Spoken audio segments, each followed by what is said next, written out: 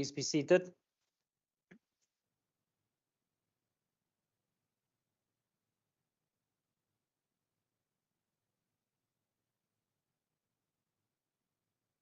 Honourable Minister, before I recognize you, can I just get an indication if all your guests have arrived and if I can continue?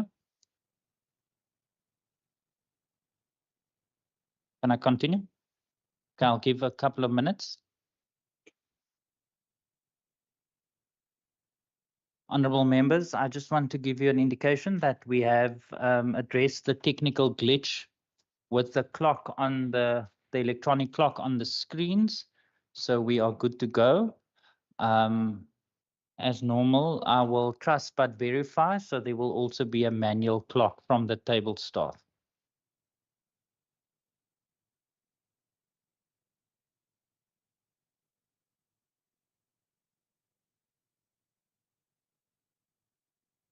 Minister, if you can give me an indication, and then I'll.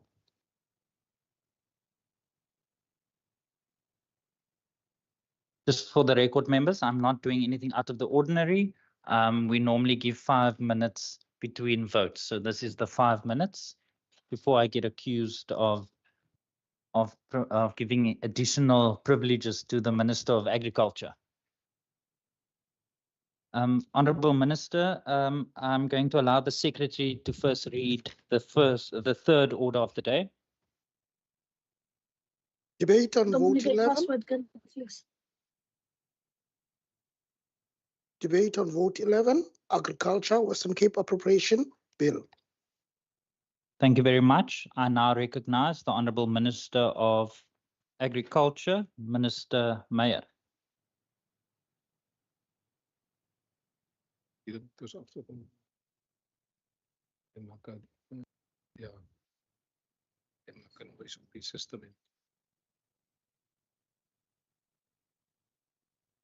Honourable Speaker, Deputy Speaker, Honourable Premier, Cabinet colleagues, Leader of the Official Opposition, Leader of Government Business, leaders of other political parties, Honourable members, members in the gallery, special guests, thank you for joining us here today. I rise in this House today to table the budget for the Western Cape Department of Agriculture, the main appropriation budget of R1 billion for the 2025 and 2026 financial year. Honourable Speaker, this budget carries significant responsibility to the people of the Western Cape, and it underscores the crucial role that each of us have here today in this House. Honourable Speaker, when the Premier, Alan Winde, delivered the Western Cape State of the Province address in Beaufort West earlier on the 26th of February, he challenged us to make 2025 the year where we must all step up. Today, I table this budget in this House that responds to the call to step up, because my experience is that agriculture is stepping up. Esteemed Speaker, it is crucial to note that the agriculture and agri-processing sector and its subsectors play a significant role in contributing 11% of the GDP of the Western Cape, underscoring the vital importance of this sector in the economy.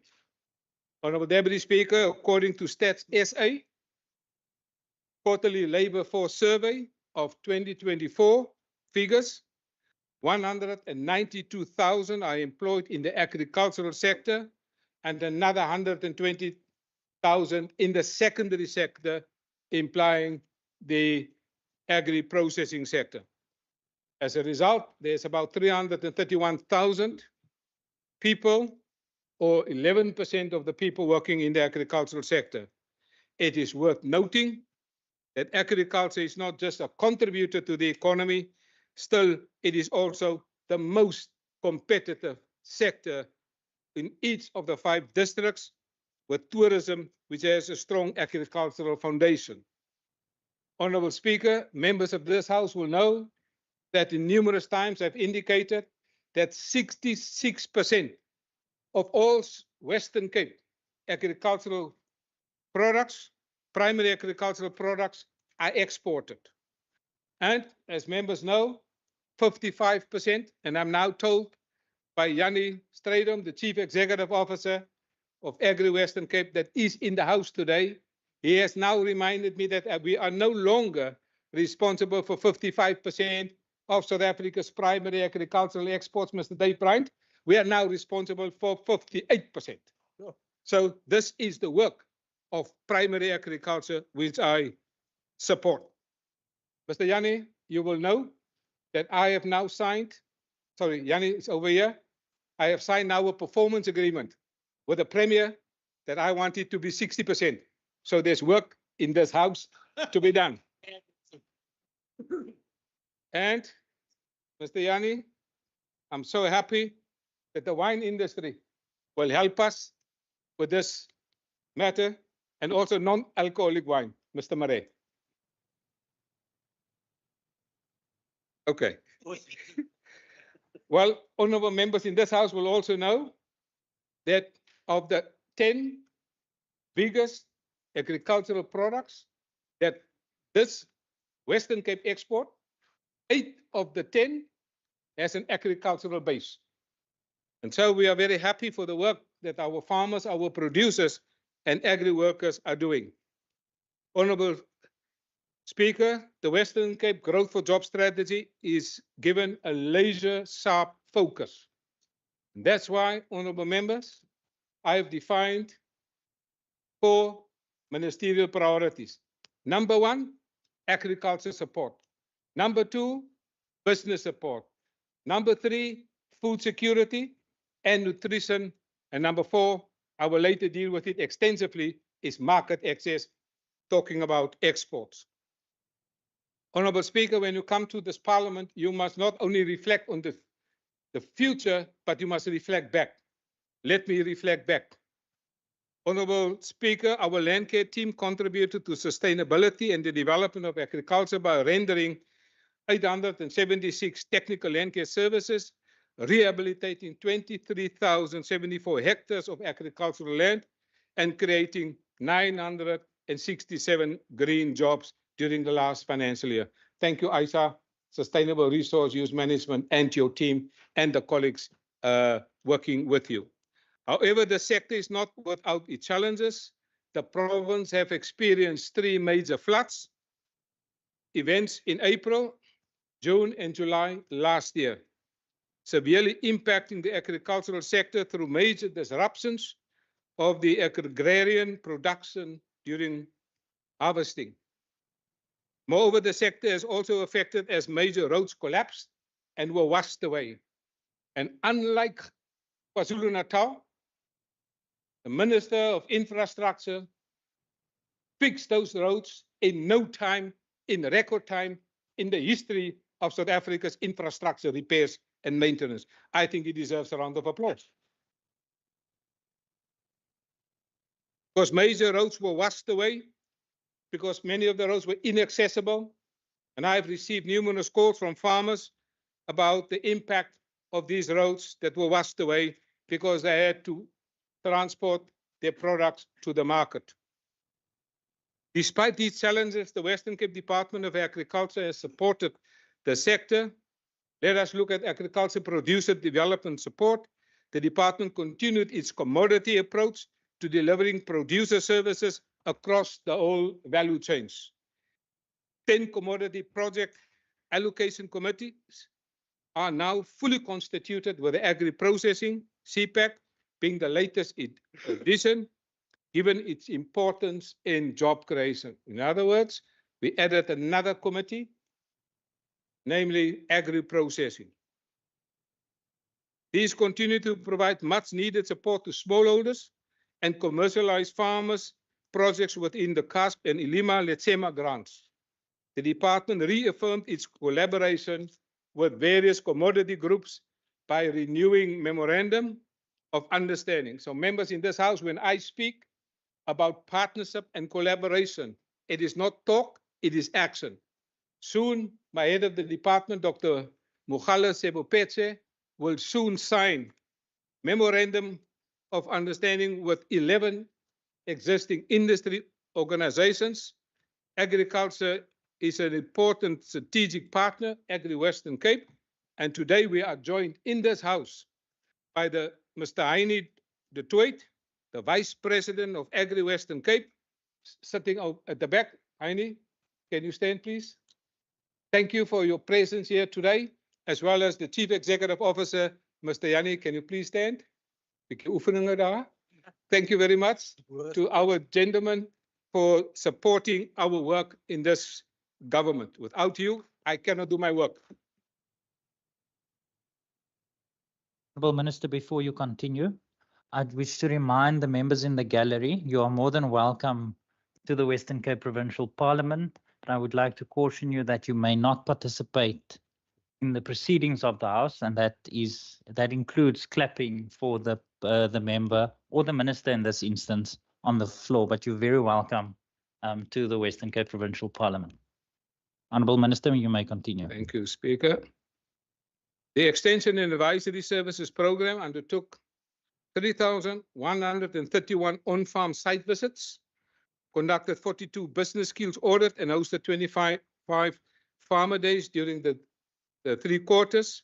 One beneficiary of our advisory services, Messina Paulus, who owns Triport Pty Limited. I don't know if that person is in the house today. If that person is in the house, please stand. We're particularly proud because we provide technical services, extension advisory services, and we are particularly happy that you are here today. We are proud because women are rising and standing up together with agriculture. We salute you.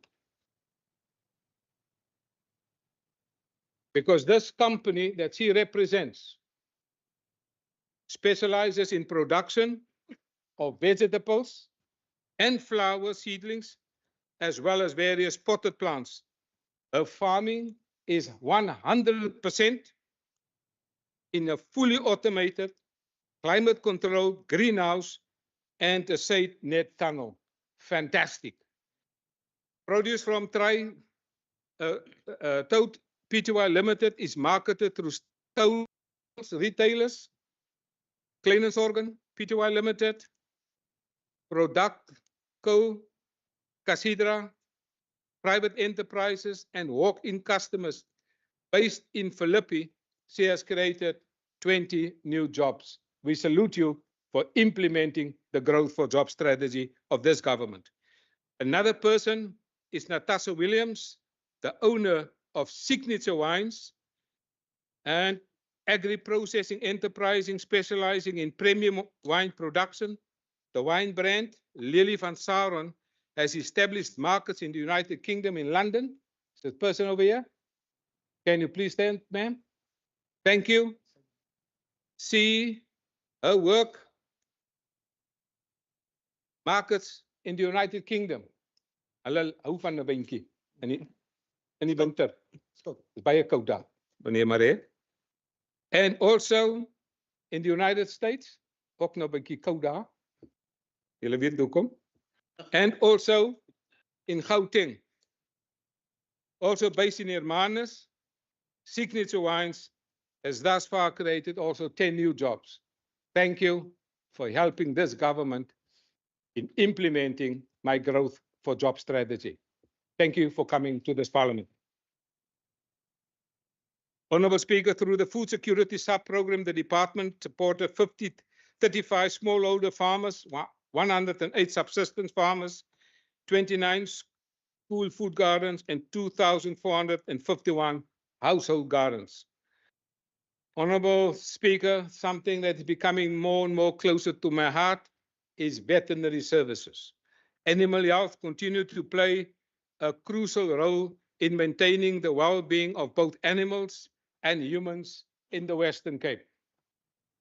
By enforcing the set of standards for the surveillance and monitoring of animal diseases, the Western Cape prevented the outbreaks of foot and mouth disease and highly pathogenic avian influenza. I want to thank my team, but I also want to thank Mr. Jannie Strydom and my HOD, Dr. Troutman, Dr. Jin, and the team that joined me on the border of the Eastern Cape when there was an outbreak of foot and mouth disease in Humansdorp, and I wanted it to be prevented from entering the borders of the Western Cape because of the many dairy farmers, particularly there in the Southern Cape and specifically in the region of George. By enforcing also the standards of the surveillance and monitoring of animal diseases in the Western Cape, we prevented the foot and mouth disease. The enhanced surveillance and monitoring structures resulted in the European Union recognizing African horse sickness controlled areas and lifting the ban on the export of horses. 2 loads of horses left Cape Town for the European Union after a 14-year ban. I want to thank our state vets because the Premier was on my neck with late night WhatsApps and messages about this particular problem. It has now been resolved and our horses are being exported to the European Union. The outbreak of rabies in seals resulted in the enforcement of One Health multidisciplinary approach, which integrated multiple institutions, co-led departments, health and wellness. Honorable Speaker, I am deeply concerned of what's happening now in the world in terms of animal health, Honorable Memory Boyson, because you now have a situation that certain animal diseases can be from any livestock, can now move to poultry, and from the poultry, the disease can spread to humans, zoonotic diseases. And I have seen the pictures of people with zoonotic diseases. This is really a major thing that we need to watch in future. And so veterinary international trade facilitation continues to play a crucial role in supporting market access for our agricultural products in the Western Cape. And the number of veterinary certificates issued has increased compared to previous years, along the rise in the improved export facilities. However, these increases primarily reflect stricter trade requirements imposed by trading partners rather than a direct expansion of trade volumes. Honorable members of this House will know that the Western Cape Export Certification Office, now located in Ruland Street, no more in Millerton, has continued to enhance the efficiency in export facilitation, streamlining communication and improving traceability within the veterinary trade facilitation. We are stepping up. Honorable Member Jacobs, to make it more simple, if you have a veterinary product that you want to export, you need an export certification certificate. And you have to come to our veterinary office in Millerton. You have to fill in forms, wait there for days. And during COVID, everything has changed. If all your data of your products are now preloaded on the ecosystem, you can now directly print your export certificate at your home and you can export. We are stepping up. The system's impact on productivity, compliance, and transparency has been widely recognized, and efforts are underway to expand its use to other trade authorities and government departments within South Africa. That's why I say I don't want the Western Cape to succeed. I want South Africa to succeed. And this ecosystem is now being used by the national government and other trading partners. I don't want it only for veterinary services. We want South Africa to succeed. Research, Technology and Development Services, fantastic program run by Dr. Ilse Trautmann.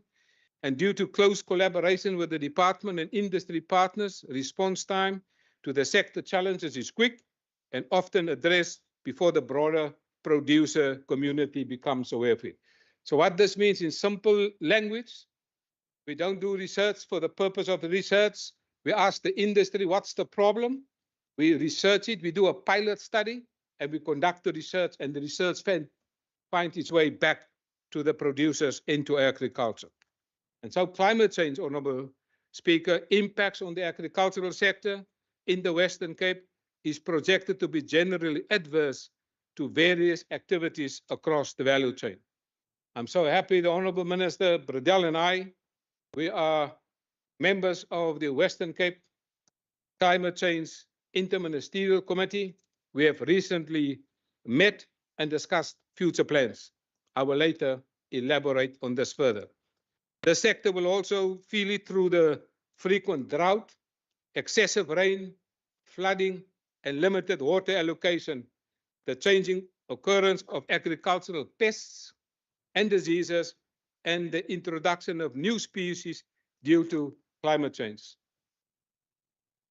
Agricultural economics, we support various industries as they implement the market access interventions. A key partner in this house today is the Fresh Produce Export Forum, which is ably led by the Chief Executive Officer, Mr. Anton Kruger, who has joined us here today. May he also please stand. Thank you, Mr. Anton Kruger. When I asked him about the export strategy, he said to me, Minister, our export strategy is called GROW. G, for a very important thing, gain new markets. R, retain your current markets. O, optimize the business processes. Thank you for the work that you do. I know you was recently in Brazil. While you was in Brazil, I met with the Agriculture Trade Forum. I met with the South African fruit industry, and he signed in 4 o'clock in the morning in Brazil while I was having a Zoom meeting. Thank you for that's the commitment of the Western Cape. People want to know why we succeed. It's because we have committed people like you. Thank you, sir. Honorable Speaker, for Mr. Anton Krugers of this world to do their work successfully, they need exceptional producers who deliver products. He can export nothing unless there's products. And we have such products here today. Great. And I'm not later talk about the grapes. I later talk about table grapes. One such producer, exceptional product, is Unifruti, South Africa, which prides itself on producing fresh, responsibly grown, exceptional produce. Mr. Simon Betty, where is he? He's coming, having tea. Mr. Simon Betty, I've met with him in the West Coast. Fantastic products also for the export market. But ladies and gentlemen, I want to thank the Chief Executive Officer of the South African table grape industry, also known as SATI. She's represented, that organization is represented by the CEO, Misha Peterson, who is also with us. May she also please stand. I have met with her. I have met with her with Agri-SA, with the CGA, with the colleagues at the Harbour, at Nedbank recently, and she delivered an exceptional, great presentation about the future markets. She has also confirmed to me that in terms of the SATI industry, the grapes, 6% are target for North America. I'm particularly happy for the work that they are doing because she and the team also developed a digital management platform to improve the operations at the port. And I went with her staff to the harbor of Cape Town. Not only was I at the harbor, I was on the boat loading her grapes at the port. And this is the result of a digital platform system. So to fast track the grapes, that day it was going to London. Thank you for the work, because the table grape is an important subsector of the agricultural sector. In fact, 98%, and I know this is table grapes, I'm now talking about wine, but they're related, cousins and brothers. 98% of all the wine cellars in South Africa are based in the Western Cape. But you can't make wine without grapes, Mr. Jerry Harris. You were a lecturer at Promeria with Dirk Trotsky. So thank you to you and your team for the exceptional work. And thank you for also taking our wine, the grapes to Asia. But thank you very much for the great work that you are doing in exporting our grapes. And honorable members, each of you have received table grapes on your table, compliments of SATI And Ms. Peterson, I thank you.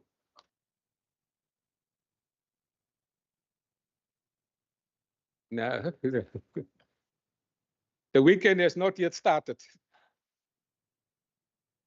Honorable Speaker, I'm reminded of a billboard that I don't like. And I'm glad that that billboard is no more in this province. Because as I drove home, the billboard says, there was a bottle of wine and the billboard says, smaak soos naweek. So, Honorable Member of Minister of Education, dat smaak nog nie soos die naweek nie. Honorable Speaker, Europe is still a key market for South Africa.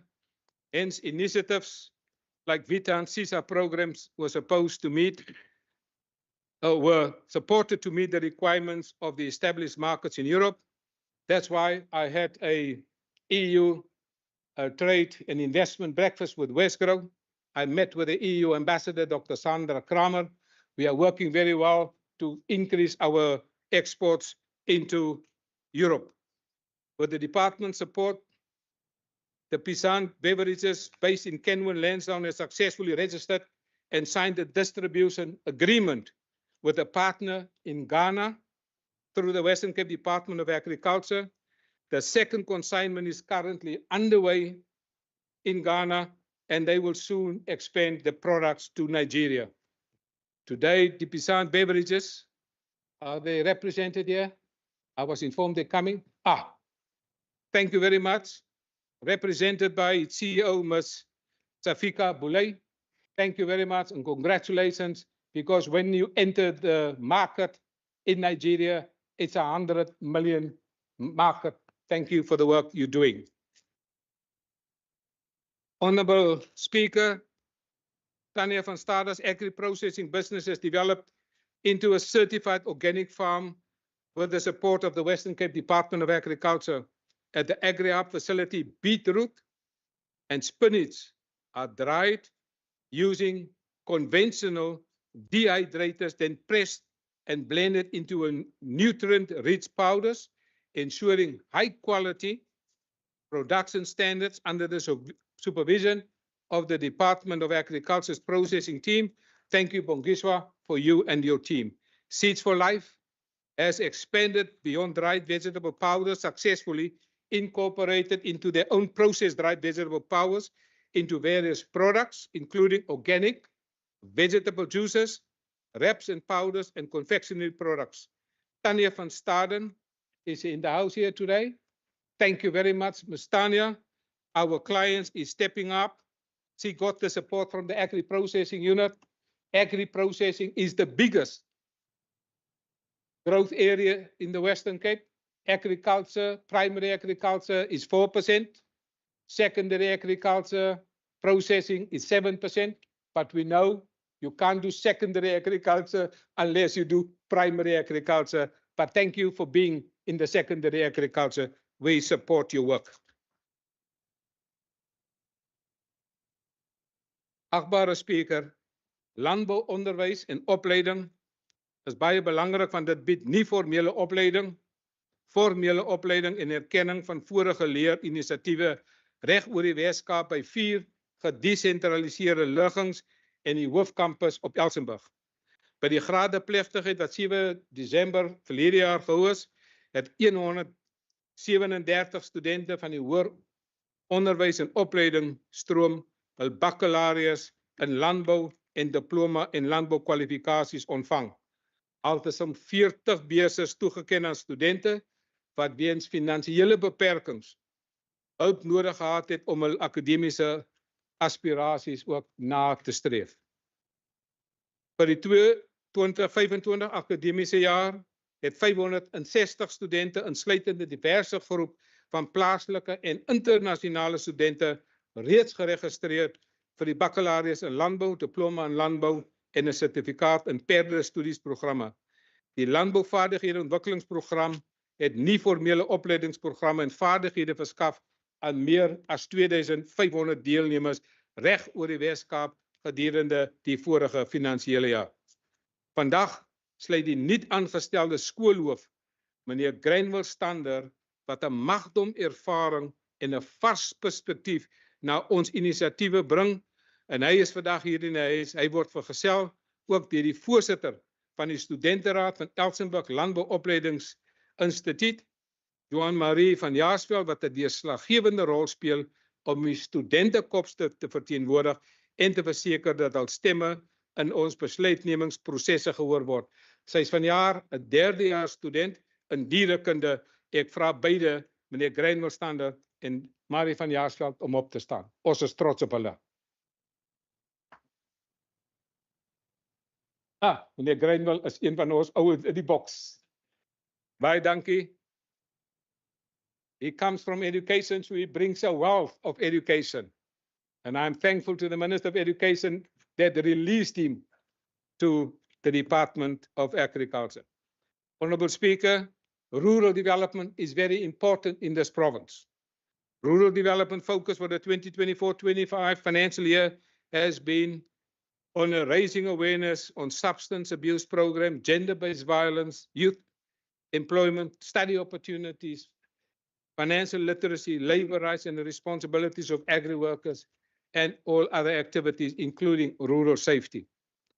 I'm also particularly happy for the work that people are doing, like Mr. I will come to him now. Today, I'm also joined in terms of this specific program, in terms of rural development, by one of the recipients of the Agri-Worker Program. As this House knows, die Wes-Kaap is die enigste provinsie in Suid-Afrika wat 'n agri-werker kompetisie het. En die wenner van die agri-werker kompetisie 2024 is vandag hier saam ons in die huis. Ek en my vrou het daar vroeër vanjaar gaan besoek op die plaas waar sy werksaam was. Sy is vandag hier in die huis, Lindy Alet van Staden. Sy kan maar opstaan. Sy is 'n agri-werker, soos al die ander agri-werkers. En ek is trots dat sy vanjaar saam ons kon gaan na Nederland. Sy was in Amsterdam, sy was in Rotterdam, en sy was by die grootste landbouskou in die wêreld in die vrugtebedryf. En sy was daar by die Fruit Logistica saam met Jackie Panderam, ons hoofdirekteur in Berlyn. En daar die waarde en die toevoeging en die kennis gaan Lindy terugploeg in haar werkers. Sy het my klaar gesê, sy beplan om een van haar werkers in te skryf. Lindy, dankie vir jou teenwoordigheid vandag hier. Honorable Speaker, for us it is important to look after the safety of our workers, and it remains a priority for this department. And for this reason, I work very closely with the Minister of Police Oversight and Community Services, and we recently addressed a meeting in the West Coast. Honorable Speaker, investment in agri-workers is one of the best investments. And that's why I want to ask Mr. Kobie van Breda to please stand. This is a man that built tractors, but take people from the street with no knowledge and turn them into productive tractor makers, builders, engines, assembling it. He's not only done that with unemployed people, he took them even overseas. And so I'm proud of the work of Mr.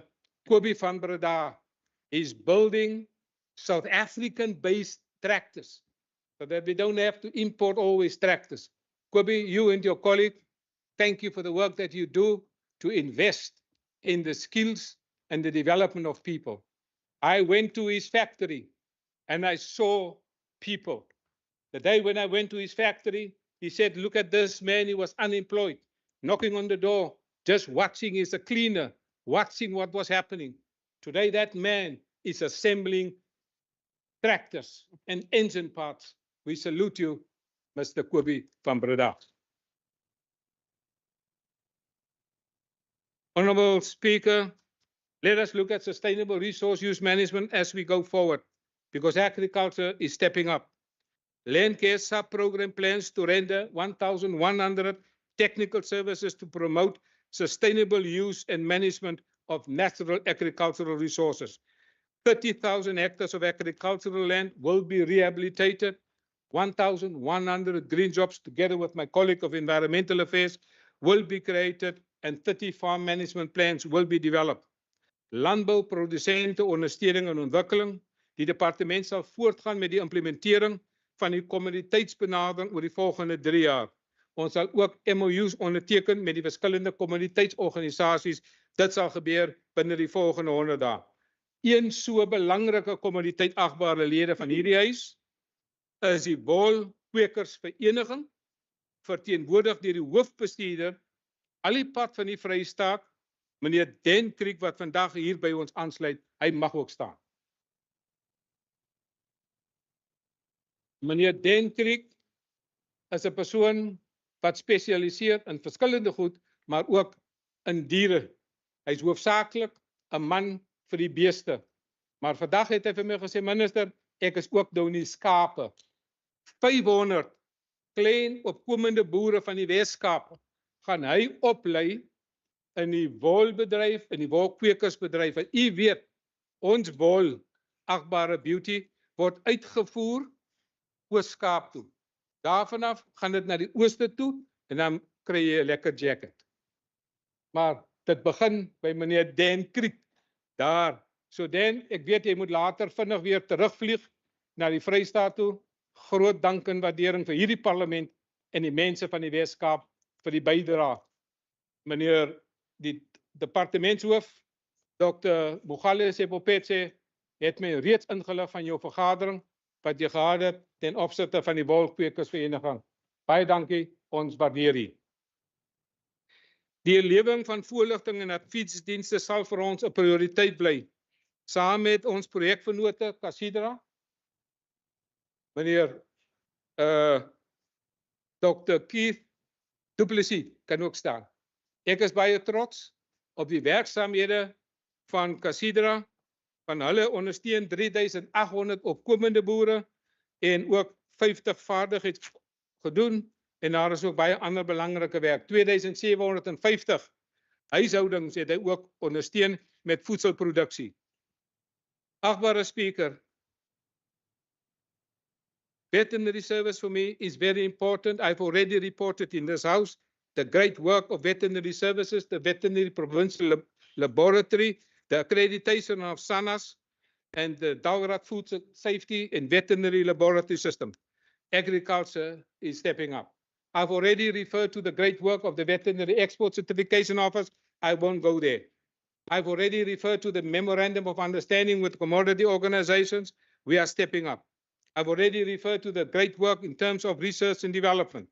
Very important. But, Honorable Speaker, the Western Cape Department of Agriculture has now signed a groundbreaking partnership with CASE IH to advance research and technology development in agriculture.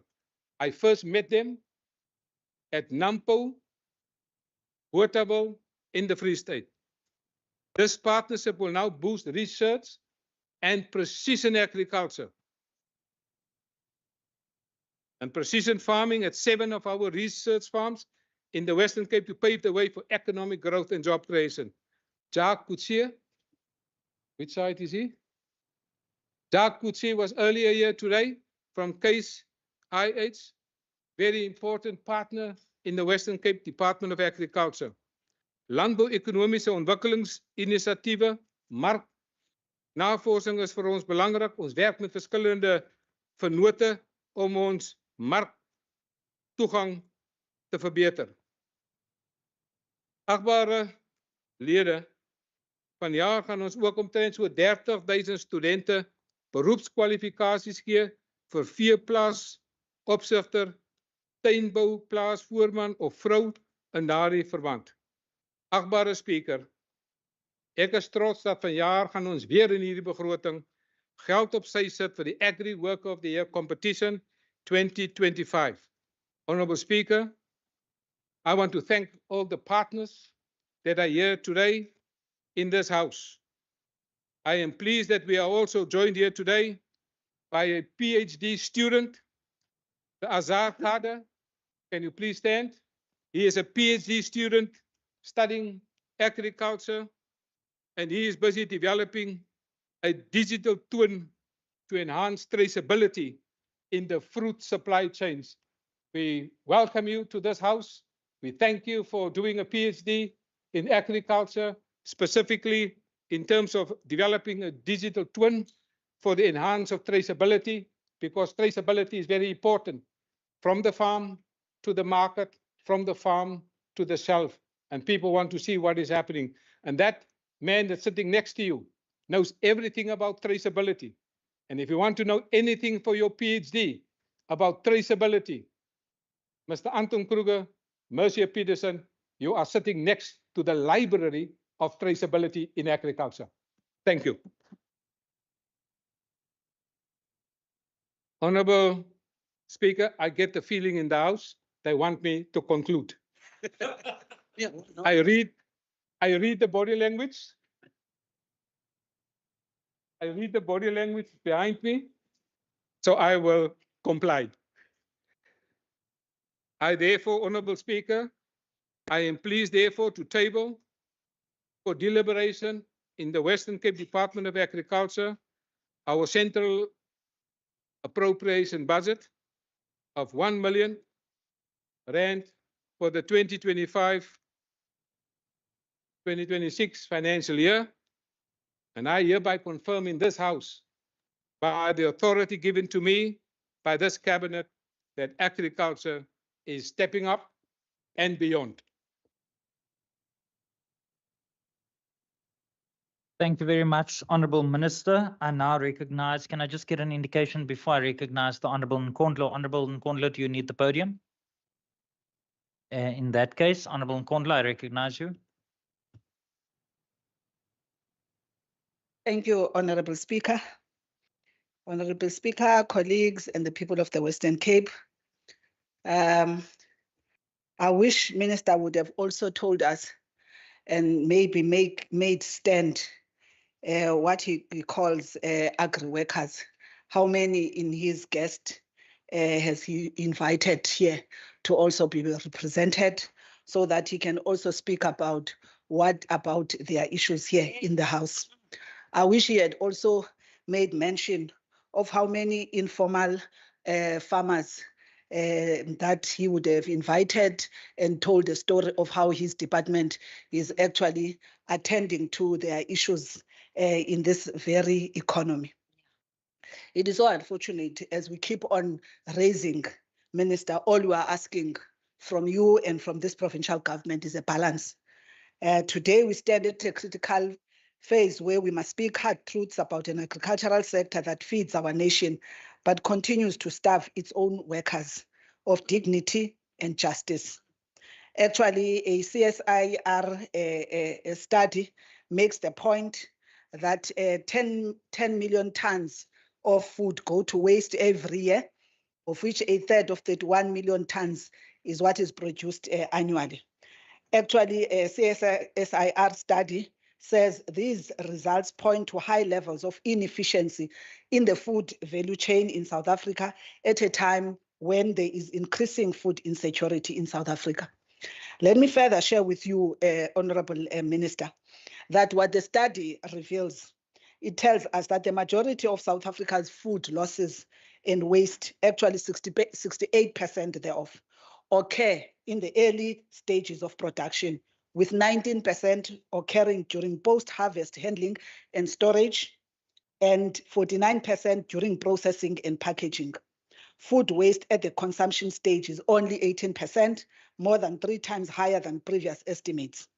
In terms of commodity groups, it says cereals contribute 50% of the overall losses and waste, followed by fruit and vegetables at 19%, milk 14%, and meat 9%, close quote.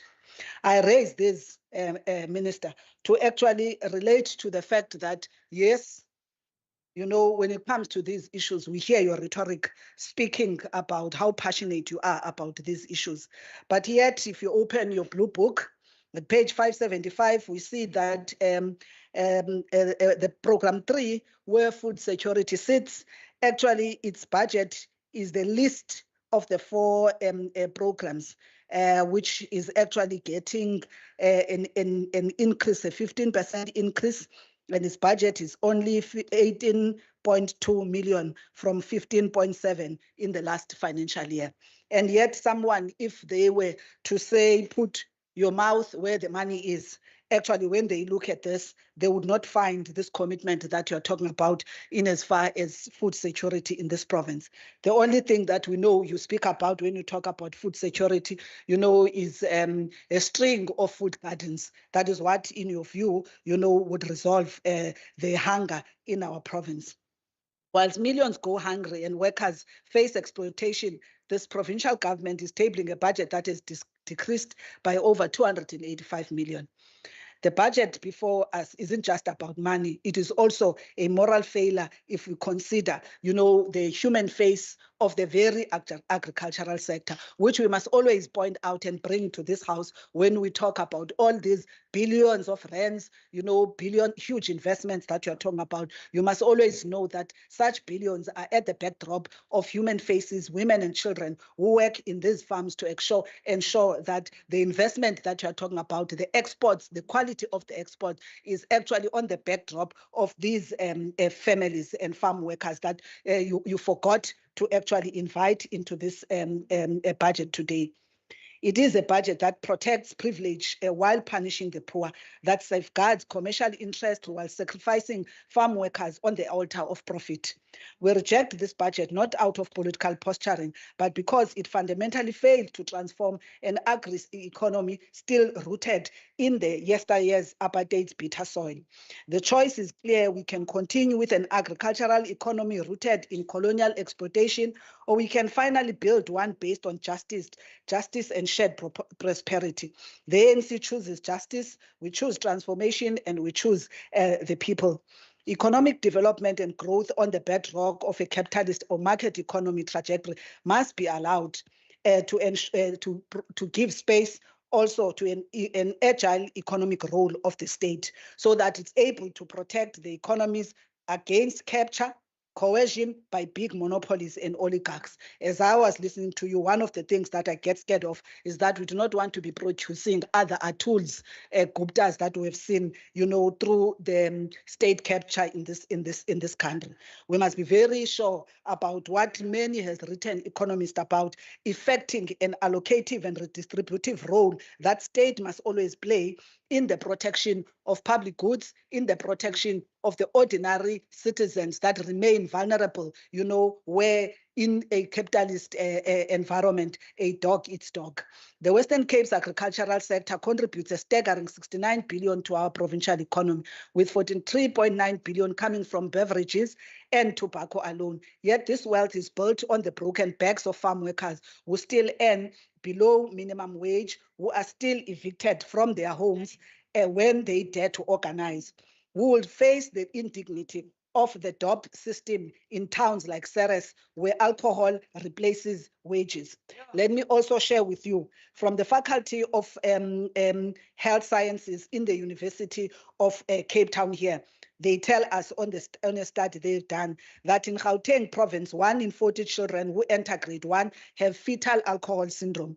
In the Western Cape, the rate is double. So it's important that we look at these, impacts and downstream effects, in the agri sector. It further says the wine industry has never fully accounted for its role in the DOP system and the habituation of workers in rural communities to alcohol. In the Western Cape and Northern Cape provinces, it says between 5 and 10% of children entering school have fetal alcohol syndrome. And there are areas in the Western Cape with clusters of higher fetal alcohol syndrome rates than those found in earlier studies. The question is, in your engagement with the captains of industry, the practitioners and experts, who some of them are here in this house, is this conversation part of what you are bringing to the fore? Because this issue is not only a public health issue, it is an economic issue, because the very farm workers that we talk about are human who also would like to see their children, one day taking them out of the poverty cycle that they've endured. This department documents show that by the third quarter of 2024, there were 409,000 agri-processing workers employed in the province. 13.2% of all jobs in the province is in this sector. Yet this budget does nothing to address their precarious working conditions or provide pathways out of seasonal employment into permanent jobs with benefits. And I'm sure if you were to talk to the South African Human Rights Commission, they will give you a long list of challenges from this province, of farm workers, which if you are interested, I am sure you would be able to make a call to them. There's no denying that the AGOA has been so critical to our agri exports and thereby creating jobs. The facts are undeniable. Nearly 30,000 Western Cape jobs depend on AGOA. 5 of South Africa's top 10 AGOA exports come almost exclusively from our province, from the citrus, wine, preserved fruits, and more. Yet this lifeline is now in grave danger, not because of national government policy only, but because of the reckless actions of the DA and its allies, AfriForum and Solidarity. And we've seen you and the Premier crossing to the US, but you are not telling us in your accountability, what have you secured for us? Yeah. Have you secured, the AGOA for us so that when we look for September, towards September, we can be assured that at least your trips were not a wasteful expenditure. You have actually ensured that you have saved this particular industry. Because when farmers and the industry are talking, they must ask you, about the reckless statements that you have been making about the economy of South Africa, that there's always, it is said, action brings reaction. Yeah. So as you had not known that you'd awoken a Trump in the US, and today you are sitting with a challenge here, and we are a collective problem, all ourselves now having to face 30% tariffs from the very Trump that you were very boldly, going to the US. These groups actively campaigned in the United States, peddling dangerous myth of white genocide and land grabs, which are utterly lies that have severely damaged South Africa's international reputation and put AGOA at risk. This is not governance. This is economic sabotage that puts 25,000 jobs at risk. Where is the contingency plan if AGOA collapses? Where are the alternative markets? The silence from this department and this budget is deafening. You, MEC, you ill-advised visit to Taiwan, a diplomatically hostile act that angered the Chinese markets, further demonstrate this government's dangerous disregard of our agricultural economy.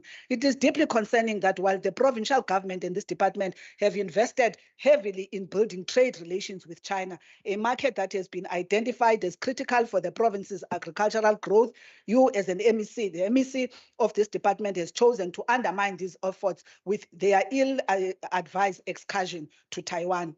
Through extensive research and collaboration with key industries, this department has identified China as a critical and growing market for our agricultural exports, a fact emphasized by active initiatives such as the 300 million chicken feed export agreement, pending avian flu clearance and the GACC approval, the South African Table Grapes China Market Development Campaign and Pro-Win China Trade Mission. I'm not sure whether you have consulted the industry, when you made your reckless statements.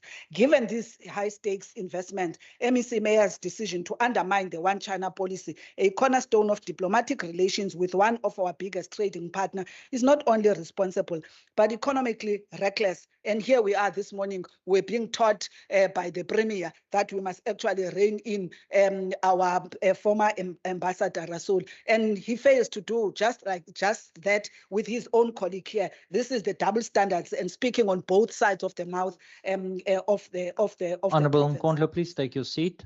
Honourable Walters, is that a point of order? No, Chair, I just wondered whether the member is willing to take a question on foreign affairs. I'll ask the member if she's prepared. Member, are you prepared to take a question?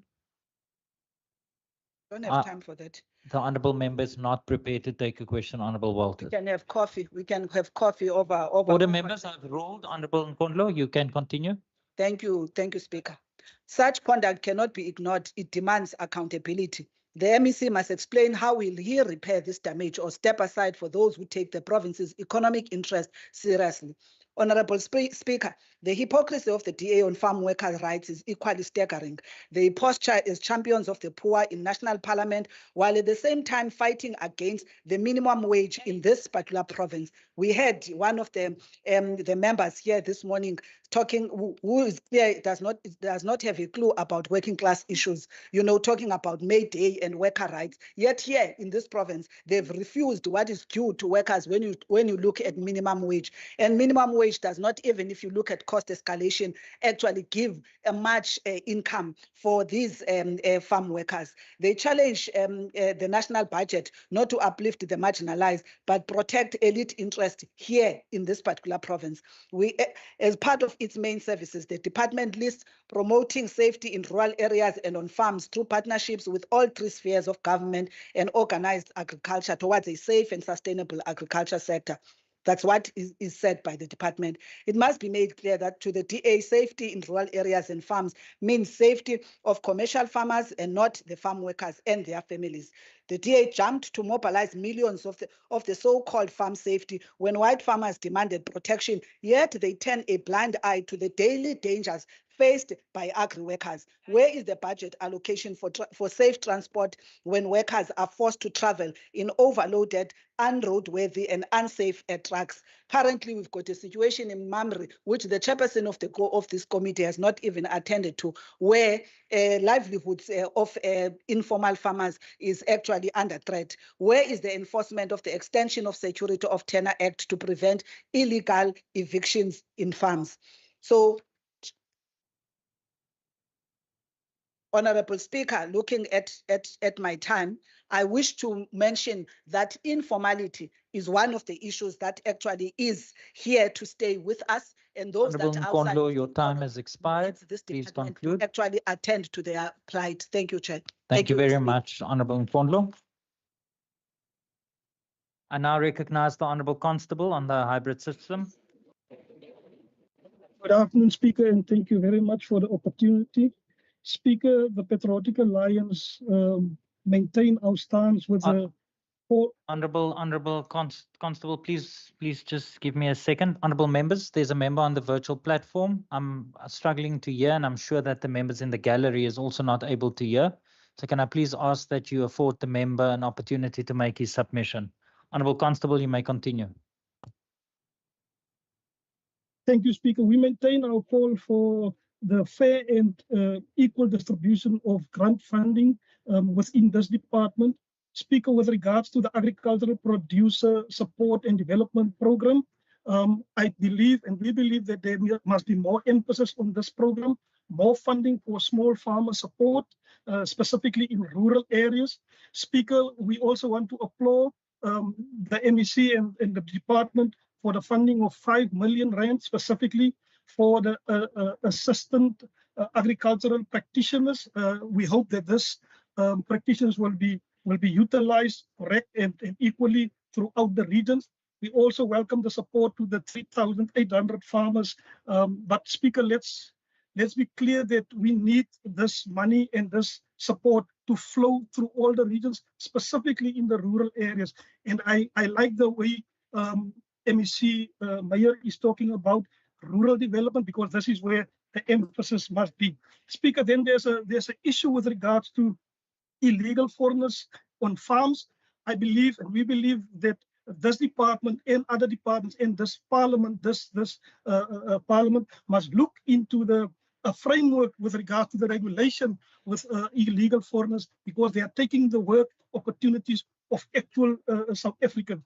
With regards to the agricultural education and training system, thanks for this. We believe this needs more investment, because this program must be rolled out, Speaker, to rural areas, because transportation and the move from a rural area to like Stellenbosch, it is a costly exercise, and we need to maybe duplicate this kind of programs within other regions so that it is accessible for local and rural people to do so. The risk reduction with regards to the flooding system, I don't believe we're doing enough. the MEC and this department must do more and prepare more and make sure there's more funding available so that when flooding comes, that we can support specifically the small farmers in the rural areas. Thank you very much, Speaker. Thank you very much, Honourable Constable. Honourable members, just for the noting and in terms of the speakers list, I've received an apology from Honourable Etakong, so I'll move on to Honourable Jacobs.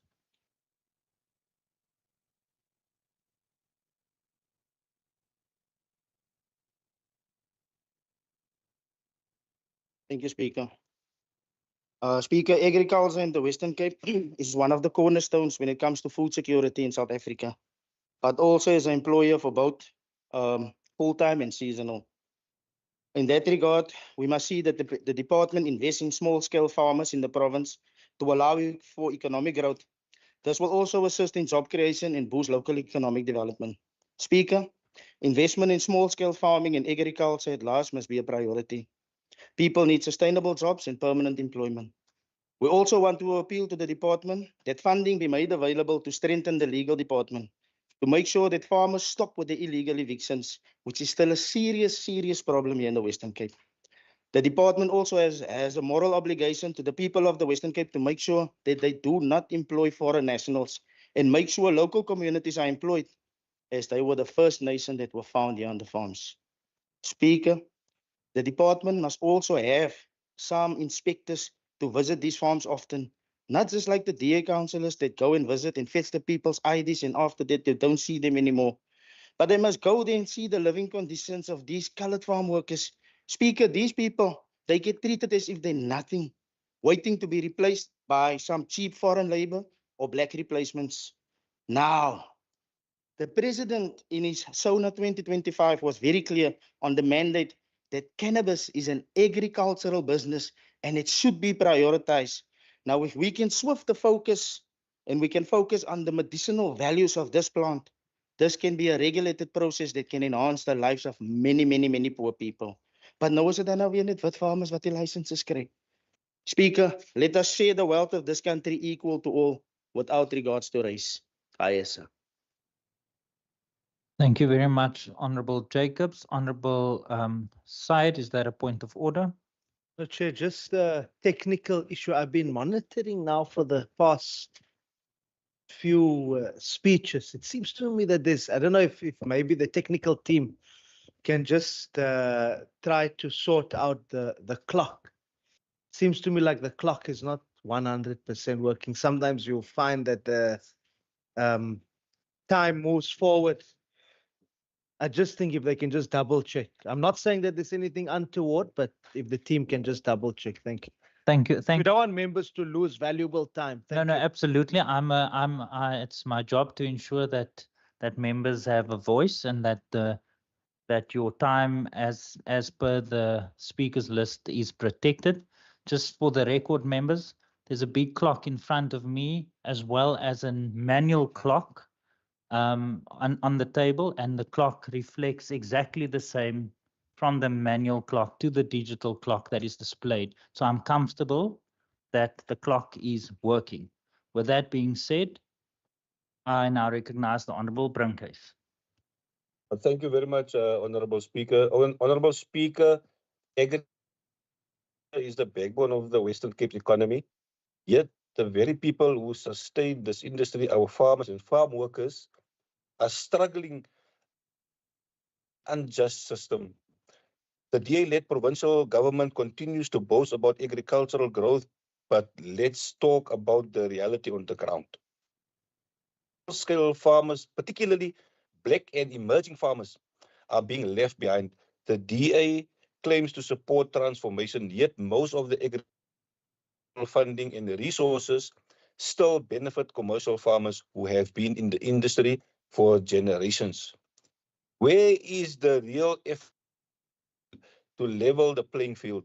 Where is the targeted support for land reform beneficiaries? Water security remains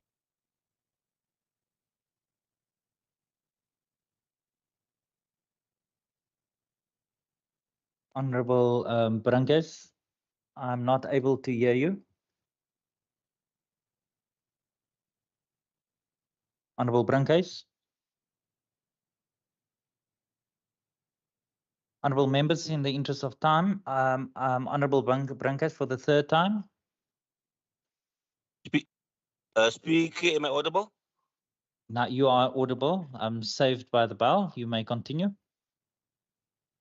And there's the issue of farm. Thank you, Speaker. And there's the issue of farm workers, many of whom still live in dry conditions, limited access to proper housing, healthcare, and fair wages. The DA will say that agriculture is thriving, but at what cost? Who truly benefits from their policies? Honorable Speaker, the Western Cape has the potential to lead the country in sustainable, inclusive agriculture, but that will require that prioritizes all farmers, not just a privileged few. We must push for fair land redistribution, better access to funding for small farmers, and long-term solutions to water scarcity. Only then can we truly say that agriculture is the province, in the province, all its people, not.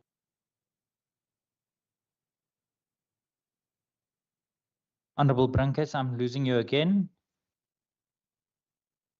Honorable Brancas. And for the third time, Honorable Brancas, with 3 seconds remaining of your time, I'm now going to move on to Honorable Masipa.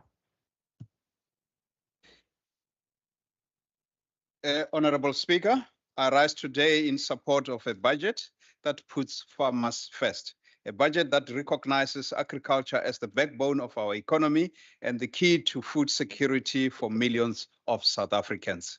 At the outset, I must acknowledge the Minister and his department for their diligent work in crafting the department's strategic plan. Honorable Speaker, I'm not going to go through all the speeches. I will be jumping some areas. This week, the ANC pushed through a VAT increase that will hit poor households hardest. It is what I call a reverse stokvel, collecting from the poor to distribute to the politically connected on the left. After the VBS scandal that stole pensioners' life savings, after the obscene expenditure on Nkandla, this latest move shows the ANC has perfected the art of taking from those who have least to give. Honorable Speaker, let me be unequivocal. Raising VAT does not stimulate economic growth. In fact, it does precisely the opposite. When smallholder and commercial farmer see their customers' purchasing power decline, they cut jobs. And when unemployment rises, the social fabric of our farming communities begin to tear, as Honorable Ngondlo was highlighting the issues. This isn't sound economic management. It is desperation disguised in policy. The Western Cape offers a fundamentally different approach. The Western Cape Department of Agriculture Strategic Plan understands the sustainable growth comes from empowerment, not extraction. Minister has identified his 4 key priority areas that will drive agricultural growth, which include business support, agricultural development, food security, and nutrition. What makes these 4 key priorities different is how they were created, not through bureaucratic decree, but through engagement with those on the ground, farmers, farm workers, who really understand the challenges that they are faced with, who informed these decisions, reinforcing the Western Cape government's commitment to listening and acting in the best interests of the sector. This participatory approach has produced measurable and accountable targets. Take our commitment to food security, for example. We are not just pledging improved access to food. We are implementing specific programs to increase production capacity among smallholder farmers. It has been proven by the survey that was done to assess the land reform farms' productivity, improve distribution network, and enhance nutritional education. Similarly, our business support initiatives include concrete steps to reduce red tape, improve access to financing, and connect farmers with new markets. The importance of this work becomes even clearer when we examine South Africa's performance in the final Malabo Declaration biennial review. Scoring just 4 out of 10, the review shows South Africa in the last 10 years and the 9 wasted years, dangerously short of our continental commitments. Yet, within these disappointing results, we do find important success that prove progress is possible. Our 84.5 score on agricultural data usage demonstrate world-class capacity for monitoring and evaluation. In addition, almost half of our farmers are showing climate resilience. Furthermore, South Africa's perfect 100% score on public-private partnership for smallholder support provides a model for other countries to follow. However, the review also reveals critical gaps that South Africa must address with urgency. And I'm glad that the industry is here with us today, that only 12.1% of farmers have access to advisory services, that just 7.6% of youth are entering agriculture, and our trade facilitation scored 40.7 out of 100 shows how much work remains to integrate South African farmers into continental value chain. This brings us to the Kampala Declaration, which will guide African agricultural development through 2035. Its ambitious targets, including the 45% increase in agri-food output and the elimination of trade barriers, demand equally ambitious responses. The Western Cape, through WESCRO, is uniquely positioned to lead South Africa's engagement with this new continental framework. Western Cape's established trade networks, advanced agricultural sector, and proven track record in public-private partnership make us the ideal getaway to intra-Africa agricultural trade. To improve on intra-Africa agricultural trade, something that this August House can consider is to support the minister's work through the establishment of an intra-Africa provincial agricultural trade parliamentary network. This will encourage and improve collaboration, policy harmonization, and promote cross-border trade across the province in the continent. To turn this ministerial strategic priorities into tangible outcomes, a 1 billion rands budget allocation reflects the department's commitment. In summary, the following allocations have been secured: 305 million agricultural producer support and development, 170 million rands for veterinary services, which the minister has highlighted, the 155 million for research and technology, and the 47.2 million rands for agricultural economic services. This will translate directly into farmer support programs, infrastructure improvements, and research initiatives. Sustainable resource use and management received 300 million rands just days before the budget was passed. Although late, we welcome the funding. Unlike the ANC, the Western Cape doesn't do fiscal dumping. We don't do that. We plan, we deliver, and we don't treat money like it's the last-minute funeral catering. The committee resolved to ask Minister to request a rollover.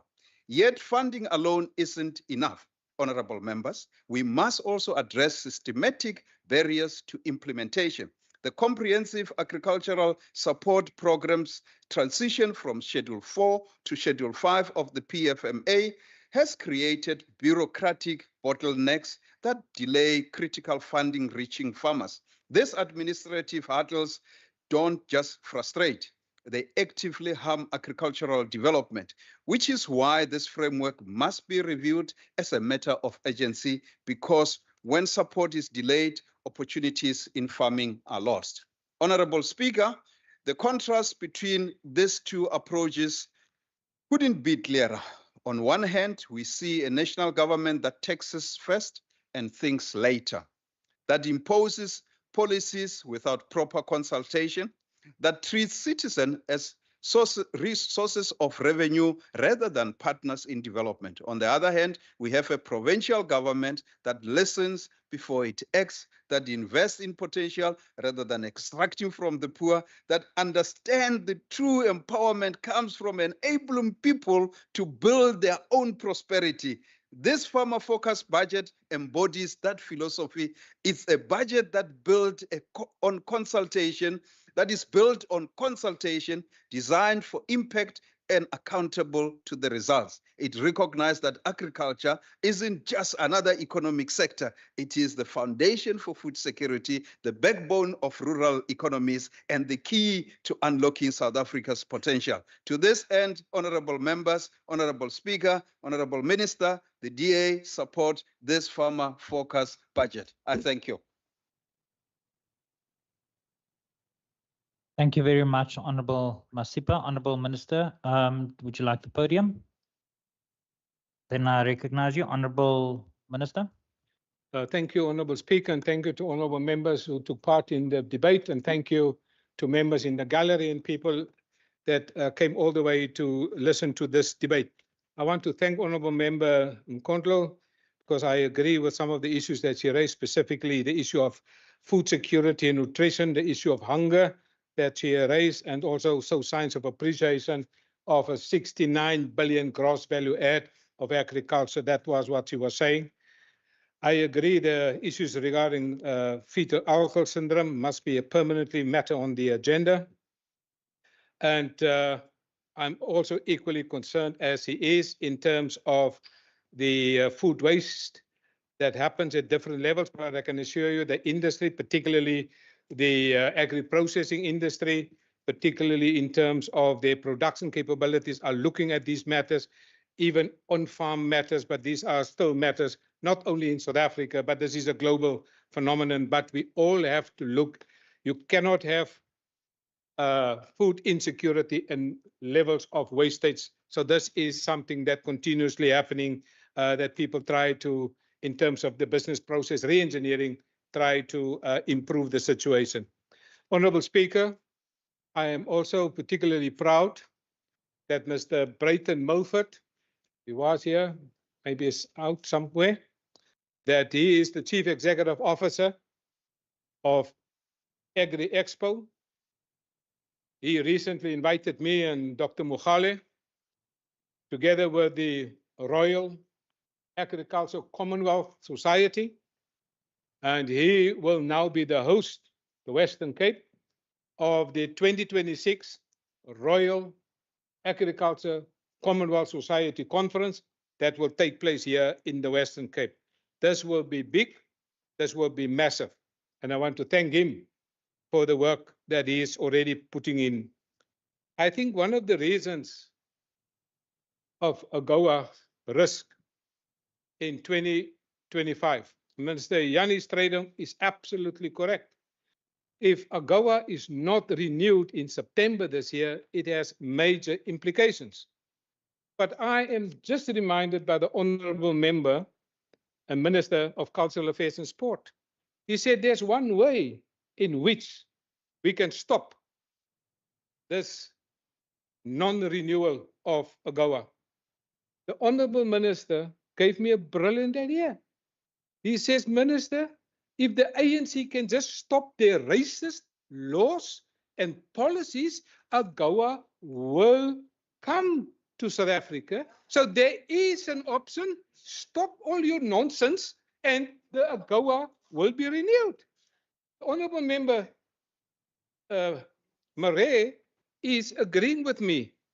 But there's another excellent suggestion that I get from this house. By the way, you must look at where the excellent suggestions come from. Another colleague right here behind me gave me another brilliant idea. He says, if there's no capacity in the ANC to negotiate for AGOA, you must inform your national government that the capacity to renegotiate AGOA is on this side of the house. Yeah. I like the brilliant ideas. So I must listen to Honorable Member Noko. He said trade barriers, trade tariffs, renewable of agreements. Honorable Member Noko Masipa informed me that South Africa has little or no preferential trade agreements. Another great idea from this side of the house. I don't know. But Honorable Member, during my speech, I refer to the issue of the droughts and the floods. And Honorable Member Yanni Strydom went with me to see the impact of the floods on agriculture. Dr. Keith Duplessis sees it all the time in the nature of his work. Ms. Peterson sees it all the time in the work that she does. Climate change is real.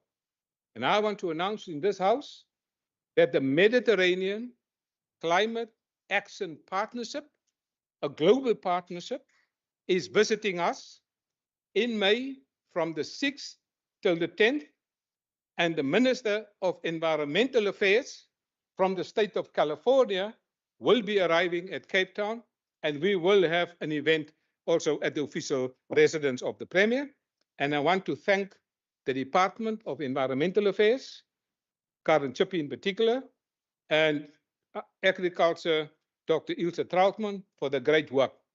If you have proper intellect, capacity, skills, and diplomacy, you get the 2 million rand. Not from this budget, from money from outside that people are willing to give to the Mediterranean. Almal geld van buitelandse donateurs. Vrijwilligers. Mr. Adam de Plooy from the Berg River Municipality, thank you for being here, and thank you for the work that you do in Berg River Municipality. Mr. Jiva Naika, all the way from Gauteng, could you please stand? Thank you, sir, for seeing the opportunities here in the Western Cape. We value your presence here today. I appreciate that Professor Bayat has informed me that you would come here. But Professor Bayat also told me that you are willing to make an investment in the agri-worker competition. And I want to announce that Mr. Naika will give 100,000 rand towards the agri-worker competition this year.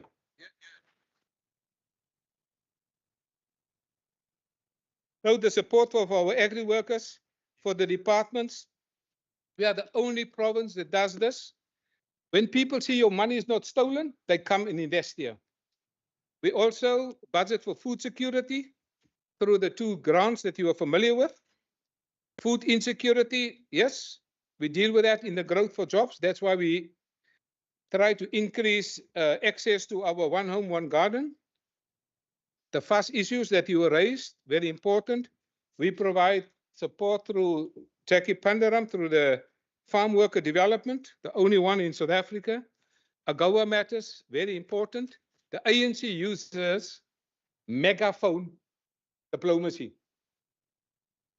An Afrikaans groot bek. What we believe is silent diplomacy, behind the scene, diplomatic engagements, media, not this megaphone. Jy verstaan het, brother. Also, I think it is important that we understand the trade relationships. We are busy. I was hearing a call for a trade policy. A trade policy is being developed. In the meantime, trade negotiations, there are certain things we will talk about later, but there are some developments that is happening, and I will fully brief the standing committee led by Honorable Member Noko Masipa. About the illegal evictions, this is the mandate of the National Department, but if you bring this under attention, we will also intervene through the ESTA. Inspection on farms, we support agri-workers through the Farm Worker Development. We've set 5 million rand aside for agricultural assistant practices. We will appoint 14 young people to augment our extension services. APSD, yes, we need more funding. However, current fiscal environment, I heard some people say we need more money. I agree. Blended financing is one of the options. Honorable Brinkhuis, thank you for your input. We support land. The only government that has a successful record of land reform is this government. The previous national minister was asked in the National Assembly, tell us about land reform by the national government. She gave a report and she said under the ANC, land reform failed by 90%. Toko Deza replied, I like her because she's honest. And so we did the same study here, honorable member. And our land reform, Wiskunde is not the strength of the ANC. Die Order, ANC member. het baie sterkpunte, maar wiskunde is nie een van hulle nie. Order, That's why we have maths and science. order. I want to conclude.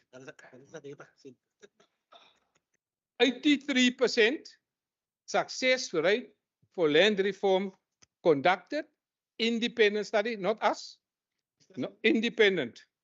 And NG Mocheka wasn't near the exercise. And so this is very important. We will continue with that. I know you spoke about the CAN plan. We have a successful CAN plan, but the minister, Aaron Motsoaledi, he issued the regulations. He wants to stop the cannabis and hemp that we can use for byproducts and the health industry. It can add 28 billion rand to the economy. And here you have a national minister that stopped the CAN plan, the cannabis industry. And I wrote to him, I said, you make a mistake, you must withdraw it. And I'm so happy that the wisdom arrived and the plan is, the regulation has been withdrawn. Sir, we agree. Also, I want to conclude. I see the members of this house, the body language says, Minister, conclude. I'm happy to do so. I want to thank my HOD, Dr. Mukhali Sebopetse. You know, heads of departments are appointed for 5 years, after which you have to reconsider whether you want to go on or not. Based on the record of delivery that I tabled in this house, based on his excellent and exceptional skills and good relationship with the industry, I'm happy now in my budget vote to announce that Dr. Mukhale will continue to lead this department for the next 5 years. I want to thank my chairperson of the standing committee, Mr. Noko Masipa, doing outstanding work, understand the industry, but also understand the role players. I learn a lot from him. I want to thank the role players in the industry that are here and members in the gallery. And thank you, Mary. You did an outstanding job with the exhibition together with Daniel and all the other people downstairs. That was an excellent exhibition. And the minister said, dankie vir die lekker sop. Agri-processing Bongeswa. I want to thank also the Minister of Finance for tabling an excellent budget.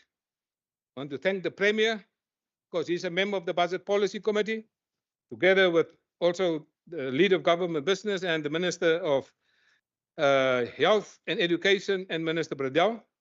I want to thank them and my cabinet colleagues. I want to thank my wife. She asked me to be a little bit more quiet today, and I try to do that. She will tell me tonight whether I was quiet.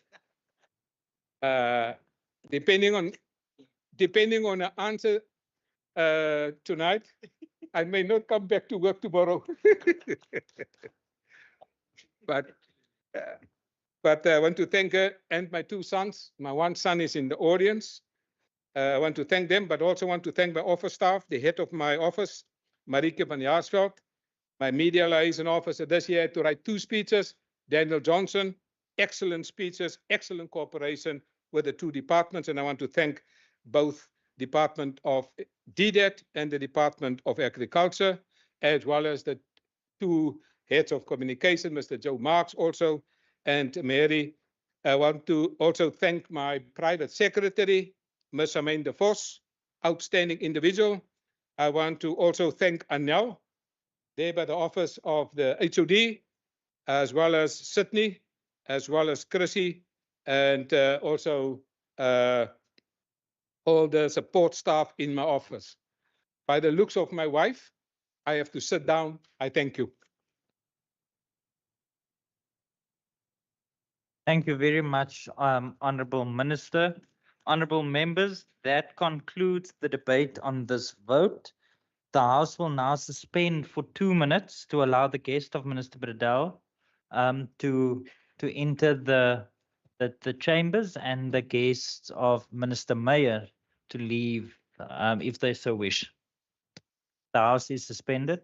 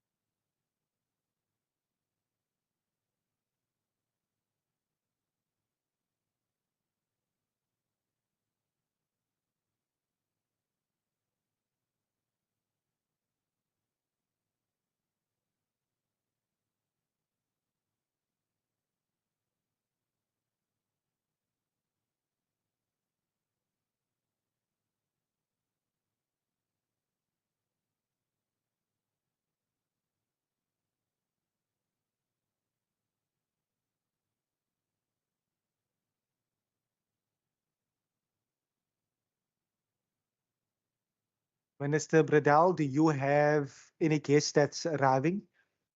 Honorable members, we will proceed at this particular time, and I will see the secretary to read the following order.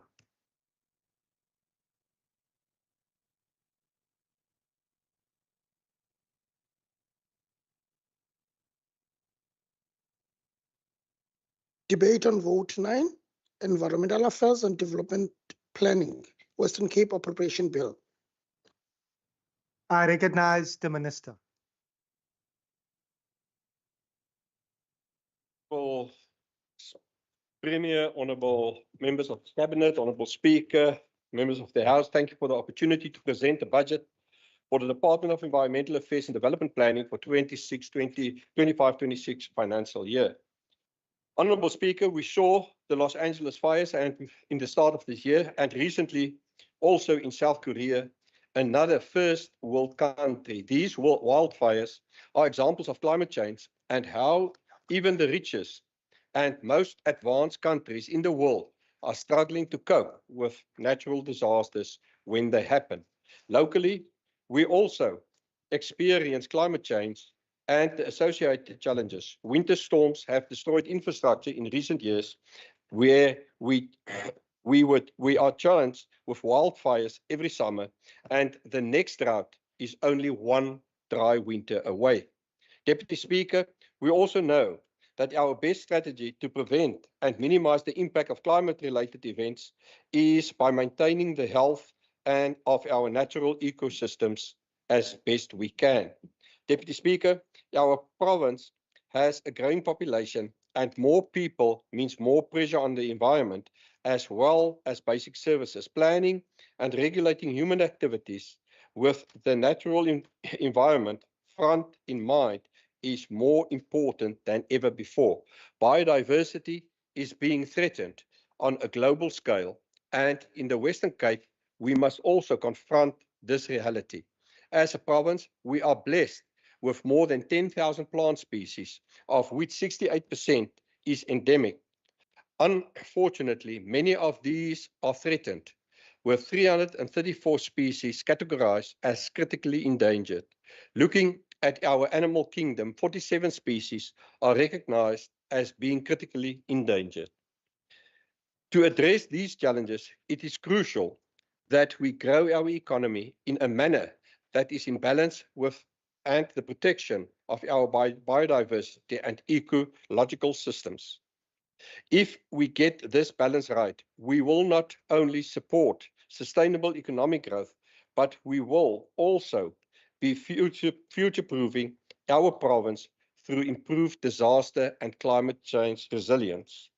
Deputy Speaker, it is against this background that we present the 2026 budget. Vote 9 is allocated 670 million rand for 25-26 financial year. This is split between the department 338 million and Cape Nature 332 million rand. In terms of the department, the following allocations are being made per program: environmental policy, planning and coordination 38.1 million, compliance and enforcement 36.6 million, environmental quality management 94 million, biodiversity management 17.2 million, environmental empowerment services 836,000 rand, and development planning 72 million rand. Deputy Speaker, we are also making earmarked allocations in support of the Western Cape overarching drive in creating an enabling environment for the private sector to grow the economy and create jobs. As such, we will continue with our housing market study and budget of 1 million rand towards the completion of the second round of studies that have been developed for 7 municipalities in the Western Cape. These studies provide invaluable information for municipalities and property developers on housing dynamics in a specific region. Deputy Speaker, the RCEP program continues to implement neighborhood living projects that demonstrate how settlements can be improved and better integrated, and how the public realm is a key enabler for safety, dignity, and well-being. The program will receive 14.2 million rand to implement projects in 12 municipalities this year. Environmental impact studies often forms the foundation of starting blocks for new business ventures. As a government, we do not want to make things more difficult for investors. So, if we can improve the efficiency with which we manage this regulatory function, everyone benefits. 4.3 million rand is earmarked for higher efficiencies in our EIA processes. Deputy Speaker, pollution of landfill sites and dysfunctional wastewater works are easy to see and to smell. Air quality is more difficult to detect and to monitor, but not any less important. We have earmarked 5.5 million rand for essential repairs and maintenance to our network of air quality monitoring stations. Clean energy is one of the building blocks for a prosperous and healthy Western Cape in the future. As such, we have earmarked 9.5 million rand for the Green Economy Ecosystem Support GEES program to continue providing technical support to the private sector and municipalities where green energy and water projects are concerned. Speaker, Deputy Speaker, the department has earmarked 3 million rand for catalytic water projects that will support economic growth and jobs in line with the Jobs and Growth Strategy. Cape Nature will fund the following programs: biodiversity capabilities, 45.6 million rand. Conservation operations, 194.8 million rand, and ecotourism and access, 118.7 million rand.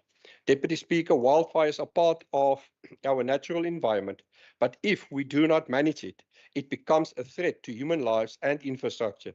The Western Cape saw 32,187 hectares of land burnt from October 2024 to the end of February 2025.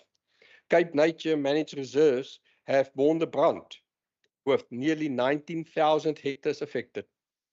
Cape Nature has earmarked 19.5 million rand for disaster prevention measures, such as the management of wildfires and floods in this budget. Cape Nature tourism facilities are world-class and truly something to be proud of if you're a resident of the Western Cape. Our facilities suffered extensive damage during the past 2 winter seasons, and we need to do a lot more work to maintain the high standards we associate with Cape Nature. As such, 42 million rand is earmarked for essential upgrades and maintenance to its facilities for this financial year. Speaker, I want to thank my HOD Gerber and the CEO, Dr. Ashley Naidu, and their respective senior management teams who, together with all dedicated officials, have gone great lengths to find ways to support the overarching provincial strategies of growth and jobs within the limits of our budget. With that, I table my budget. I thank you. Thank you, Minister Bradell. I recognize the Honorable Stoffel.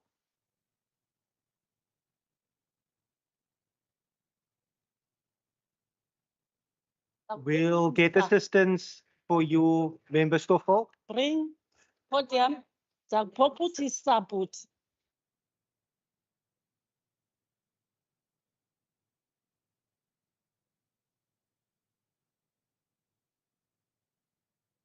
That's why we pay it, Gamaji. Sergeant at Arms, the podium is here in front.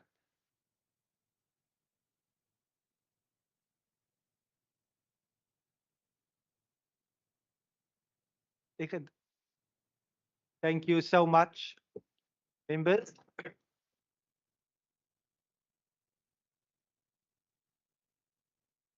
Honorable Stoffel, as soon as you commence, the time will then tick. Thank you, Honorable Speaker. Honorable Speaker, colleagues and distinguished guests, I rise today on behalf of the African National Congress to firmly reject the proposed budget for the Department of Environmental Affairs and Development Planning. This budget represents a profound failure to address the most pressing environmental developmental challenges faced in our province. I want to express our deep disappointment in how this budget neglects constitutional obligations, abandons vulnerable communities, and undermines our collective future. This budget is not just weak, it is an insult to the people of the Western Cape and a direct threat to our environment. The MEC, Honorable Anton Bradell, has shown us time and time again that he is either unwilling or incapable of doing his job. Under his leadership, this department has become a symbol of neglect, incompetence, and broken promises. Let me be clear up front. The ANC takes environmental protection seriously. At the national level, our government have passed the Climate Honorable Change Stoffel, Act. are you able to take your seat? Honourable Deputy Speaker, I'm not sure if the honourable member is aware that she is imputing improper motives on the Honourable Bradell. Honorable Call it to Stoffel, order. this is a political debate. However, it is very clear that if there is any particular matter in terms of subsection 2 of 59, a substantive motion can be brought. Can you withdraw and then proceed? I understand this leadership, Speaker. This department have become a symbol of negligence, incompetence, and broken promises. Let me be clear up front. The African National Congress take environmental protection serious. At the national level, our government have passed Climate Change Act, Act number 22 of 2024, a bold and necessary law that commits South Africa to tackle climate change head on. This act is not just word on paper. It is a blueprint for real action. It ensures that our country moves towards a low carbon, climate resilient future while creating jobs and protecting our natural resources. The act empowers us to fight pollution, invest in renewable energy, and build a sustainable economy that works for all South Africans. Yet, here in the Western Cape, the MEC of the department are dragging their feet. While the ANC-led national government is pushing forward with strong climate change policies, the Western Cape government is moving backwards. This budget proves it. There is no urgency, no vision, and no real commitment to protecting our environment. Instead, we see same old excuses, the same lack of funding, and the same failure to act. One of the most glaring failures of the department and the entire Western Cape government is refusal to appoint a commissioner for the environment. This is not an oversight. It is a deliberate violation of our constitutional duty. The commissioner is supposed to uphold polluters accountable, enforce environmental laws, and protect our natural heritage. Without this office, there is no real oversight. Without this office, big corporations and reckless developers can do whatever they want, leaving our rivers, oceans, and wildlife to suffer. The MEC knows that, yet it does nothing. How can we trust him to protect our environment when he refuses even to establish the institution meant to safeguard it?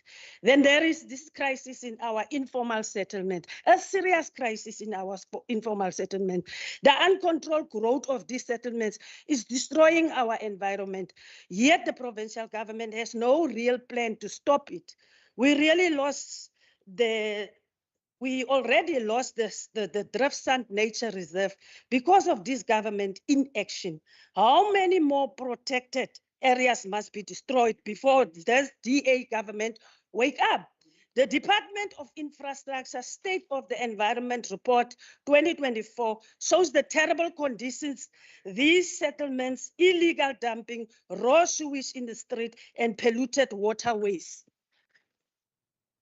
But instead of increasing funding for waste management and sanitation, this budget cut transfers to municipalities. This is not just neglected. It is a direct attack on the poorest and the most vulnerable communities. And what about the sewage crisis in our beaches? Every day, millions of liters of untreated waste are pumped into our seas. Beaches are closed, marine life is poisoned, and people's health is put at risk, yet the department does almost nothing. The compliance and enforcement program, which is supposed to stop the pollution, is given only 36 million. Nowhere near enough to do its job. Where is the agency? Where is the leadership? The MEC should be holding polluters accountable, but instead he looks the other way whilst our oceans turn into dumping grounds. We have been raising this matter here within these halls and chambers. We have said that to the MEC, call your municipalities to come and explain their plans to address this crisis. He chooses to be the protector of this environmental criminal at the expense of our environment and the well-being of our people. This is wrong, MEC, and you know it too. Speaker, on climate change, the department's failure are even more shocking. The ANC Climate Change Act set clear targets for reducing emission and building resilience. It supports renewable energy, protects community from disasters, and creates green jobs. But the Western Cape government is not keeping up. The biggest problem with the budget is where the money goes. A shocking 82% is spent on salaries, leaving only 17% for actual service delivery. This is not just poor planning, it is a disgrace. Critical positions remain empty and force teams are understaffed and the key projects are underfunded. The MEC is paying bureaucrats instead of protecting the environment. How can we expect this department to function when almost all its money goes to salary instead of solutions? We remain deeply concerned about the 14.73 decrease in the department own receipt, which have fallen to 3 million. This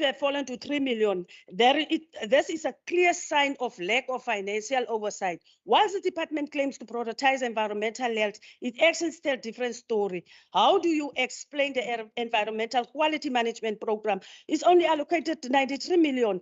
This underfunding is deliberate and it's aimed to weaken the capacity of the department to do its job. The 118 million allocation to monitor 38 water sites is a step in the right direction, MEC. But why is there no similar allocation to monitor the sewage being dumped in our oceans? The pollution in our marine environment is just as critical as the quality of our inland water sources. The department's selective focus reveals on disturbing patterns of neglecting the most visible and harmful environment violations. The ANC commends the Director of Environmental Law Enforcement for issuing a pre-directive to the City of Cape Town to clean up the dumping crisis in Danune last year. However, it's deeply disappointing that it took a pre-directive to force the City of Cape Town to do the job. What a shame. The situation in Danune, where heaps of rotten garbage, plastic waste, and polluted water threaten the health of residents, should never have been allowed to reach this point. Even more concern is the lack of continuous monitoring in informal settlements. The department cannot wait for coordination to become unbearable before acting. Conditions to become unbearable before acting. Proactive measures and regular inspections are needed to prevent such environmental and health disaster. The department claims to prioritize spatial transformation and inclusive development. But the budget tells a different story. There is no significant investment in upgrading formal settlements, despite the clear evidence of their environmental and social impact. There is no clear plan for sustainable housing. Honorable Speaker, we cannot ignore the disturbing link between environmental degradation and gender-based violence highlighted in 2024 State of Environment Outlook report. The report reveals that communities where the environment is neglected, where shooters flood streets, waste are piled up, and natural resources are destroyed, incidents of gender-based violence increase. This is not just an environmental crisis, it's a human rights emergency. When women and children are forced to walk long distance for clean water through unsafe areas, when overcrowded informal settlements lack lighting and sanitation, their vulnerability to violence increases. Yet this budget does nothing to address these intersection injustices. Where are the targeted programs to make these communities safer? Where is the investment in green space, proper lighting and sanitation that could protect women and girls? The MEC failure to act on these findings shows a callous disregard for both our environment and the most vulnerable amongst us. Environmental justice cannot be achieved without gender justice, and this government is delivering neither. If the department was serious about the environmental justice, it would invest in communities most affected by pollution and neglect. Instead, the budget abandons them. The ANC will not stand for this. We demand better. We demand a budget that will address the following: fund the Commissioner for the Environment to hold polluters accountable. 2, invest in informal settlements to stop environmental destruction. 3, cracks down on sewage pollution with proper enforcement. 4, support climate action with real funding, not empty promises. 5, put service delivery ahead of bloated salaries. The ANC has shown its commitment to the environment through the Climate Change Act. Now it's time for the Western Cape government to do its part. This budget is a failure and we reject it. The people of the province deserve a government that actually cares about their future. Together with this speech, as the ANC, as the African National Congress, we are very serious. Currently, all of us as we sit here, some of us was residing in these areas. But because of this problem that we are facing, we choose to move for better avenues. This problem of informal settlements drowning in illegal dumping, unhygienic situations that we as members of this parliament cannot even tolerate in your yard. But we expect those people must accept this condition. It's unacceptable from all of us in this house. And we want to plead to the government and the Minister of Environmental Affairs, MEC. If you go to these small areas, that situation that is there currently is unacceptable. We are pleading to you, bring the environmental commissioner so that that commissioner can go to that areas, identify these areas and land where people cannot occupy it. Because currently people is occupying land that is not supposed to be occupied where there's no services. And we are sitting in this crisis, so we believe you can do something. So we trust MEC, you will go to these areas and stop just looking into the CBD. CBD is covered, but that areas there, they need our attention in terms of this problem that we are facing. I thank you, Speaker.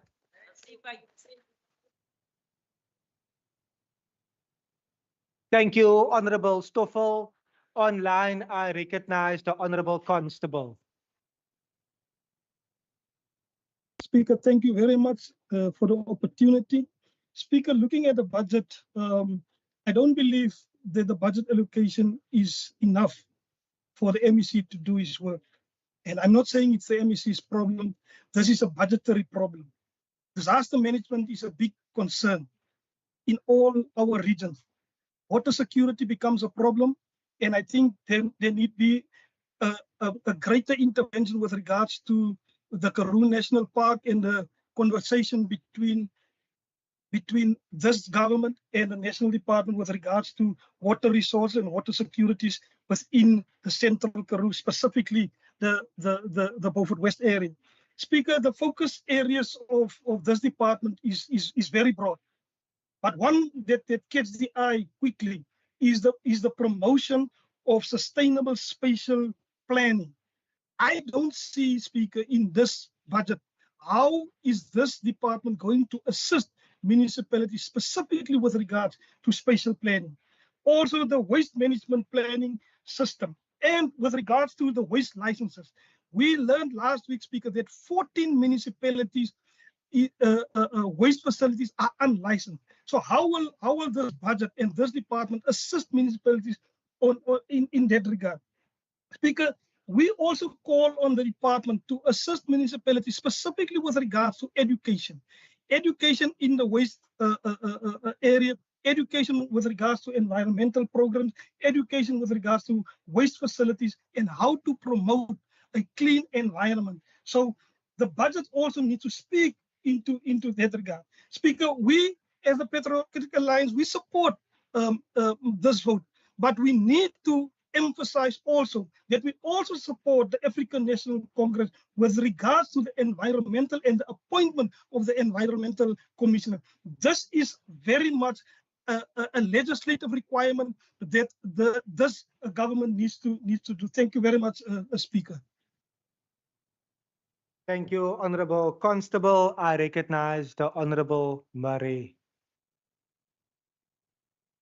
Thank you, Speaker. Speaker, a healthy environment is at the heart of our very existence. With the signing of the Expropriation Act, without compensation, we can expect illegal invasion of land to increase. Even further, some have become emboldened to invade open spaces in anticipation that the Expropriation Act will serve their interests to possess land. Even environmentally protected areas are endangered. They chop down our valuable forests, pollute our flays and our rivers and estuaries, a direct threat to our agriculture and tourism sector. The high cost of employment within the budget vote under compliance and enforcement program is a great concern. While enforcement and protection of our environment remains weak and ineffective, we need more boots on the ground, not more office staff. in terms of compliance and enforcement. Like the National Department has the Green Scorpions, we need similar agency live on the ground. Knoflokskraal forest near the Hoek area has been invaded illegally, the same as what happened with the Milkwood forest in Hermanus a few years ago. Further, we do call on the DA to exercise the same political will that led to the appointment of the Children's Commissioner, the only one in South Africa, and to consider the appointment of the Environmental Commissioner as provided for in the Western Cape's Constitution. Our commitment to mitigating climate change and protect the environment must be at all costs. I thank you.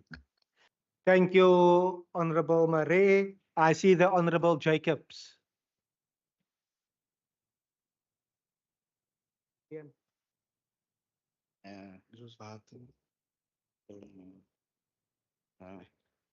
My Bible. You may proceed, Honorable Jacobs. Thank you, Speaker. Speaker, climate change is a huge issue that is changing weather patterns, and we know it.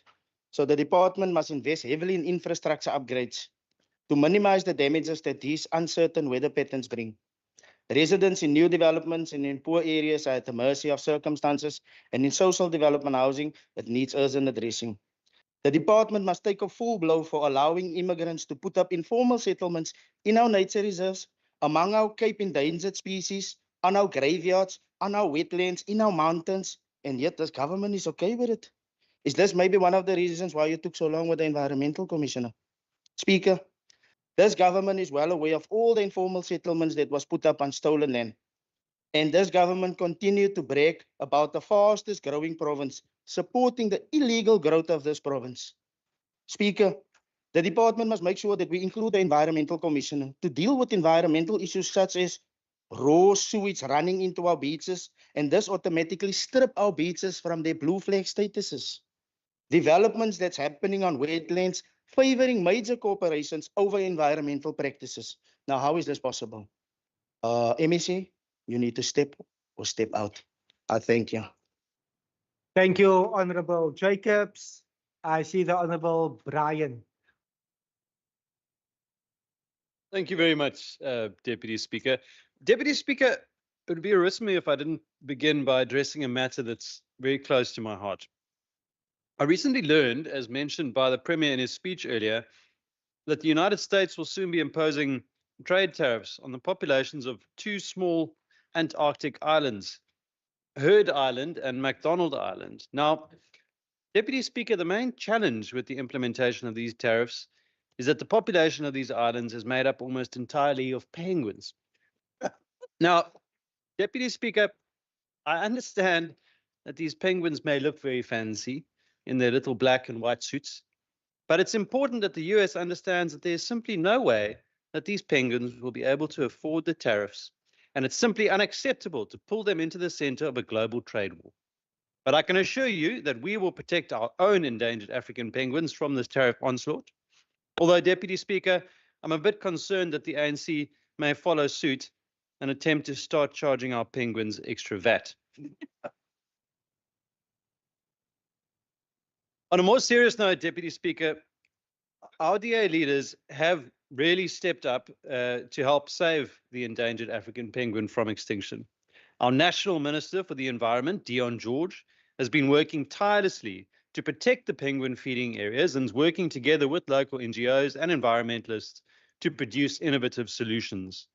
This work, along with his efforts to address climate change, increase fishing opportunities, and improve waste management, has been amazing to see, and long may he continue as the National Minister.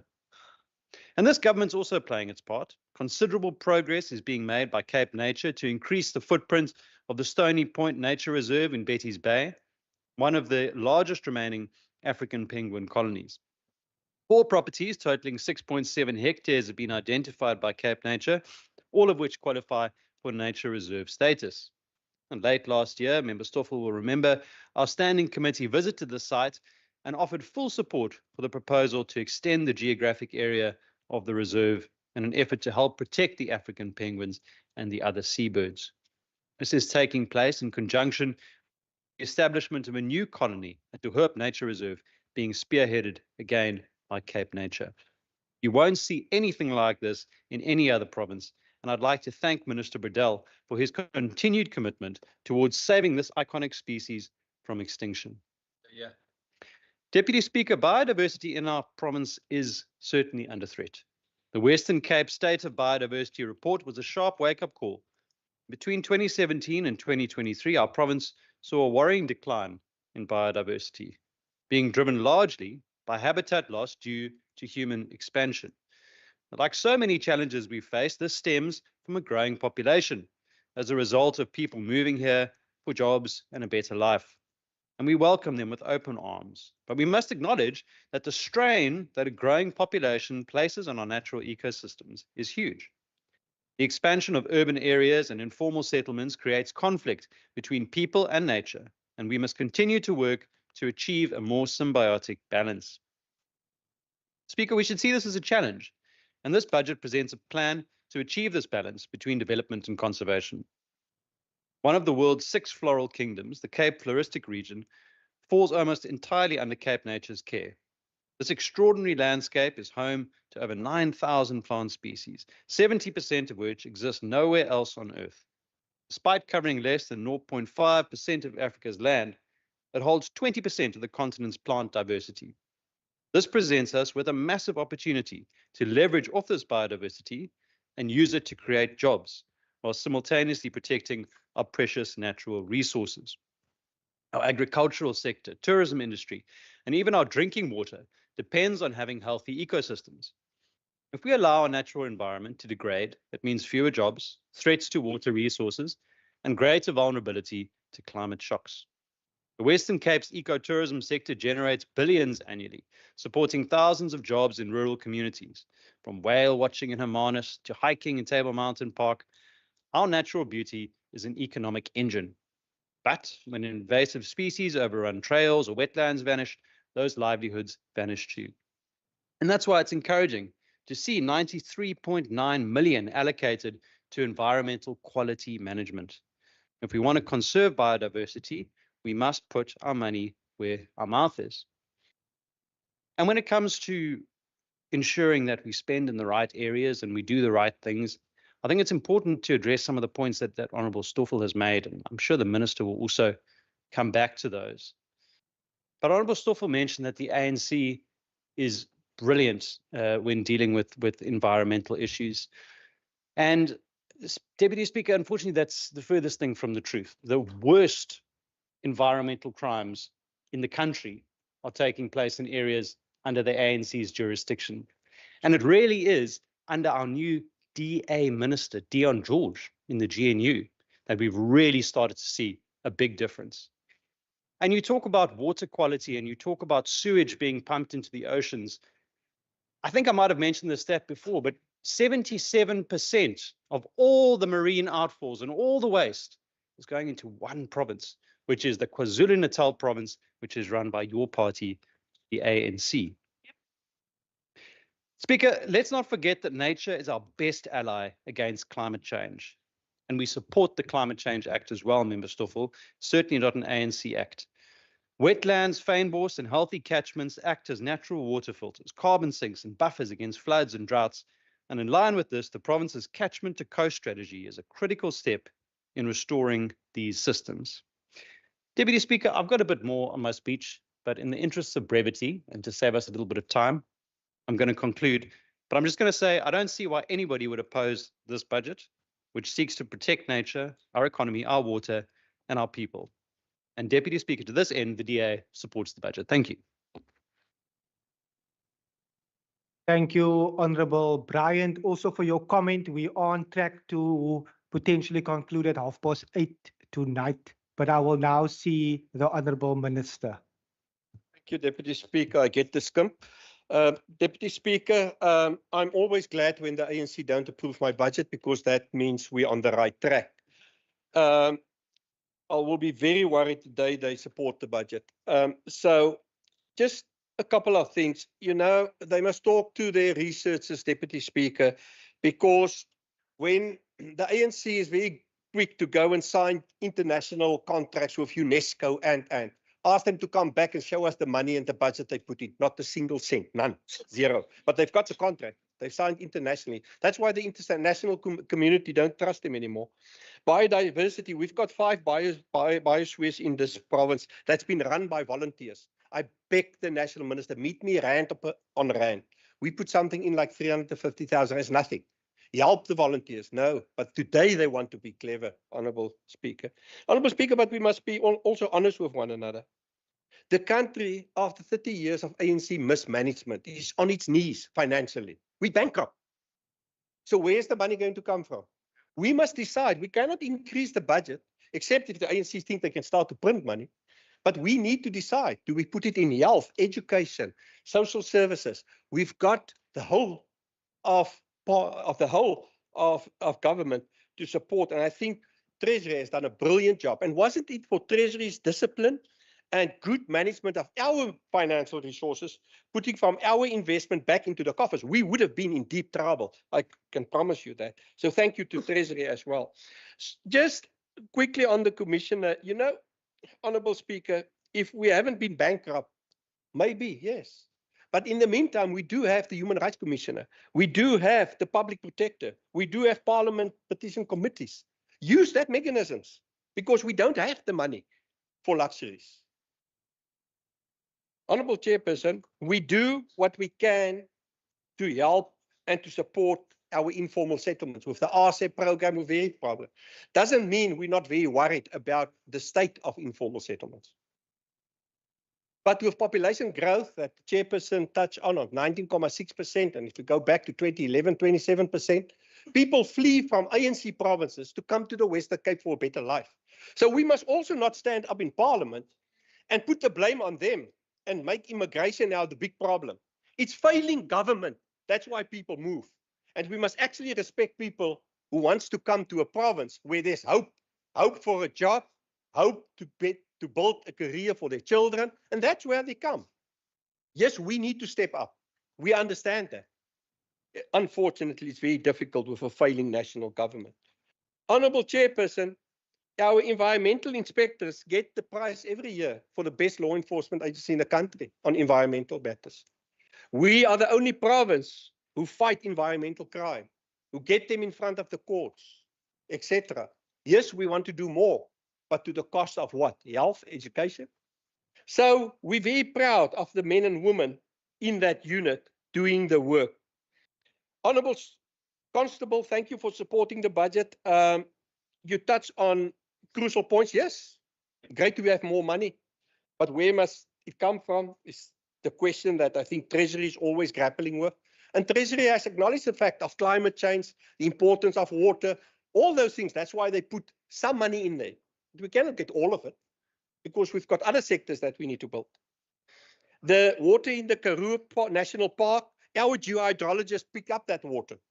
So yes, it's a negotiation with national, but in the meantime, Honourable Constable, you will be glad to know that we're busy fixing the boreholes in Beaufort West, because we've realized that it's no use just drilling new boreholes because you drill in the same veins. So I might be wrong on the figures, but we've fixed, like after 12, there was 10 that, and it's something that we need to talk to Honourable Constable, and you will know because you're from that area. And yes, it's also because of poverty. People destroy our infrastructure. They steal our pumps, etc. So we now fix half of that and embedded the motors in concrete, etc. So we try our utmost best. So currently the water supply is stable in Beaufort West. And we will keep on negotiating with national, but also remember, Honourable Constable, that there's also the Blossom project. So if we can get that water into the Klein Karoo water scheme, that will also help Beaufort West and Kannaland and those areas. So we're busy with that negotiations as well. The utilization of waste and the licensing of waste sites, it was always our vision to first of all close the sites that's unlicensed, to license the site, but then a big program to get the municipalities to manage the sites within the license conditions. The Green Scorpions, we're very busy. We're trying to get there. It's no easy fix, but we we're busy with that whole program. I think there's 70 waste sites that's been licensed, and we monitor it. And obviously, longer term with the waste thinking is to get regional waste sites so that we can do recycling on a profitable way, so that we also can reduce the price of it. Education in waste, in the whole environmental sector, crucial. You spot on, and we as a team will need to see how we can educate our communities and do more on the educational side. We need more staff on the ground, Honourable Marais, yes, but also our environmental inspectors is not police. We must also understand that. There's different sectors who've got different responsibilities. Land invasions happen, and a lot of the people that stand up today here and talk about land invasions, but their party sat behind the land invasions before the elections. We know it. Go to Knoffelstraat, look at the stickers on the cars, and etc. And then now we must solve it. It was a political agenda to motivate people to invade land, and we know we don't have the backing of national colleagues. And most of these things also happen on national land and on SANRAL land, and try and get them to get the eviction orders, etc. And yeah, then Father Christmas will come. Also, Honourable Chairperson, let me conclude. Honourable Jacobs, so I've touched on the illegal growth, but people move to this province because they flee from ANC provinces. It's the only province where there's got a hope for jobs, and we will keep on doing good and keep on building the economy, because that is the way out of poverty. Honourable Chairperson, thank you for your support. Thank you for your oversight. Thank you for the way you manage the committee, because you really understand the Parliament's role and the oversight role. It's not a friendship role. You've got a role to fulfill, and you will hold me and the department accountable, and we respect that, because that's your role. And I want to thank you for that, because you keep us sharp. Thank you very much. Thank you, Minister Bredel. I believe that there is no direct local government guest. So whenever you are ready, Minister, I will again recognize the Minister of Local Government, Anton Bredel. The Secretary will read the order. Minister.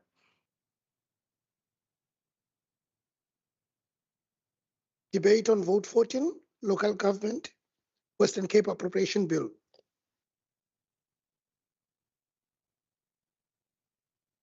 Honourable Premier, Honourable Cabinet members, members of the House, to the Deputy Speaker, thank you for the opportunity to present 2025-2026 budget for the Department of Local Government today. The Department 2025 budget allocation increased by 6.3 million rand for the 24-25 revised estimate of 433.6 million rand. The increase in 25-26 is primarily due to an additional 2.3 million rand allocated for the cost of living adjustment to be implemented on 1st of April. The votes budget amount are 440 million for 25-26, plus minus 353 million for 26-27, and plus minus 358 million for 27-28. Deputy Speaker, local governments across South Africa are in big trouble. There are 257 local governments in South Africa, and according to the stats from National Treasury, 157 are in a state of distress, 96 adopted unfunded budgets, and 41 are under administration, something to be worried about. But then you look at the Western Cape with 30 local governments, and you will see the following: 20 received clean audits with no findings. Cape Town is the best metro in the country. Deputy Chair, there are several other studies that also show that the Western Cape municipalities are head and shoulders above their counterparts in the rest of the country. That's a fact. And I want to thank HOD Graham Paulser and his management team for their hard work in this regard. Deputy Speaker, President Cyril Ramaphosa, in the State of the Nation address earlier this year, highlighted the importance of efficient local government, and he warned about the dire strait of water security throughout the country. Deputy Speaker, This department's core mandate is to support municipalities to deliver on their developmental mandates, which include the delivery of services to all its residents. This might sound simple, but is actually a very difficult task given the current South Africa context. South Africa is one of the most unequal societies on earth. Some people can pay for municipal services, but many cannot. Only economic growth can create the jobs that will reduce inequalities. The Western Cape population is growing, and therefore there's a lot of pressure on our services. Climate change is making the province hotter and drier, and this impacts directly on our ability to provide water security to residents and businesses. Climate change is also intensifying natural disasters in our province. These include wildfires, droughts, and floods. To address these challenges, I want to highlight the following earmarked budget allocations for the medium term, which speaks to our efforts to address the challenges and needs before us. Water security is a looming crisis in South Africa, and we must act now. A lot can be done to promote more efficient water usage. We need to focus more on reuse of water. I would like to see a future where no municipal release wastewater into the rivers and the ocean, instead focusing on recycling and reuse of water. Honourable Deputy Speaker, we are allocating 27 million rand to strengthen our water resilience in response to increasing climate change volatility. The Water Resilience Grant provides financial assistance to municipalities for water supply augmentation, infrastructure capacity upgrades, water source management, and water demand management. These initiatives form part of our water resilience strategy, which we will launch in July 2025. This is in collaboration between municipalities, water users associations, water catchment management agencies, the commercial and agricultural sectors, and the National Department of Water and Sanitation. Water resilient projects for 2025-2026 have been identified based on the outcome of the Department Infrastructure Forum, which is substructure of the joint district and metro approach. Deputy Speaker, we need investment in catalytic water and wastewater infrastructure to secure water for the future, especially with the growing population and the impact of climate change. Often our smaller municipalities struggle to fund these large projects, but at the same time, the projects are too small for them to individually approach large investments. Our Sustainable Infrastructure Development and Financial Facility CDAF program solved this dilemma through an innovative blended funding mechanism that can pool projects together and offer a basket of investment opportunities to investors, locally and internationally. This budget allocates 13.3 million rand to fund the dedicated project management support required to ensure the successful rollout of the CDAF program. The CDAF program has already secured grant funding of 72 million rand from the Swiss State Security and Economic Affairs and 35 million rand from the NIDA Sustainable Infrastructure Finance. These financial contributions are helping us to progress to the next phase, where 17 projects worth 2.2 billion rand will be taken from feasibility to bankability. Speaker, our dedicated fire and rescue services in this province is something to be very proud of. Floods, wildfires, building collapse, a truck that spilled flammable cargo on the road, to name but a few. These men and women are always ready to serve and to protect. They put their lives on the line to keep the rest of us safe. I want to personally thank each and every person in our province, our municipalities, our volunteer services in the rescue service family. The least we can do is to make sure that these brave men and women are well trained, have the correct safety equipment, and have access to the tools they need to perform their work. As such, 15.9 million rand is earmarked in the medium term towards the fire and rescue capacity grant to enhance disaster preparedness and response capabilities.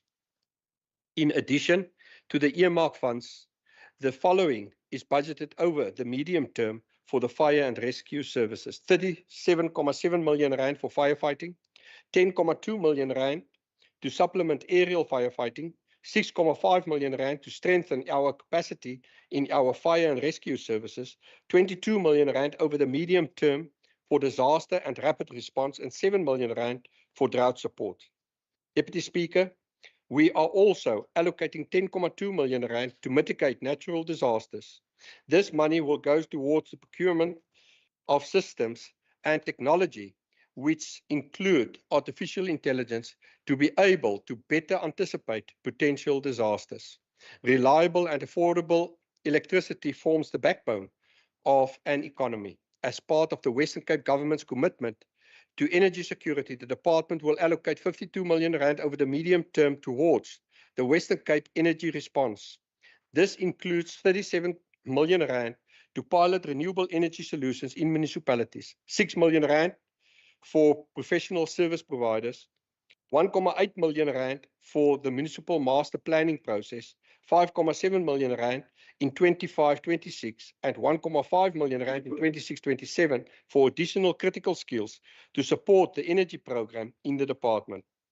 We will continue to work with our municipalities to support them to develop spatial development frameworks. Our focus is to align the alignment of long-term municipal infrastructure planning. 2 million rand is earmarked for this function in 25-26. Deputy Speaker, I want to conclude with the following. Everyone wants to live in a community that is clean, safe, and with reliable basic services such as water and electricity. As a provincial government, we also want to offer this to each of and every resident in this province.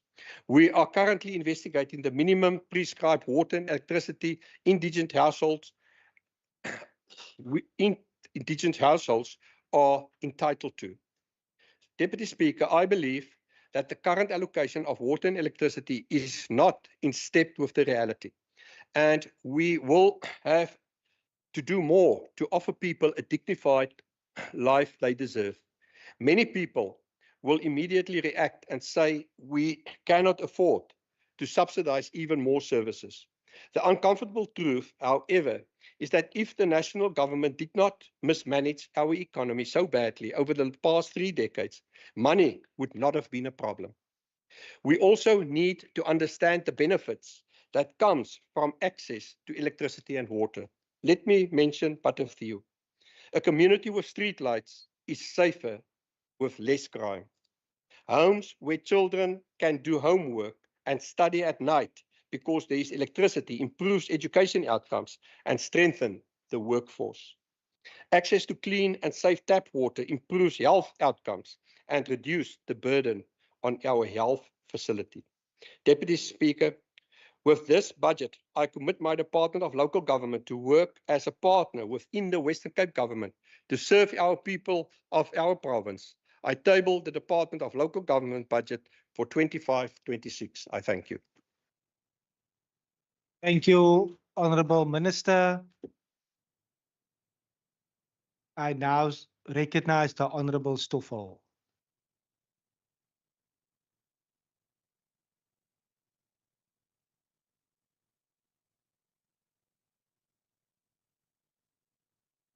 Thank you, Speaker. Honorable Speaker, as the African National Congress, we firmly reject this budget once again, as it reflects the Department of Local Government continue fail to uphold its own values of caring, accountability, integrity, and responsiveness. The MEC, which hunt against non-DA-led municipalities, has destabilized local government, while serious internal issues such as unresolved sexual harassment allegations against the HODs and the unfair targeted of the CFO, remains unaddressed. If the department cannot even adhere to its core values in its own operations, how can it be trusted to manage public funds or supporting struggling municipalities? The budget also ignored the urgent needs of the poor. The DA deliberate failure to update indigenous registers while demanding an increased equitable share expose its hypocrisy. But by blocking vulnerable households from access basic services, the department is actively worsening inequality. Meanwhile, it lacks of meaningful support for housing and legislative compliance have left municipalities drowning in backlogs, with informal settlements, expanding disasters like George building collapse still unresolved. Worse, the MEC have weaponized oversight to punish non-DA councils, creating chaos instead of stability, rather than addressing crucial issues such as water shortage, disaster preparedness, and financial management in municipalities like Beaufort West. This budget fuels political vendettas. We cannot accept a budget that, one, prioritizes political intervention over service delivery, abandons the poor by manipulating indigenous policies, ignore crises like housing, infrastructure, and accountability failures. Until the department proves it can act with integrity and focus on real solutions, this budget deserves outright rejection. Parliamentary settings, local government. When we look at the state of smaller municipalities in the province, you ask yourself, where is the provincial government to strengthen this capacity of municipalities? Yes, we are aware you are trying your utmost best by bringing in the financial recovery plan. But what takes you so long to bring that plan?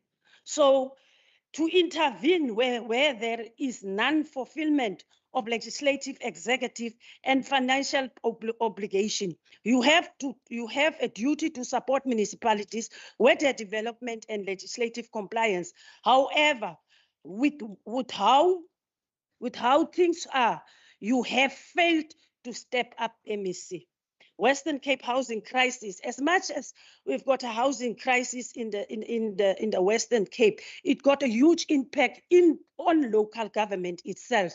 Therefore, in the presentation of the Portfolio Committee of Human Settlement, the Mayoral Committee for Human Settlement in the city of Cape Town, Paul Popham, said based on the current housing backlog, we would like that the city close to 80 years to address the waiting list. And while we've got that waiting list that is going to be addressed, I don't know when, we will always have this pressure on local government itself as a department. For the Urban Settlement Development Grant, the City of Cape Town is allocated 1.04 billion for the 2024-25 financial year, in addition to the approved rollover of 56 million. The total available funds increased to 1.1 billion after reallocation of 50 million by the National Treasury. As at 28 February 2025, 1.041 billion has been transferred to the Metro with a reported expenditure of 578 million, which is equivalent to 56% of transfers fund and 50% of total available funds. Why we cannot say that about other municipalities? For the informal settlement upgrading partnership grant, the Metro has been allocated 592.9 million for the 2024-25 financial year. As the 28 February 25, 409.5 million has been transferred, with 166 million spent, which is equivalent to 40% of transferred fund and 29% of total available funds. The total available funds was reduced to national trade due to poor performance. But on top of it, they still got money. Whilst other municipalities is performing, but not a single cent been transferred to them. Give them their fair share, MEC. Provincially, the housing backlog in the Western Cape has risen to approximately 620,000. The housing crisis is direct result on the DA failure to prioritize affordable housing and land distribution. Yesterday or last week, MEC of Finance did a report, said that they would challenge these figures. Yes, it's good, but challenge it with the hope that municipalities will also get the same. We suggest channeling the energy in the supporting municipalities, which I suggest you give that energy in supporting these municipalities. The DA left Saldanha municipality reckless managed 2.5 million, and this audience of the DA is quiet about it. But if it's Scandalland, if it's nice now, the papers must hear about it. It is a national announcement. Can we change from attitude and do the right thing equally so to municipalities? So therefore, yesterday, and we said that people, the municipality of Saldanha Bay, there is recommendations there. We want you to act. MEC, act, please. Let's leave this thing to politicize everything. Let us be fair towards the municipalities. Those responsible for George's collapsing buildings are yet to be held accountable. The people of George collapsed building is here in the house. Why they cannot be held responsible? Why? And where's the report? What is the secret in the report of the collapsed building in George? You are protecting no one, Muslim. You are very fair governance. Let's practice it. Bring the reports. So we are saying in terms of disaster management, we are saying, MEC, in terms of disaster management, yes, we can see you are doing your utmost best when it comes to disaster management. But we do feel that's not enough. Please go to the informal settlement that was been victims of flooding. Those people 2 years back, they are still struggling to recover from the previous flooding. Yes. Not a single local government official went and looked to those people. Please do your work. Please do your work. Do your work. As we all know, we are approaching winter again. And during the winter season, a lot of our communities experience flooding. Go to Khayelitsha, nearby you. Go there, next door. Particularly informal settlement. We know this happens every year, and yet this government fails to plan and put appropriate measures in place. The amount of 10.211 million, of which 8.711 million in 2025, 2026, and 1.5 million in 2026, 2027, respectively, to mitigate disaster risk is insufficient. It's insufficient because this money don't reach the poor. It don't reach the poor. So do something, MEC, we know you can. You know we can. Does this allocation take into account fires? I don't talk about fires. Every day in this informal settlement, there's fires. But these people don't get the necessary support in recovery. We know this disaster happened, particularly in poor communities. Water crisis, we can see you are doing your best again in water crisis. But we think we must also look into the issue of these white farmers that is draining even the, what you call these things, these pumps that your government is giving to these municipalities. They are draining it. There must be consequences to those people.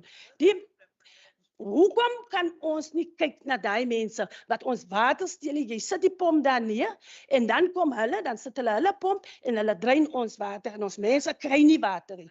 En dan die tweede ene, die mense wat soek damme het, is daai damme, is daar 'n proper opname van die damme? Want hoe kan die gemeenskap nie water hê en die boere op die plaas het klomp water want hulle steel ons Order water? members, Member Stoffel, are you able to take your seat? Members, order. I did not want to stop Member Stoffel in her stride. We're on track to actually conclude at 8:30 tonight, based on where we are on the program. I have evaluated the noise level, and it is from both sides of the house. I'm also going to caution all of the speakers. If you are speaking, speak through the chair. If you are speaking directly to a member of the opposite side of the aisle, you are further contributing to the agitation. So please, Member Stoffel and any speaker moving forward, speak via the chair. It makes it easier for us to maintain the decorum of the House. You have 3 minutes and 14 seconds remaining, Honorable Stoffel. Thank you, Chair. This government failure is to learn from the past. Before the day zero in Cape Town, there were alarm belling ringings regarding the potential water supply in Cape Town. They failed to listen, and we all know that what happened. There is a looming water crisis in the municipality of Matsikama. We all know that in Ghanaland, and that we want you to take drastic action around that. Financial crisis in municipalities, amount of 12.58 million allocated to over MTFE, millions in 2025-26, 3.367 million in 2026-27, and 3.50 million in 2027 to provide for capacity building and support municipalities. Support to municipalities is not sufficient. Financial management for municipalities should be one leading focus areas for the department. Beaufort West under its formal intervention since 2021, but still no change. Now take SOPA there. Now all of a sudden there's this money that was been pumped into Beaufort West to create that beautiful picture there. So we are saying we must stop doing that practice. Let's be real for change. This budget does not meet the current needs of the local government. We need this department to plan and think beyond Cape Town. There is a need for this department in terms of support, capacity, investment, and oversight. We need this department to step up for our people. Unfortunately, looking at this budget, we are not sure if it's up to this task. I thank you, Chair. Thank you, Honorable Stoffel. Online, I recognize the Honorable Constable. Thank you, Deputy Chair. Speaker. Speaker, the department's mission emphasizes crucial areas such as monitoring compliance with municipal mandates and enhancing disaster response capabilities. However, we must critically evaluate whether current expenditure translate to tangible outcomes as laid out in the departmental objectives. Is there demonstrable increase in service delivery efficiency? Are disaster management strategies being adequately resourced to reduce future risk? That is a question, Speaker, that we need to ask. With regards to capacity building and governance, how effective, Speaker, are the proposed capacity building initiatives in enabling municipalities to meet their mandates, especially in high need areas? How will the department ensure that resources, particularly in the form of set budgets and grant allocations, translate into increased capabilities for local government? With regards to disaster management, Speaker, given the 10.2 million earmark for disaster mitigation, what specific measures and oversight are being established to ensure these resources are effectively utilized? What metrics, Speaker, will the department use to assess the impact of disaster management expenditure on reducing the impact of natural disasters within municipalities? Again, Speaker, with the outlook to the future. In the lead up of the 26 local government elections, it will be imperative for the department to focus not only on stability in service delivery, but also on sustained governance amidst potential changes in potential composition through coalition formation. En ons weet daar gaan baie coalitions wees in na die volgende elections. Speaker, it is important to understand and say that the emphasis on training for municipal staff is crucial, and also the incoming councillors, we need to look into that.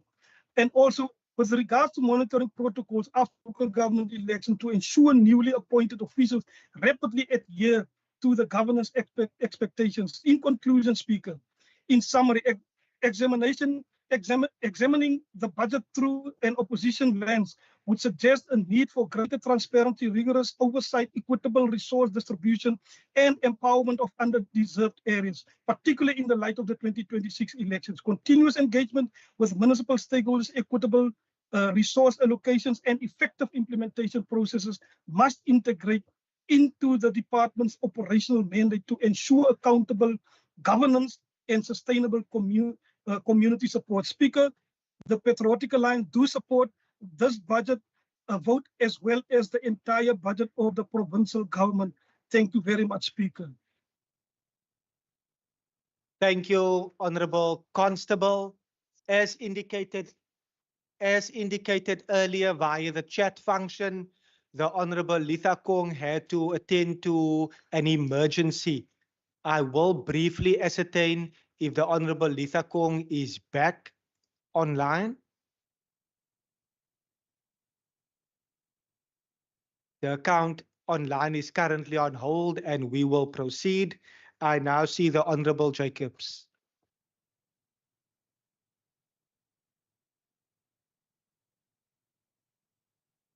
Thank you, Speaker.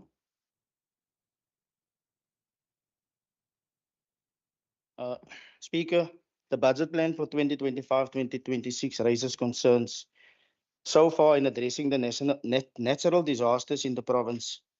Yearly, we see extreme damages due to rain, and these damages are visible for very long periods. Now, Speaker, last year when the roads washed away in Citrusdal, it's not worthy to mention, but it was addressed with speed by the department. Now, it always makes me wonder, why is there two different sets of agendas when it comes to the poor? Speaker, when we speak of local government, we must shift our focus to the municipalities, especially the municipalities that get clean audits, but fraud and corruption is at the forefront. The city of Cape Town shouldn't get clean audits. Drakensberg shouldn't get clean audits. Stellenbosch shouldn't get clean audits. George shouldn't get clean audits. On the issue of George, we're still waiting on the report of the collapsed building. There's so many municipalities that is corrupt. MEC, let me take you back to 2012. Let me take you back. When you were the maker for economic development, a colored lady that sells flowers in George tendered for a piece of land. But because she was a colored woman, she received the most points and she won the tender. The minute the municipality and the Boere Mafia found out it was a colored lady, they tried everything in their power to stop the sale. And our MEC was part of all the incorrect steps that was taken by the municipality. Hence the reason the municipality cannot sell the land up until today. We got the matter before the court. However, MEC and your department, you seems very hesitant to act on matters of such. But we hope this time the MEC will act swiftly on these reports. It says. Thank you, Honorable Jacobs. I now recognize the Honorable Marais. Thank you, Speaker. Speaker, it's important that we give enough support to municipalities that they are the government that's closest to the people. It must reflect the needs of the people, address it, because they are the ones that experience a very difficult life. The strategic priority number 2, I think it's page 755, says initiatives to improve access to socio-economic opportunities. Now, the communities in George municipal area, specifically the colored areas of Uniondale, Hoekville, Kleinkrans, are still waiting for access to the Go George bus services. This has been for quite some time. We know that poor people, indigent people spend most of their income on traveling to work and back. I hope that there will be plans to address that by the minister. We want to thank the minister for the increase in the firefighting budget, the program there, as well as the use of innovation such as AI. Now, in December 2024, December alone, Drakensberg area experienced 243 fire-related incidences 1 month. 188 of those were wildfires. The complaints that I received is that there were not sufficient support given to the farmers of those areas. And I hope that this budget going forward will make sure that that will be addressed and that we will not see a repeat of that. And on behalf of the Freedom Front Plus, with a limited time, we do support the budget and we believe that it addresses the urgent needs of our people. Thank you. Thank you, Honorable Marais. I see the Honorable Brian. Thank you very much, Deputy Speaker. Deputy Speaker, it gives me great pleasure to speak today in support of the Department of Local Government's 2025 appropriation budget. The increase, which could probably be best described as modest but meaningful, shows growth of 6.331 million, representing a 1.46% rise compared to the revised estimate of 433 million for 2024-25. In terms of the additional spend, a significant portion, 2.345 million, has been earmarked for the cost of living adjustment, an adjustment that is now so much more important as we see the ANC raising VAT and driving more South Africans into poverty. As the DA, we will not allow the people of the Western Cape to be left behind. For as long as the DA is in government in this province, we'll do all we can to protect our people from the rising cost of living. Another way that this budget is helping to protect the people of the Western Cape is through the dedicated funding for fire and rescue in the Fire and Rescue Capacity Grant.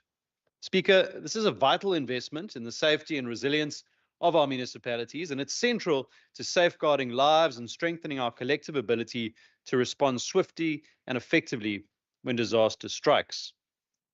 From 2025, over 200 million rand will be allocated to disaster risk management infrastructure and development planning. And this funding will strengthen rescue capacities and build resilient communities, reflecting the government's commitment to addressing the needs of all Western Cape municipalities with data-driven insights. Deputy Speaker, over the festive season, our province faced a wildfire crisis. Over 11,000 wildfires were reported in the Western Cape, and 68 of them are under investigation as suspected arson. Who's behind this? Well, we'll find out in time. The city of Cape Town saw more than 7,000 wildfires, 7 times more than any other municipality in this province.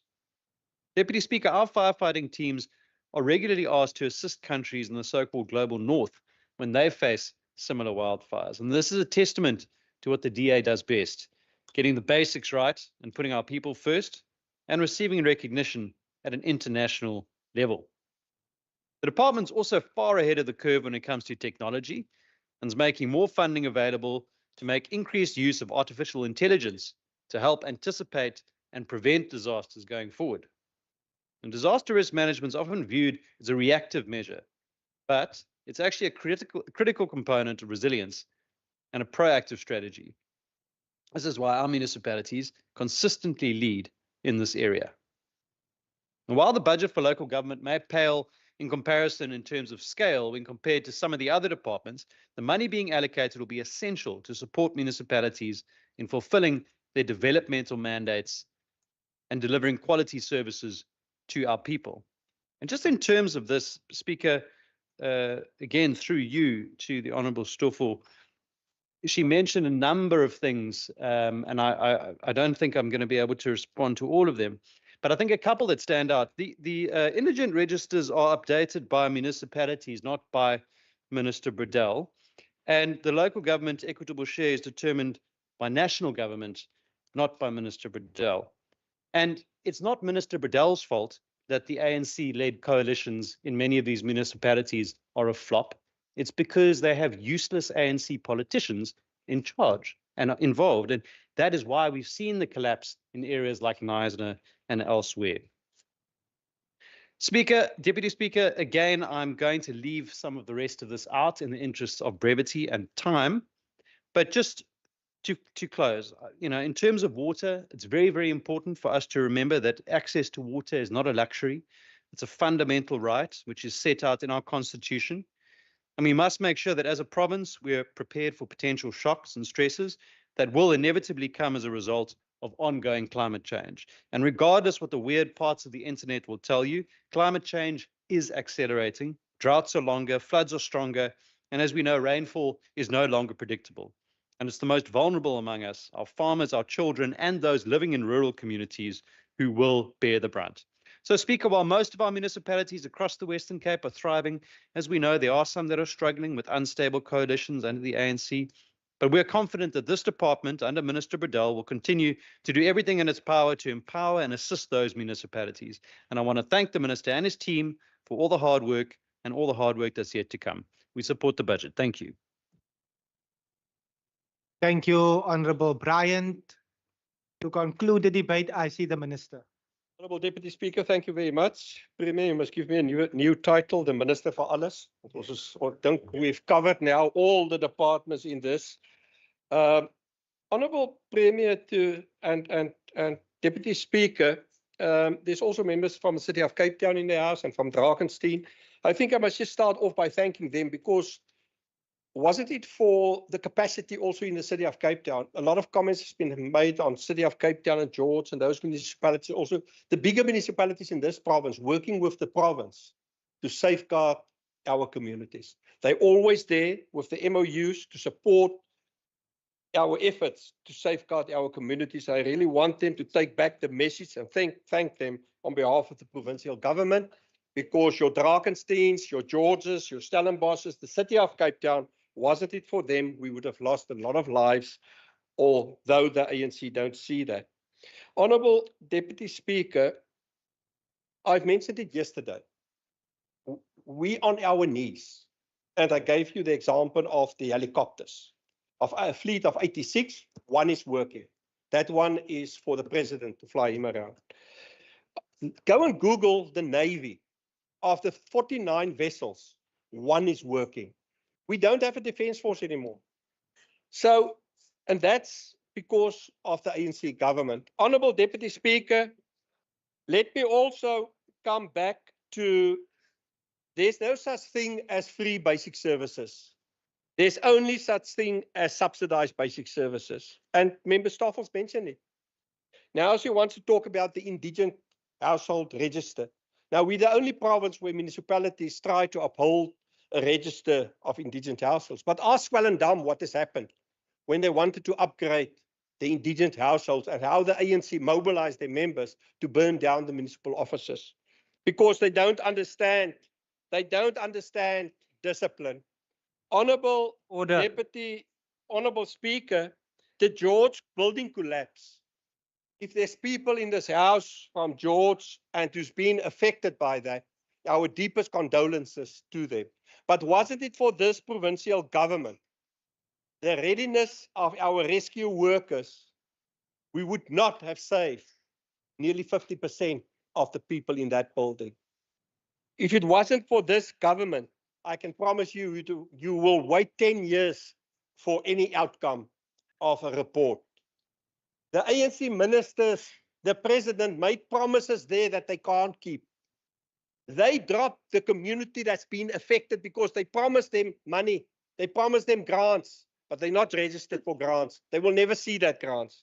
But today they want to make as if they are all holy. They've lied. And I said to them that day, you lied to affected people, people who've lost families. You basically lied to them. And we have saved a lot of lives, Honourable Speaker, and we have instituted an investigation which the Premier and the Minister of Infrastructure proudly handed to the police and say, now, you do your job. We're not in the skinderbesigheid. Ons is nie in mense vernietig lewe besigheid nie. The police must do their job and people must go to jail who's affected. But to get them to jail, we must follow the legal process. If we go the ANC route, Honourable Speaker, they will become, hulle sal losgespreek word, hulle sal vrygespreek word, en ek wonder of die ANC nie agenda het daarmee nie. Hulle kan nie so stupid wees dat hulle nie die reg verstaan, dat jy kan nie die ondersoek vooruitloop nie. Order. Honourable Honourable Minister, please. Speaker. Honourable Minister, please take your seat. Order, members. Honourable members, the Minister is being afforded an opportunity to respond to your inputs. This constant commentary must stop. It's the Minister's opportunity to respond to inputs made during this debate. If you don't like the content, it's not the opportunity now to engage the Minister. Minister, my apologies, you may continue. Thank you, Honourable Speaker. And Honourable Speaker, on the building collapse, I also see the police enter. And we've got a lot of comments and negative things to say about the police all year long. I can tell you on the building collapse in George, the police were brilliant. And I also want to thank General Patakile because he was there day and night with me on that site. Honourable Speaker, we talk about water. We talk about water. The Honourable Member mentioned about water. Ask the Honourable Member who have solved the gemors van die water in Kannaland nou. This provincial government, our engineers. Who governs that municipality? Honourable ANC. Minister, my apologies once again. Honourable Minister, please take your seat. Honourable members, this constant commentary, running commentary while the Minister is responding, is drowning out the speaker on the floor. Can I please ask that both sides of the House, if you want to have an engagement outside of what the Minister is responding, please leave the chamber and have a cup of tea if you want to engage one another. But it's now the opportunity for the Minister to respond. There's people in the gallery, there's citizens watching this debate, and it's only fair that the Minister is provided with an opportunity to now respond to input that you have made. Honourable Minister, my apologies. I will protect you and your right to respond. Thank you, Honourable Speaker. Honourable Speaker, the Honourable Member mentioned about a member in the city of Cape Town, Popeye, who said 80 years for the housing list to be deleted and to build houses. The real question the ANC must ask, if they haven't for 30 years stole the money, how long would it then take to get rid of the housing backlog? Maybe just 5 years, Honourable Speaker. But now it's all in their back pocket, nothing for the citizens. Honourable Speaker, we've instituted a program, 16,000 smoke alarms in informal settlements.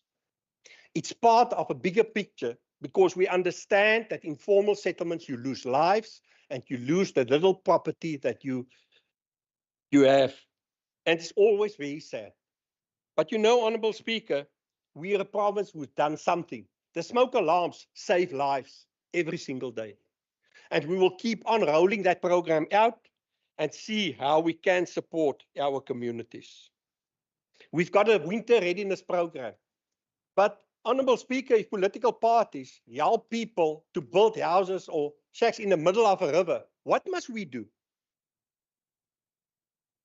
Because that's the real reality. I was yesterday in Tulbagh. People sit in the middle of a river. If the rain comes, they're going to die. The ANC won't help us to go to that community and tell them, listen, this minister is telling you the truth. He wants to safeguard your lives. No, they will mobilize against us when we go there and tell them. Honourable Constable, thank you very much. Thank you for supporting the budget. You also understand the pressure on local government, and we welcome your inputs, and we know that we must always try to do better and to do more for our people. To the members who mentioned about farmers and give us the names. You're oversight, Parliament oversight. Don't wait for a budget debate to come and put allegations out there that there's no facts on. Give us the facts. We will investigate. We will look into that matters. To the other members, more or less on the same issues, on clean audits again, every good government starts with good financial management. I don't say it's the alpha and the omega. I don't say, but if you don't have proper financial systems in place, you will go under. So we respect the clean audit process, Honourable Speaker. Honourable Marais, on the Drakenstein farmers, give us the names, please. Let's work, because we've got one law in this country. We don't distinguish between. And you must also remember that Uniondale, it's like 120 k's from George. So it's not just rolling out buses quickly. But we're very proud of what we've achieved with the Go George, and we will never stop dreaming, because it's not only George, there's other municipalities, there's Drakenstein, there's other municipalities that also need, because we understand that transport plays a crucial role in economic growth. And that's the drive, it's economic growth. Get people out of poverty, that's the solution for South Africa, and we will keep on that. To the Chair, thank you for holding us accountable. Again, I respect your role. And you're a very strict chair, and I respect that, and I want to thank you for that, because you make us better. Thank you very much. Thank you very much, Honourable Minister. Honourable members, that concludes the debate on this vote. The House will now be suspended for 2 minutes to allow the guest of Minister Bredell to exit the chamber and the guest of Minister Marais to enter the chamber. The House is suspended.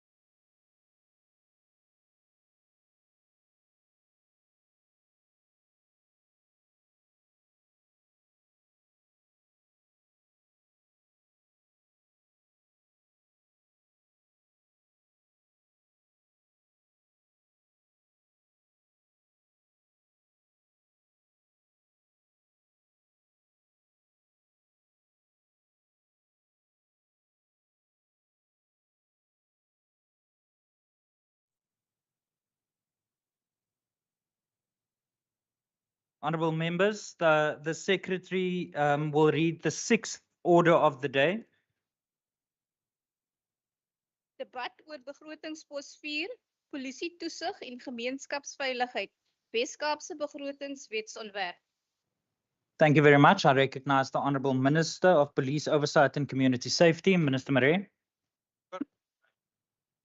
Honourable Speaker, members of the Western Cape Provincial Legislature, heads of departments, our Provincial Police Commissioner, distinguished guests, fellow citizens of the Western Cape. It is an honour to stand before you today to table the strategic plan to 2025 until 2030 and annual performance plan and budget 2025-2028 for the Department of Police Oversight and Community Safety. This moment is both a reflection on the strides we have made and a firm commitment to addressing the persistent safety challenges faced by the people of the Western Cape. Safety is a basic human right enshrined in our Constitution.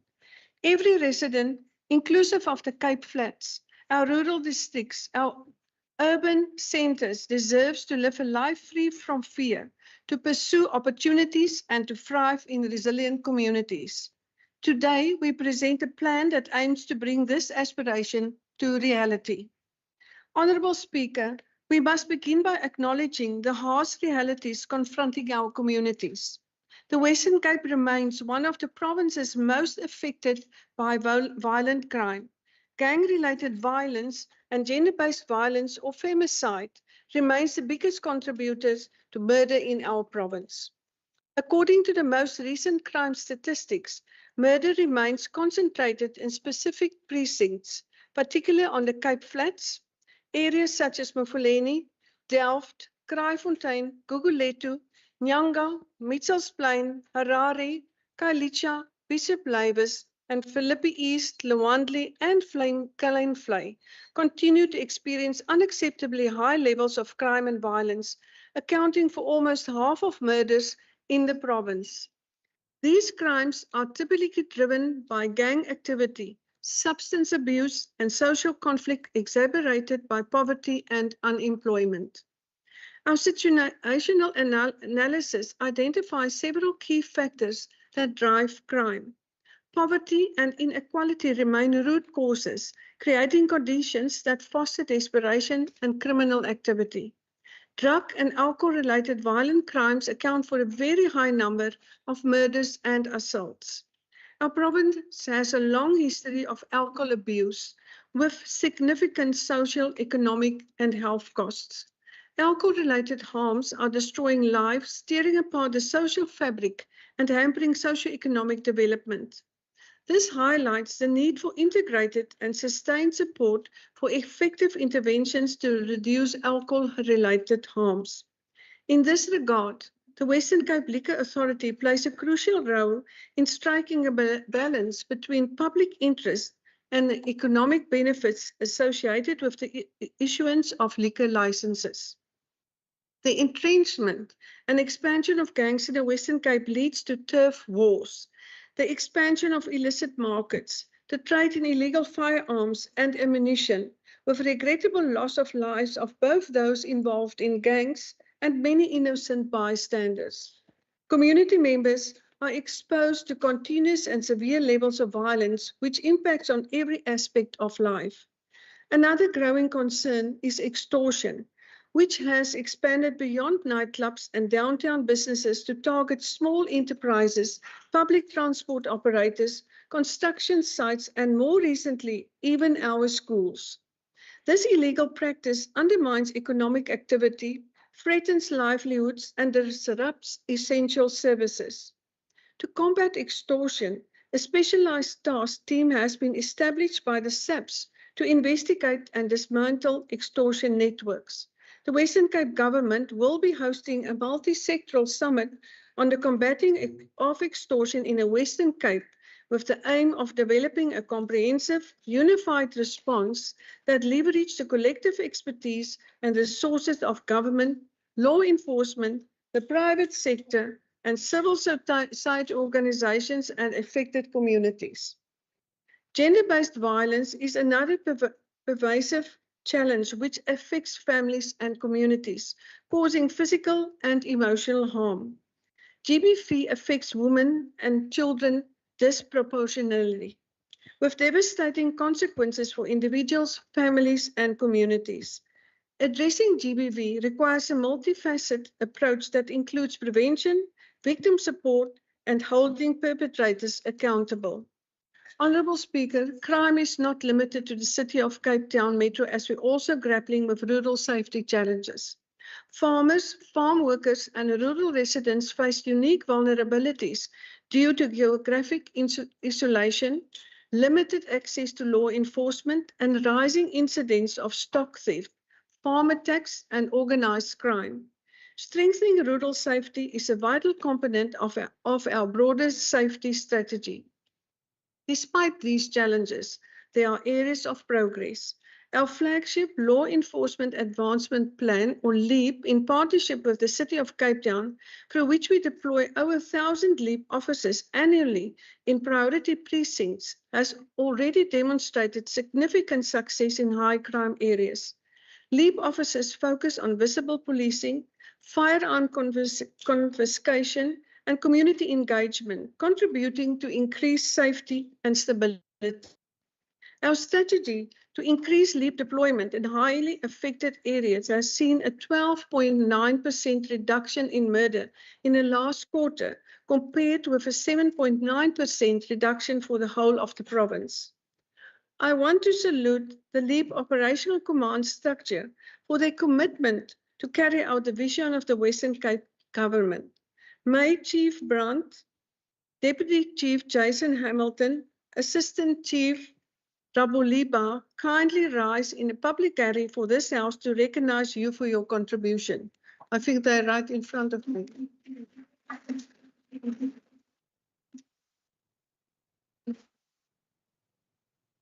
However, we recognize that more must be done. By adopting a whole of society approach and whole of government approach, we can tackle the root causes of crime, strengthen law enforcement, and create safer, more resilient communities. One of the key whole of government approach interventions achieved in the province over the last year is the signing of the Safer City Cooperation Agreement between the South African Police Service, the City of Cape Town, and the Western Cape Government. The objective of the cooperation agreement is to jointly pursue the shared vision for safety and security within the City of Cape Town by collaborating on various initiatives, programs, and strategies aimed at promoting a safe, secure city that is conducive to socio-economic growth and development. Various joint projects are already underway, and the respective administrative teams are hard at work to finalize the integrated work plan paving the way for a safer city and province. This new structured way of collaboration in the City of Cape Town will pave the way for similar agreements throughout the province. While the challenges are significant, they are not insurmountable. With a clear, evidence-informed and data-led strategy and a collective effort of government, civil society, law enforcement, and communities, we can and will build a safer Western Cape. Speaker, as I'm tabling the strategies and budget for the Department of Police Oversight and Community Safety, it is essential that I provide a comprehensive overview of the provincial strategic direction in relation to safety. During the course of the coming week, our department will distribute for comment the second draft of the Western Cape Safety Plan 2025-2030, which will serve as the foundation of our province's strategic interventions and aims to foster a province where safety and social resilience become the hallmarks of our communities. I would like to invite all relevant government departments at all three spheres of government and our external partners and stakeholders to submit inputs to the plan. This plan is built on three core pillars, each of which represents a critical pathway to achieving meaningful, sustainable change in community safety. These pillars align with the broader provincial strategic plan of 2025-2030, which seeks to create cohesive communities, expand economic opportunities, and improve governance systems. Let me take a moment to elaborate on each of these critical components. Integrated violence prevention goes beyond law enforcement to address the social and economic drivers of crime. This pillar emphasizes the whole of society and life course approaches that include early childhood development, substance abuse prevention, mental health support, positive parenting, and youth empowerment. By reducing the factors that contribute to violent behavior, we aim to break the cycle of violence and build more resilient communities. Our province's interventions will focus on at-risk youth, providing them with educational and employment opportunities to divide them from the lure of gang activity and substance abuse. Programs like the Chrysalis Academy will continue to play a central role in this effort, equipping young people with life skills, mentorship, and pathways to employment. Honourable Speaker, I want to take this opportunity to congratulate Joey Peters. I don't know where's Joey. Joey, he's one of our former Chrysalis Academy graduates, and you may stand, who found employment in a law enforcement environment and is currently the Community Safety Coordinator in the Saldanha Bay municipality.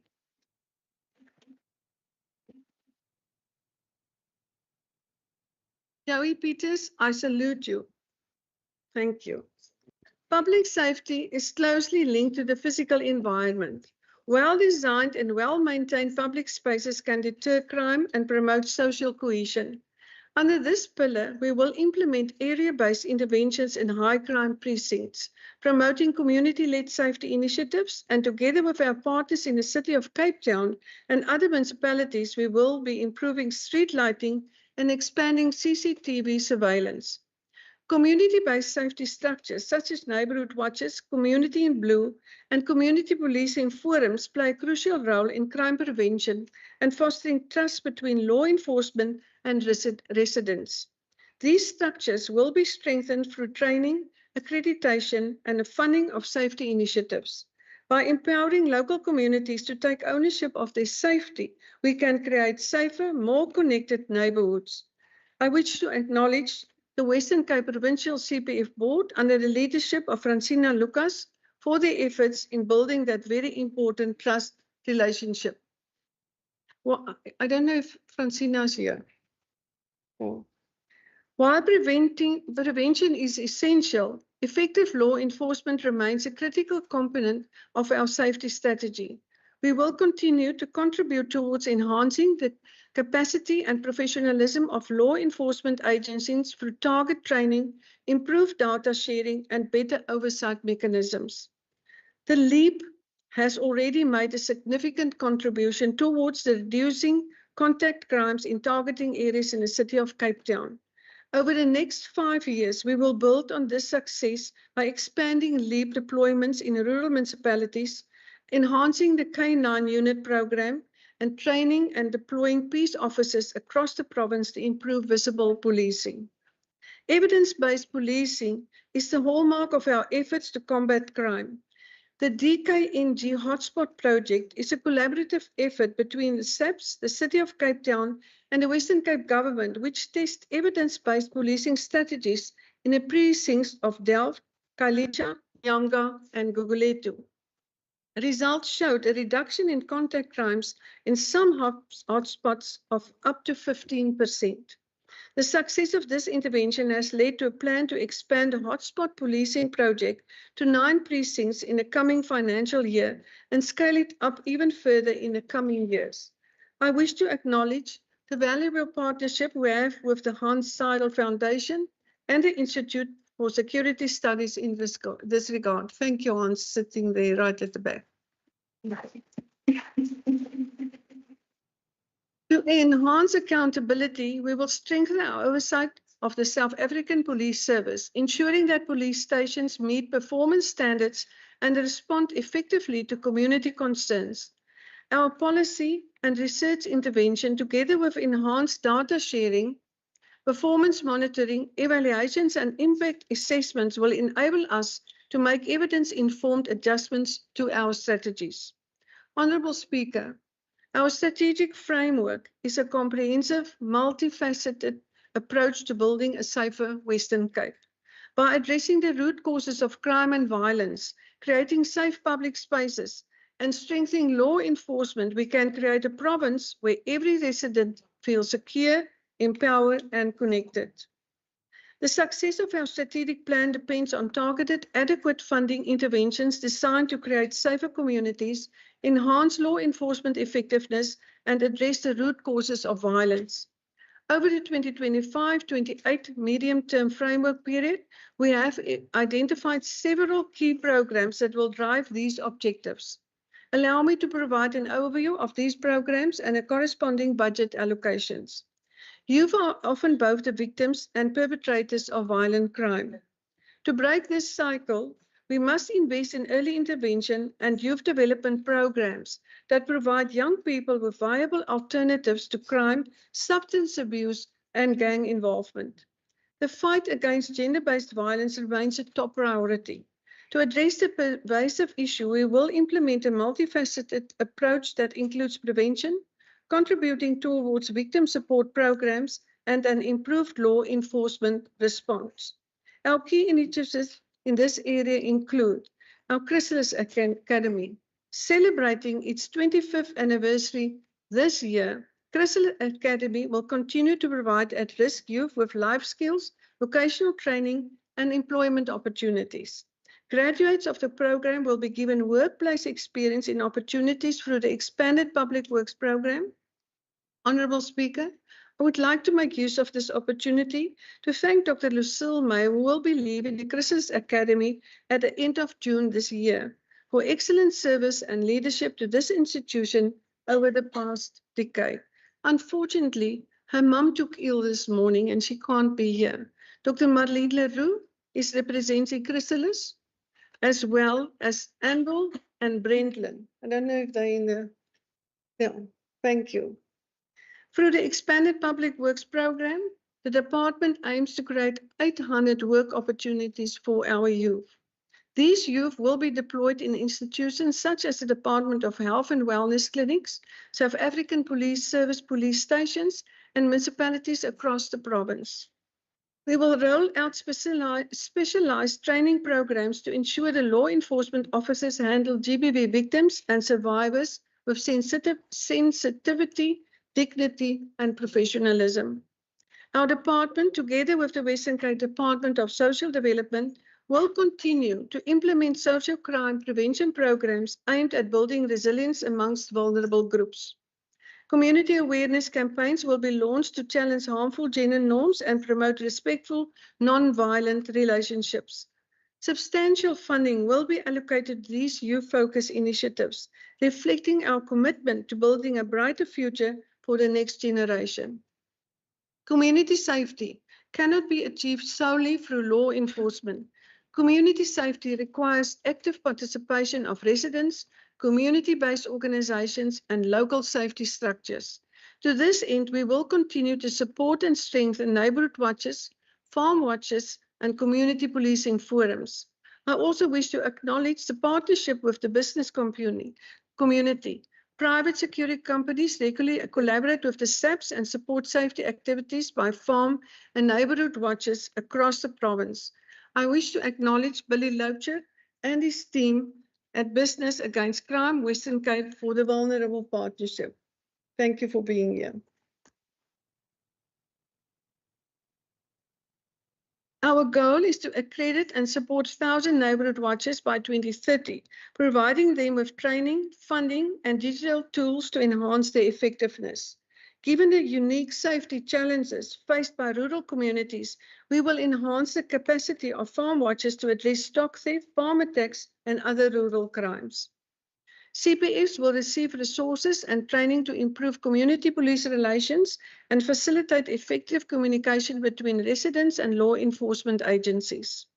Through structured engagements with key community structures, the department will facilitate the development of local community safety plans tailored to the demands and dynamics of 20 communities experiencing the highest prevalence of violent crime. A dedicated budget will be allocated to these initiatives, ensuring that community safety structures are adequately resourced to play the integral role in crime prevention. Our department plays a major role in improving the capacity and capabilities of our policing and law enforcement agencies in the province through coordination of interventions, training of peace officers, financial support to municipalities, and supplementing municipal law enforcement capacity. We will continue to support the deployment of LEAP officers in identified hotspots, particularly in precincts with high murder and gang-related violence rates. We will be building on the success of the Hotspot Policing Pilot Project. The methodology will be expanded to 9 police precincts, which include Mitchells Plain, Delft, Khayelitsha, Nyanga, Gugulethu, Philippi East, Kraaifontein, Grassy Park, and Mufuleni. In addition to the LEAP program in the city of Cape Town, the department will also continue to supplement the municipal law enforcement capacity of 2 municipalities through the rural LEAP program. We will enhance the K9 unit. These specialized units in the municipalities of Mossel Bay, Overberg, and Swartland will be maintained to continue combating drug trafficking, illegal firearms, and the transport of stolen goods. Should additional funds become available in future, we will expand the number of K9 units in areas where it is most needed. We will train and deploy 240 peace officers annually to strengthen visible policing and improve rapid response capabilities in our rural communities.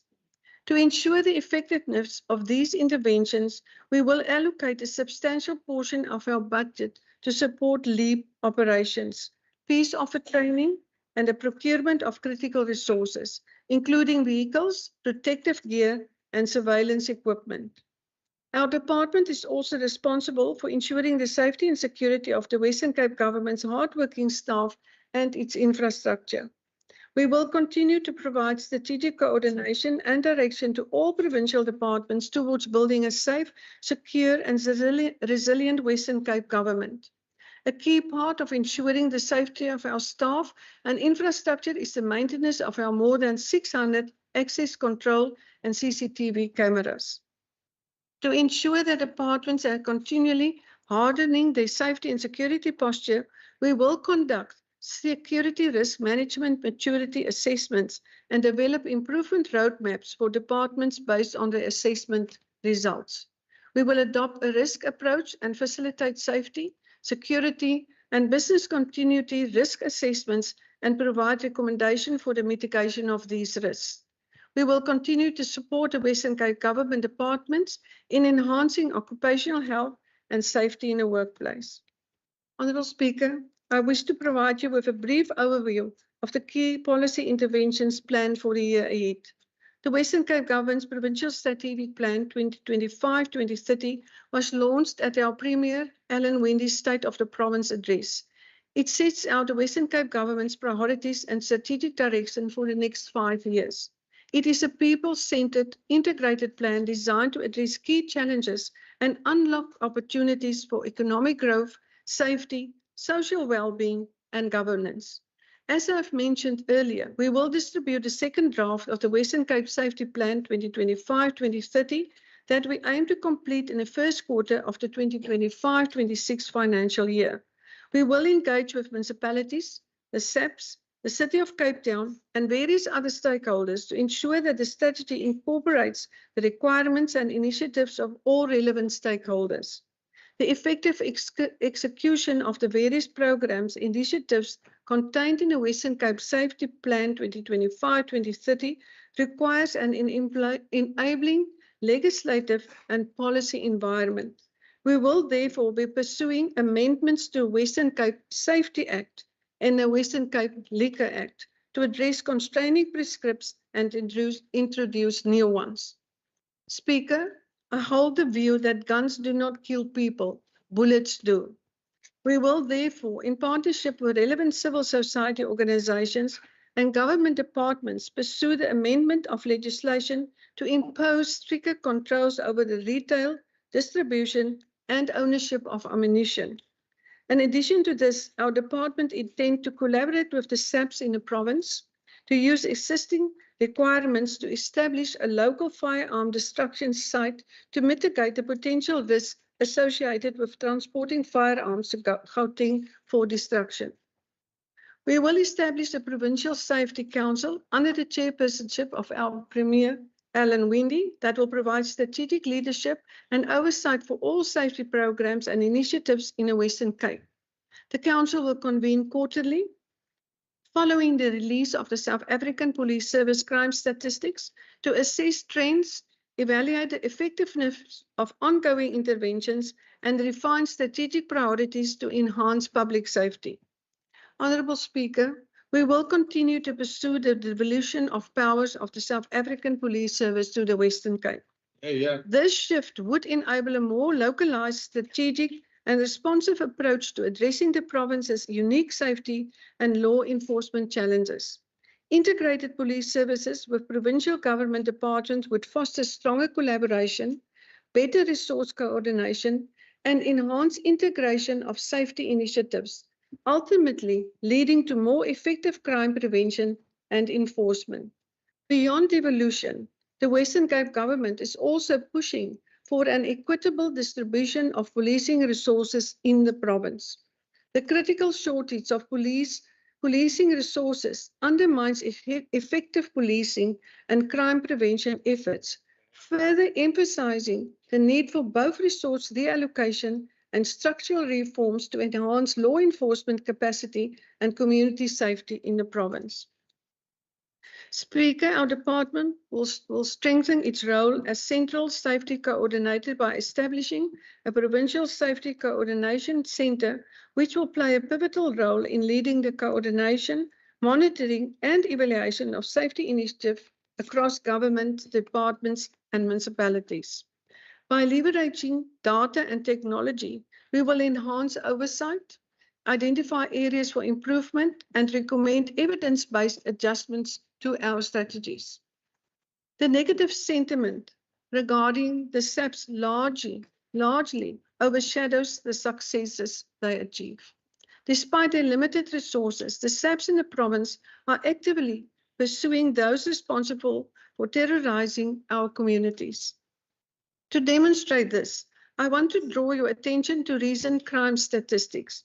During the third quarter of the 24-25 financial year, the SAPS confiscated 613 firearms.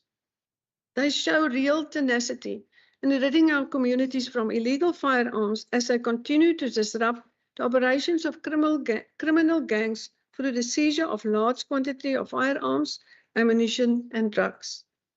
I wish to thank General Patekile and his team for their efforts. General Patekile will leave us soon as the PC of the Western Cape. No.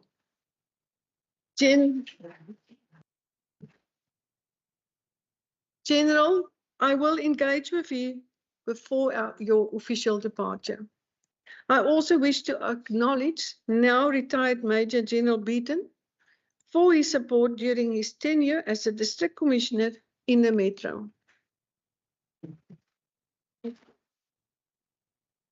It was a real pleasure working with you. Yeah. At this juncture, I want to recognize the presence of 6 SAPS heroes in this house. During the devastating George building collapse, Warrant Officer Rian Leroux and K9 Lex, Sergeant Buyesile Mokusonki and K9 Bond, and Sergeant Willie Visser and K9 Abby from the SAPS K9 search and rescue team played a significant role in the search for survivors. May Warrant Officer Leroux, Sergeant Mokusonki, and Sergeant Visser please rise for everyone to see who you are and acknowledge your excellent service to the people of this province.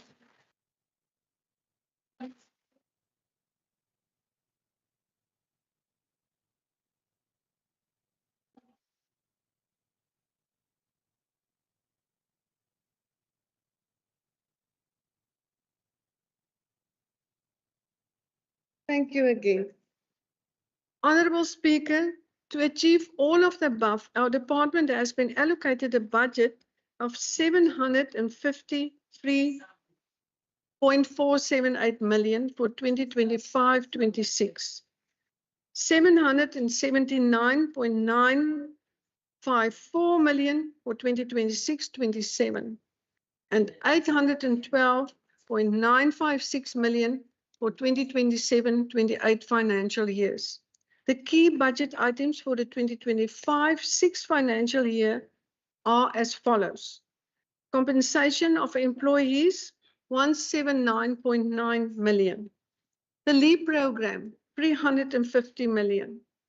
Peace offer training, rural municipalities, 1.8 million. The Chrysalis program, 24.2 million. Our neighborhood and farm watch capacitation, 5.9 million. Community police forums, 0.8 million. K9 units, 12.8 million. The EPWP program, 31.9 million. The Rural Leap, 10.1 million. The Western Cape Liquor Authority, 60.8 million. The Western Cape Police Ombudsman, 9.3 million. And the WOSA, the Whole of Society Approach Safety Implementation Plan, district municipalities, 4.6 million. Collectively, these major expenditure items make up of 512.3 million or 67.9% of the department's budget. Honorable Speaker, as we embark on this ambitious journey to build a safer, more resilient Western Cape, I must acknowledge the dedicated men and women of the Department of Police Oversight and Community Safety. It is their unwavering commitment, expertise, and hard work that will be instrumental in delivering the programs and interventions outlined in our strategic plan. This is a call to step up, a call to redouble our efforts, to innovate, and to collaborate in ways we never have before. The challenges we face are immense, but so too is our determination to overcome them. Together with the support of our law enforcement partners, civil society, and the people of this province, we will create a future where safety, hope, and opportunity prevail. I wish to take this opportunity to thank the hardworking team in my office who are diligently and loyally supporting me in all my endeavors, and sometimes they are very weird. Without you, I will not be able to tackle the daily challenges. I wish to acknowledge the valuable inputs by the members of the Western Cape Provincial Safety Advisory Committee. It is really important to have an outside voice on the inside. I want to acknowledge you as part of our team. General Reddy, Ombudsman of the Western Cape, thank you to you and your team for your dedication in restoring the relationship between SAPS and our citizens. And last but not least, I wish to thank our acting HOD, Hilton Arendse, for the fresh, inclusive, and innovative management style he brought to this department. You really brought a new vision to this department, and we promise to build on that vision long after you leave. In closing, Honourable Speaker, let me emphasize that safety is a shared responsibility. Government alone cannot solve the complex challenges of crime and violence. We need the active participation of every resident, every business, and every civil society organization. Safety and wellness are not just the absence of crime, it's a presence of opportunity, hope, and social cohesion. Crime and violence ruin lives, deter investment, limit economic opportunities, instill fear, and erode trust in public institutions. A safe and resilient Western Cape is a foundation for economic growth, job creation, and social stability. Let us rise to this challenge with determination, unity, and an unwavering commitment to a safe and resilient Western Cape that help businesses to grow and create jobs and equips our residents to get those jobs. I thank you. Thank you very much. Thank you very much, Honourable Minister. Before I recognize the next member on the virtual platform, I wish to remind the members of on the gallery, of the guests to the WCPP, that you are not allowed to participate in the proceedings of the House, and that is also that also includes clapping. But you are most welcome to observe the sitting.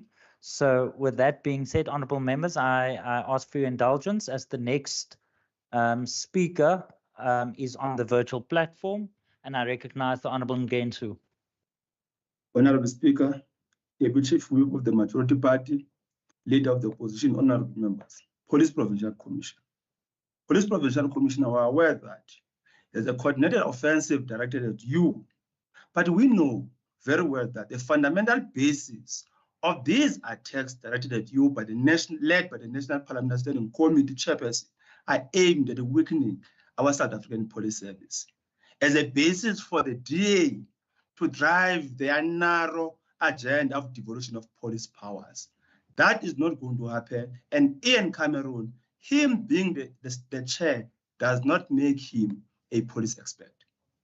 Speaker, as we are called upon by this government of liberals to debate and pass an anti-poor and anti-black majority budget, because this budget is premised on basic tenets of neoliberal austerity, we invite you to observe the 70th anniversary of the Freedom Charter, a proud revolutionary program crafted by South Africa's National Liberation Forces, led by the ANC. This revolutionary program continues to serve as a beacon guiding the social and economic transformation currently underway in our country. Chairperson, Speaker of the House, Despite the ongoing neoliberal state offensive aimed at undermining the ideals of the Freedom Charter, we remain steadfast in our commitment to its principles and objectives. I don't mince my words, Speaker, when I say the sharpening contradictions within the government of national unity should be further deepened.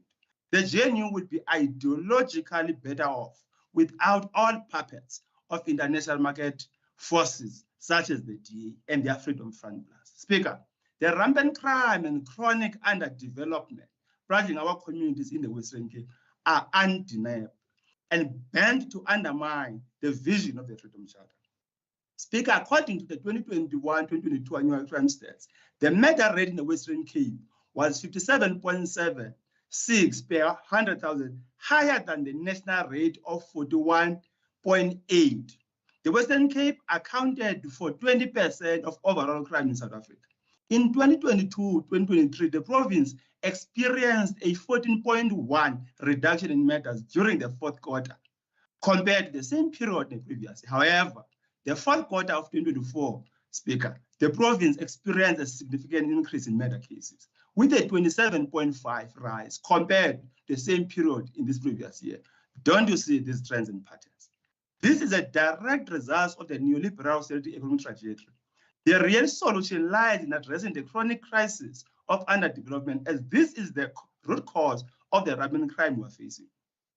Speaker, once again, as we're called to debate this, a budget, but rather on the which is based on the principle of British institutions such as the IMF, it seeks to advocate nothing but budget cuts. This is evident in the 11.2 million reductions in the defense budget allocation.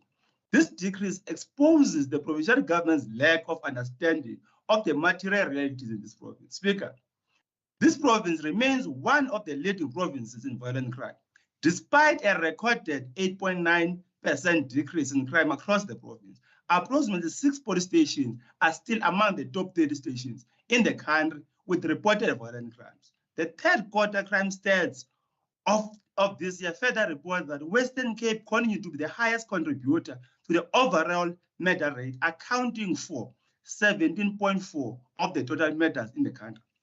This province continued to record the highest number of gang-related murders, with the 263 counts reported in this quarter alone, Speaker. A large number of these matters, 135 occurred in Bishop Levis, Mitchell's Plain, Kleinveld, Delft, and Essex River. This was expected because the DA's golden boy in the city of Cape Town, JP Smith, is reported to be entangled in the nexus between the criminal network, the political elite, and the corrupt business elements. Given this evidence, a listening government committed to building safe, caring, and resilient communities as per the department's vision would heed the call we are making. Even more concerning is the growing construction mafia crisis in the Western Cape. Unless, Speaker, leading elements from the provincial government are benefiting from this criminal network, I must say, the MEC has been mute on this question. Even today, it was just a by-the-way statement.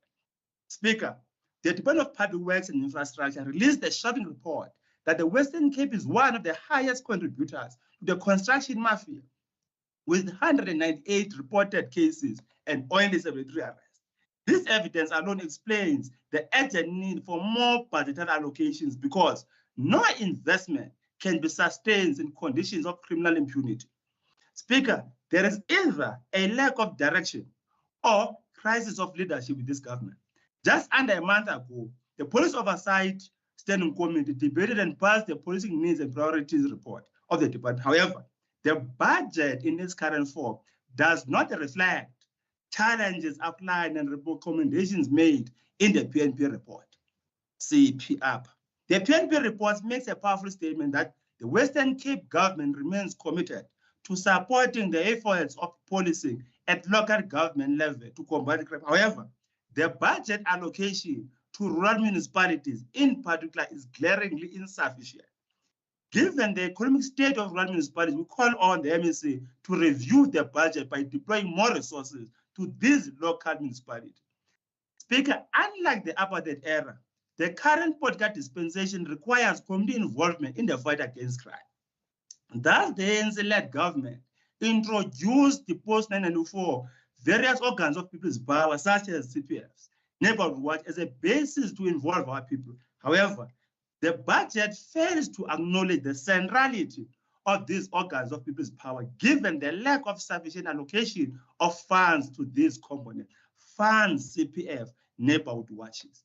Maybe your government still believe on the apartheid donor corp police regime. We can confirm, though, the existence of the donor corp apartheid police regime because this government was mute when traffic officer almost killed a minibus taxi operator about a month ago. Again, it has been reported that, and it comes as no surprise, that there are dogs in the chamber today to serve with interest. Speaker, we demand a budget that is premised on the genuine need to address crime in working class communities and to build safe, equitable, and just society for South Africans. The deployment of resources must be working class biased because not a single day where bodies were collected in the Leaf suburb of Constantia, of Brackenfell and so on, but bodies are collected in Mitchell's Plain, in Khayelitsha, in Nyanga East. Such areas need the resources. In your whole society approach, Chair, we urge the ANC that boots on the ground alone do not serve as a panacea to resolve the problem. As long as there continue to be squatter camps in working class communities, crime will continue. Speaker, on behalf of the ANC, we reject this budget, which is based on neoliberal austerity framework. I thank you. Thank you very much to the honourable member. Before I recognize Honourable Stevens, do you need the podium? Do you need the podium? Then I recognize you, Honourable Stevens. Oh, Honourable Speaker and distinguished guest, our communities are under siege. Crime rates continue to rise despite the deployment of another 1,000 additional LEAP officers. The reality on the ground does not reflect any improvement, and people are losing faith in the system meant to protect them. We hear tragic stories almost daily. Just last week, Tamlin Clark was shot and killed in broad daylight while sitting in front of her home, awaiting a trial case due to rape. In March, theatre nurse Bevan Dudley was brutally murdered in Kraaifontein, one of 5 consecutive murders in the area. Criminals are emboldened because they do not fear consequences. And still, LEAP officers were removed out of the Kraaifontein area in 2024, knowing that the Kraaifontein police station doesn't have enough manpower. Even more disturbing is the ongoing crisis of gender-based violence. In 2019, President Cyril Ramaphosa declared GBV a second national pandemic, but despite various government interventions, we have yet to see real change. Women and children continue to live in fear. Injustice remains elusive for far too many survivors. Honourable members, passing laws is not enough. We must ensure they are enforced. Survivors of crime in GBV need more than promises. They need access to justice, protection, and real support. This means strengthening our police services and judiciary so they can respond with urgency and sensitivity. It also means investing in education and prevention programs that challenge harmful gender norms and teach respect, consent, and equality from an early age. Our people deserve to live in safe communities where criminals are held accountable and justice is swift. The time for talk is over. Now is the time for action.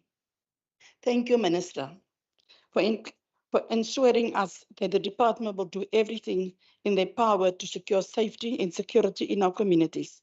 Therefore, we support the budget. Thank you, Speaker.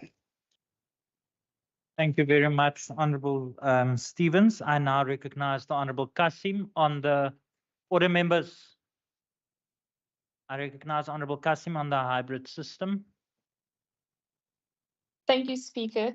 Speaker, this budget will not have an impact on tackling crime since the money will be placed in the wrong hands once again of this very same people who have been failing this province when it comes to crime.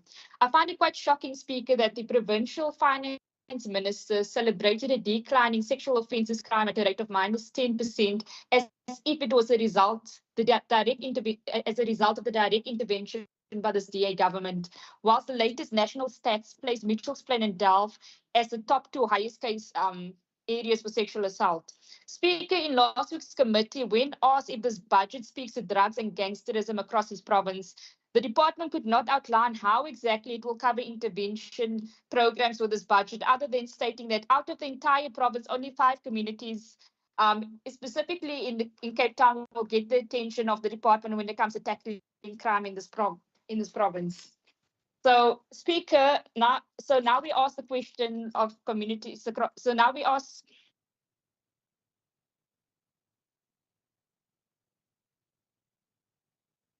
So, Speaker, now we ask, what about other communities across the province who also suffer and who are also held hostage under drug and gang activity? It cannot be that every year we waste millions of rands on a safety plans that does not yield results, whilst there is zero innovation when it comes to tackling crime. Because reality is, Speaker, when we look at those suffering and dying, especially on the Cape Flats, it's always only African and coloured children being killed, especially through drug and gang activity in this province. The EFF cannot vote for a budget that does not speak to communities who need it the most, because we are here annually asking this DA government to prioritize tackling drug and gangsterism, but they just do not want to do that. And therefore, Speaker, we reject this budget. Thank you. Thank you very much, Honourable Kasim. I recognize the Honourable Jacobs. Thank you, Speaker. Greetings to all. I think you're all aware the Cape Flats is at war. Speaker, the department planning report for which this budget must cater for has the following to say. In the period of 2014 to 2024, 10 years, there has been a 43% increase in the murder rate in the Western Cape. From 2022 to 2023 to 2023 to 2024, there has been a 9% increase in murder rate in the Western Cape, while the national increase was a mere 0.5%. So the latest crime stats indicate that the Western Cape is in a position 2, 3, 4, 5, 8, and 10 in the national top 10 murders in murder areas. The department in its report says that the top contributor to these figures are poverty and unemployment. I'm going to say it again. Poverty and unemployment, firearms, alcohol, and drugs. Now, Speaker, we must ask ourselves, how does the Premier and the MEC want us to believe that we have a 19% unemployment rate, but the contributor to poverty and unemployment is murder?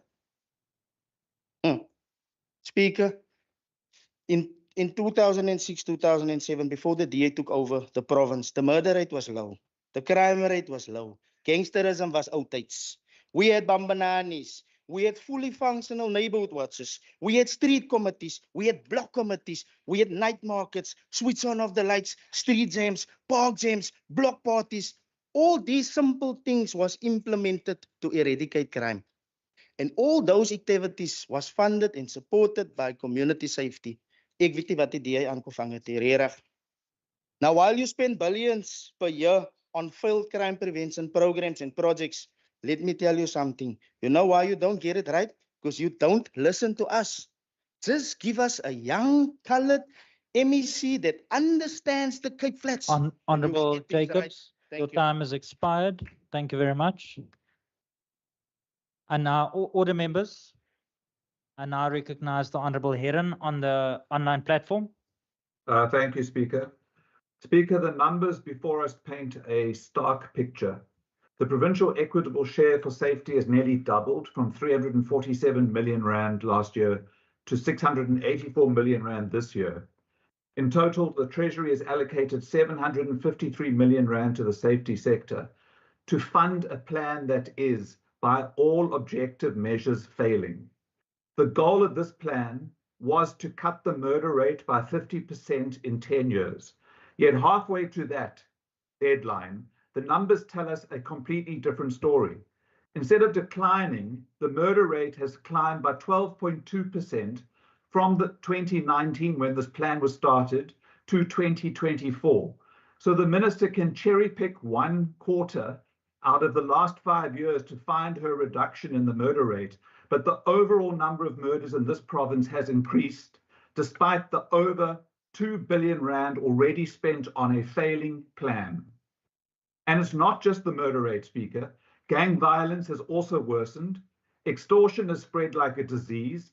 Businesses are under siege. Communities are terrorized. And now even schools are being targeted, with teachers receiving threats from extortion gangs, turning places of learning into places of fear. The same money being poured into a failing safety plan could instead be invested in education, which is a proven tool to reduce crime. Quality education provides opportunities, disrupts gang recruitment, and fosters safer communities. Instead, investing in education should not just be an option, it is a necessity. The budget increase is meaningless if it continues to fund a broken strategy. We cannot spend our way out of failure. What we need is a safety plan that works, one that dismantles gang networks, roots out corruption in law enforcement, and makes communities safer. Honourable And no Heron, your time has politician- expired. Please conclude. No politician who is implicated in crime should be in office. If law enforcement is kicking down your door, Thank you very have much, no Honourable business being Heron. in government. Thank Your you. time is concluded. I recognize the Honourable Walters. Honourable Speaker, let me declare right up front that the Democratic Alliance is supporting this budget vote, and proudly so. Let me start by thanking our Premier, our Minister of Finance, and everyone involved in the management of resources for delivering a budget that is pro-poor, that is pro-growth, that is pro-jobs. As was pointed out so factually, so objectively, and so transparently by this government, it is spending 80% of its budget on services directly aimed at transforming the lives of poor residents of the Western Cape. No amount of idiotic race baiting, outright lies, and frankly old, outdated posturing can change the objective fact that this government is the guiding star in South Africa in job creation, reducing inequality, and economic growth. Furthermore, it is achieving this noteworthy accomplishment on the back of an outstanding record of managing scarce resources, as evidenced by past Auditor General reports. This is not a case of simply spending money that we do not have at the expense of future generations, but responsible, careful investment in a belief that the poor should not remain poor. In this province, the money meant for the poor does not get stolen.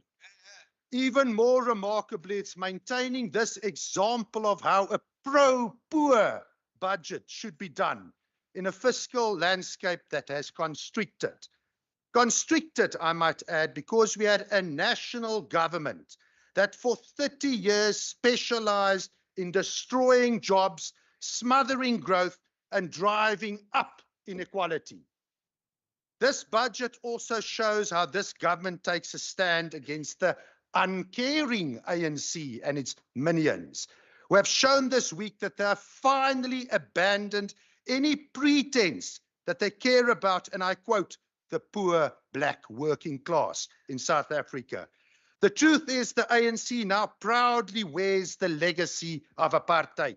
And this budget, if we are truly objective, shows that a DA government is the answer for anyone who wants to defeat that legacy. Honourable Speaker, by supporting Vote 4, we are not merely supporting the efficient expenditure of budget items in a mechanical manner, but supporting it as part of a transversal strategy. This means in very simple terms that the Western Cape government does not spend in silos. What happens in one department is intrinsically linked to what happens in another department. Spending on education, spending on social development, spending in health, and spending on cultural affairs and sport all works in tandem with the Department of Police Oversight and Community Safety. And it is the way that this government gives expression to its key strategic priorities of growth for jobs, a safe society, an educated and healthy and caring society, and innovation.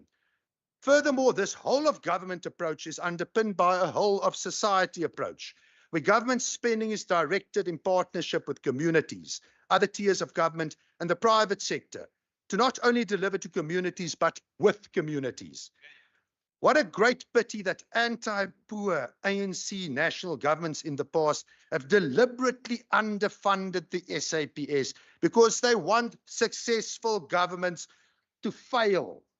They cannot handle success. Imagine what this government could do if the SAPS was devolved to this province. Chair, Speaker. that was a throwback to my days in Parliament.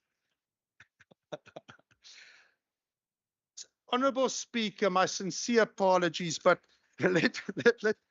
but since we're on the topic of national government, I think it's important to note that particularly the other parties in this House have without fail been criticising the Western Cape government for failures of national government. Without fail, you can literally tick a box. Everything they accuse this government of is in fact their failure. But can I say that I don't believe the members in this House and the opposition are dishonourable members. I think they're honourable members. I think they're serious about what they're doing. So I'm actually interpreting this not as opposition criticism, but a heartfelt appeal that the DA should really be taking up these functions. It's closet support for devolution. They know that we will do a better job, and thank you for that sort of subliminal support. Imagine what this government could do taking over resources often wasted by the SAPS in the Western Cape, which the opposition is criticising, which we can see they want us to be handling and dealing with. Imagine if the SAPS and other national departments just got with the whole of society program. We still live in hope and will work towards that, hopefully with the other parties in this House, and do welcome some positive signs that the past attitude might be changing. With this backdrop, I want to highlight the following in the budget. The main budget for police oversight and community safety, and I'm going to avoid a second embarrassment by not quoting the full number because I'm scared of a Zuma moment. But the main budget for the police oversight and community safety for 2025 to 2026 is just over 750 million. Today, I stand before you to highlight the critical importance of continuing our investment in the Law Enforcement Advancement Plan, LEAP, a partnership that has proven to be a beacon for hope for our communities in high crime areas. The LEAP program has made significant strides in enhancing the safety and security of our communities. Through targeted funding, the LEAP program continues to bolster the capacity of law enforcement agencies, with earmarked allocation set at 350 million rands for 2025 to 26, 365 million for 2026 to 2027, and 380 million in 2020 for 2027 to 2028. Despite a decrease of 3.99% in the 2025 to 26 financial year, the strategic funding is essential to maintain and expand our partnership with the City of Cape Town over the next 5 years. Let me be clear, LEAP's impact is tangible and undeniable. The program has led to the removal of 745 firearms from our streets, over 40,000 arrests, and the seizure of millions of rands worth of illicit drugs. These are not just numbers, they represent lives saved, families protected, and criminals taken off the street. LEAP officers, including the learner law enforcement officers on the front lines, are actively working to improve community safety, while units like the Roving Reaction Unit provide critical rapid response capabilities. However, despite these successes, some continue to oppose LEAP, claiming it's ineffective. To them, I ask, how can we ignore facts? How can we disregard the lives saved and the criminals apprehended? The evidence is clear, and it's our duty to continue supporting LEAP to keep our communities safe and secure. However, the funding for that, given that it's essentially a national mandate, is not guaranteed. And a national government that truly cares will take this pilot program and invest in it and expand it, Member Stevens, to all communities like Kraaifontein as well. So really, let's take hands and let's devolve, as I mentioned earlier. We also welcome the investment in the Provincial Safety Coordination and Intelligence Centre situated in the HOD's office. This institution has the potential to help fill the gap left by the very poor crime intelligence capacity of the ANC's SAPS at a national level. Again, the Western Cape is coming to the rescue of a national department and will help to develop useful data in tandem with data gleaned from other departments. Furthermore, we welcome the continued investment in the capacity of the Western Cape Liquor Board, who can play a big role in the fight against crime and be a source of revenue for the provincial government. Similarly, we welcome the continued support for the Provincial Secretariat. This assists the department with keeping the SAPS both accountable and supported, and is a key part of bringing national government to the party. We welcome the continued support for the LEAP program, but again, with this caveat, it cannot become an excuse for the SAPS to underinvest from their side. They see LEAP officers coming in, and then they don't add the resources they are supposed to add as per the original intention. Right now, there's a growing concern that this assistance to the SAP's mandate allows them to pass the buck to the Western Cape provincial government, ably assisted by members of this House, desperately trying to blame the provincial government for national failures. If they truly care about the poor, they will demand that these programs are supported, further invested in, and mainstreamed by a national government willing to play its part in a true partnership. A concept has been proven, let's make it work. I further support the onboarding of the EPWP programs to strengthen police capacity. Welcome the Chrysalis program to further invest in human capacity, and appreciate the very successful support for neighborhood watchers. We look forward to a renewed emphasis on rural safety and acknowledge the good start that was made with K9 units. The K9 unit program plays a pivotal role in the fight against crime, significantly enhancing the safety and security of our communities. The Oeverstrand K9 unit, patrolling nature reserves and coastal areas, has adapted its working hours to target poachers operating in the early hours, leading to numerous successful arrests. In 2024 alone, they arrested 984 suspects, disrupting illegal activities and protecting our environment. Similarly, the Swartland K9 unit extends its reach across boundaries, conducting operations in areas such as Saldanha Bay, Cederberg, and Bergrivier. The integration into the municipal law enforcement traffic service structure has proved effective, with 369 arrests made in 2024. The Mossel Bay K9 Rural LEAP unit collaborates closely with the SAPS during operations. There are very good people in the SAPS who just want to do their jobs, contributing to the arrest of 228 suspects in 2024. These successes highlight the value of the K9's unit support in law enforcement. The continued investment and support for these units will ensure that they remain an essential tool in maintaining safety and combating crime in our region. So there's a noise. I think there's something that's been let loose in the House, Honourable Speaker. Is that a point of order, Honourable Walters? Sorry, say again. Is that a point of order? There's Or is that point part of your order. speech? There's a disruption, yeah. Okay, but you must It's not a speak. sensible disruption, but it's nevertheless a disruption. Honourable Walters, please do not engage me. If you want a point of order, please raise your No, point it's of fine. order. It's fine, Chair. It's not that troublesome. Honourable Speaker, let me take the opportunity to also respond to some of the comments made by the members. It was very difficult to hear the online commentary, but there was something about the construction mafia fearing JP Smith and trying to take him out, but we don't think that's going to work.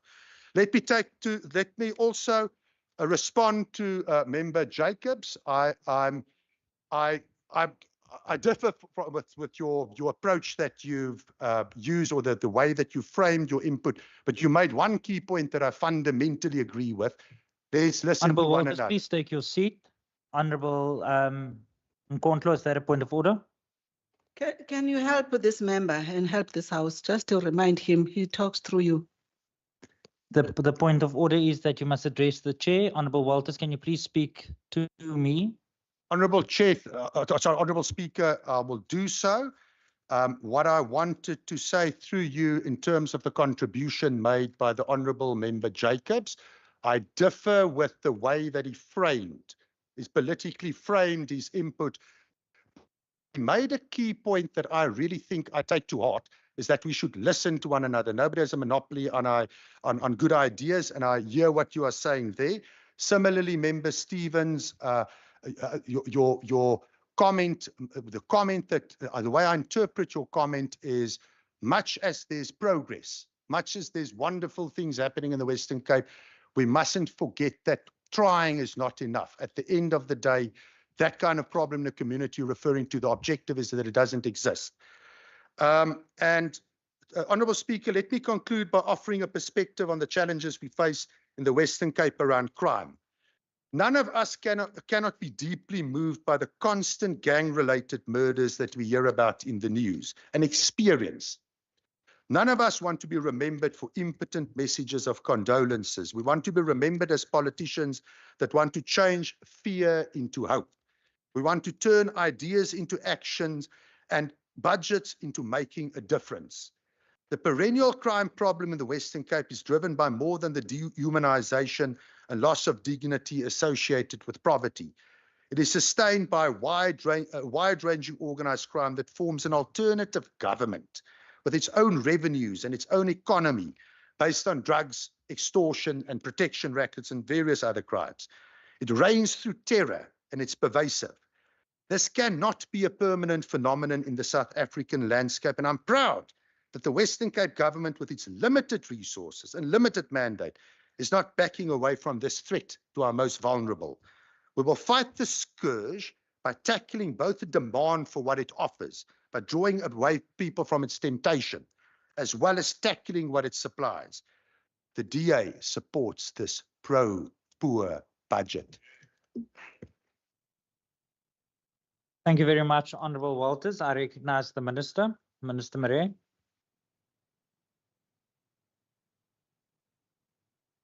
Thank you for everyone that participated in this debate. It's a very sincere debate and budget as well. Eerstens wil ek net sê dat leap ontplooiing word gedoen na aanleiding van data, en ek gaan nou sê Engels, data and evidence-based, but also taking into account the resources available. So we're going to look at that. We have a meeting in April to re-look at the deployment of LEAP. Then there is no misalignment in the PNP and our budget. We support the municipalities in joint projects. We are not responsible for funding their full functions. They have their own budgeting processes through which they need to request funding. En dan vir member Jacobs, ek het u vroeër genooi om by my koffie of tee of water te kom drink. Want ten minste kan ons na mekaar luister. Want dit is so dat ons weet en ek weet wat die werklikheid is op ons Kaapse vlakte. So ek kan kom dat ons saam kan werk aan oplossings, dat ons hierdie geweldige misdaad kan bekamp. Dan wil ek net sê baie dankie aan al ons gaste, dat julle so lank gewag het, dat julle die uitnodiging geëer het, veral van diegene wat ver kom. Ek weet dis mense van Swellendam en van Drakensberg, en veral ons MyCo members vir veiligheid. Baie dankie dat julle spesifiek gekom het, ek waardeer dit. En dan dankie aan ons voorsitter, agbare Thomas Walters, vir ons konstruktiewe verhouding en oorsig wat ons het vir die staande komitee, wat altyd professioneel is. Dankie aan Basim, die komitee-koördineerder, ek waardeer jou, en hiermee lê ek die begroting vir die polisie, oorsig en gemeenskapsveiligheid ter tafel. Baie dankie. Baie dankie, agbare Minister. Honourable members, that concludes the debate on this vote. I will now suspend the House for 2 minutes to allow Minister Marai's guests to exit the chamber. Honourable Van Vogel, I'm on the floor. I will allow the guest of Honourable Minister Marais to exit, and then the guest of Minister Mackenzie to enter. The House is now suspended for 2 minutes.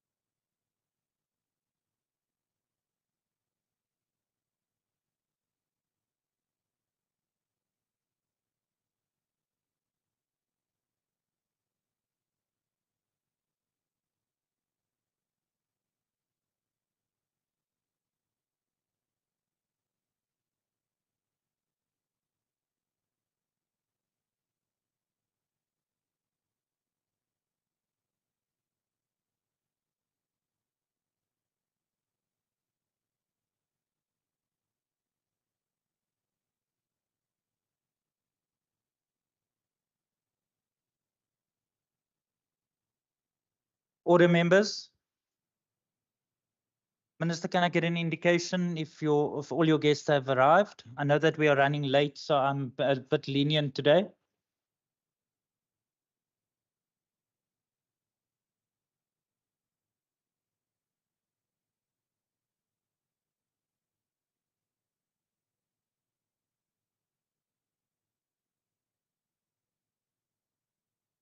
Minister, I'm going to give another couple of seconds and then I'm going to start.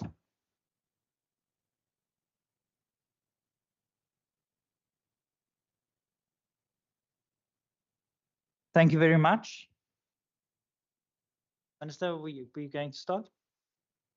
No, Minister, I haven't acknowledged you. I'm asking you, is it? Thank you very much, honourable members. The Secretary will read the 7th order of the day. Wat oor begrotingspos 13, kultuursake en sport, Wes-Kaapse begrotingswetsontwerp. Baie dankie. Agbare minister van kultuursake en sport, Minister Mackenzie. Thank you, Honourable Speaker, Premier Ellen Windy, Cabinet colleagues, honourable members of this House, partners in government and civil society, our head of department, officials from the Department of Cultural Affairs and Sport, fellow residents of the Western Cape, the residents of South Africa and the global community in sports, arts and culture. Honourable members, it's an honour to stand before you to table the 2025-2026 budget for the Department of Cultural Affairs and Sport, a department tasked with some of the most humanizing work in government. The budget is driven by a clear focus on enabling impactful service delivery across the Western Cape, while managing fiscal and service delivery streams. It prioritizes upstream interventions, particularly in youth development, cultural preservation, physical activity, and community empowerment. These initiatives play a vital role in fostering resilience, promoting well-being, and servicing as preventative measures to mitigate future social and economic costs. Honourable member, this week I was in Oudtshoorn at the vibrant Klein Karoo Nasionale Kunstefees, the KAK&K, a celebration of creativity, culture, and communities. Festivals like these don't just bring people together, they create jobs, empower arts and the cultural economy across the Western Cape. En dit was wonderlik om te sien, duisende mense van oor die hele land wat in Oudtshoorn is en hy dorp volmaak. Honorable members, in recent months, we've also celebrated, and I personally visited the declaration of Deep Kloof Rock Shelter near Elands Bay and the Pinnacle Point Site Complex in Mossel Bay as UNESCO World Heritage Sites. We also went to Sibudu Cave in KwaZulu-Natal, where I was gifted a Zulu spear and a shield by the Premier of KwaZulu-Natal. So you're welcome to call me King Mackenzie. It's obviously not.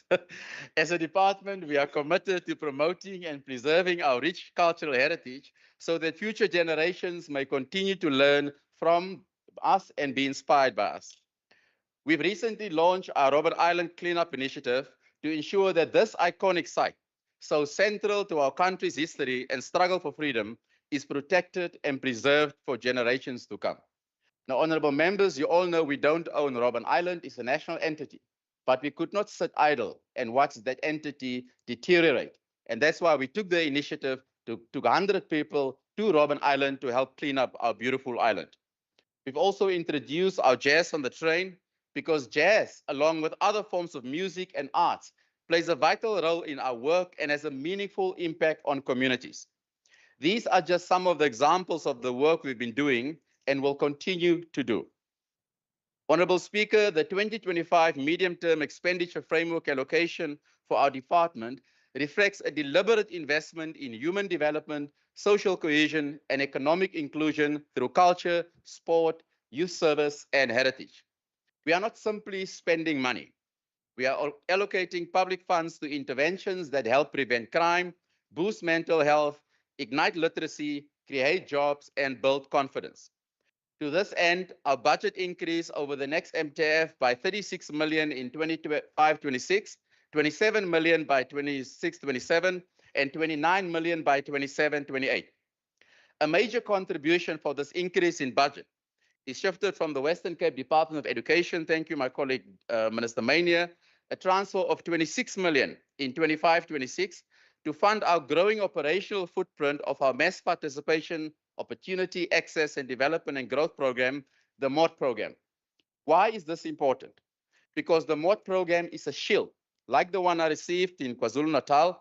It's a protective force field around children and youth in vulnerable hours after school. It is one of our province's most effective interventions against crime, disengagement, and despair. Take, for example, Unati from the Oscar Mpeta High School Mott Center in Nyanga. Unati went from an introverted learner to a university graduate and future educator. She's a dancer. And where did her journey begin? Unati's journey began dancing in our Mott Center. Or take Coach Natalie September from the Groenewald Primary Mott Center in Paarl. She went from a local assistant coach to provincial mentor and university level trainer. Natalie embodies what a success story look like for us. They come from our Mott centers. That's why we're very happy from the money from education to invest another 29 million rand into the Mott centers. Honorable members, through safe and structured activities in sports, arts, and culture, young people are exposed to discipline, teamwork, creativity, mentorship, and the simple joy of belonging. That's why it's wonderful to see our young people here from the Rainbow Academy. Thank you for joining us in our Western Cape Parliament here today.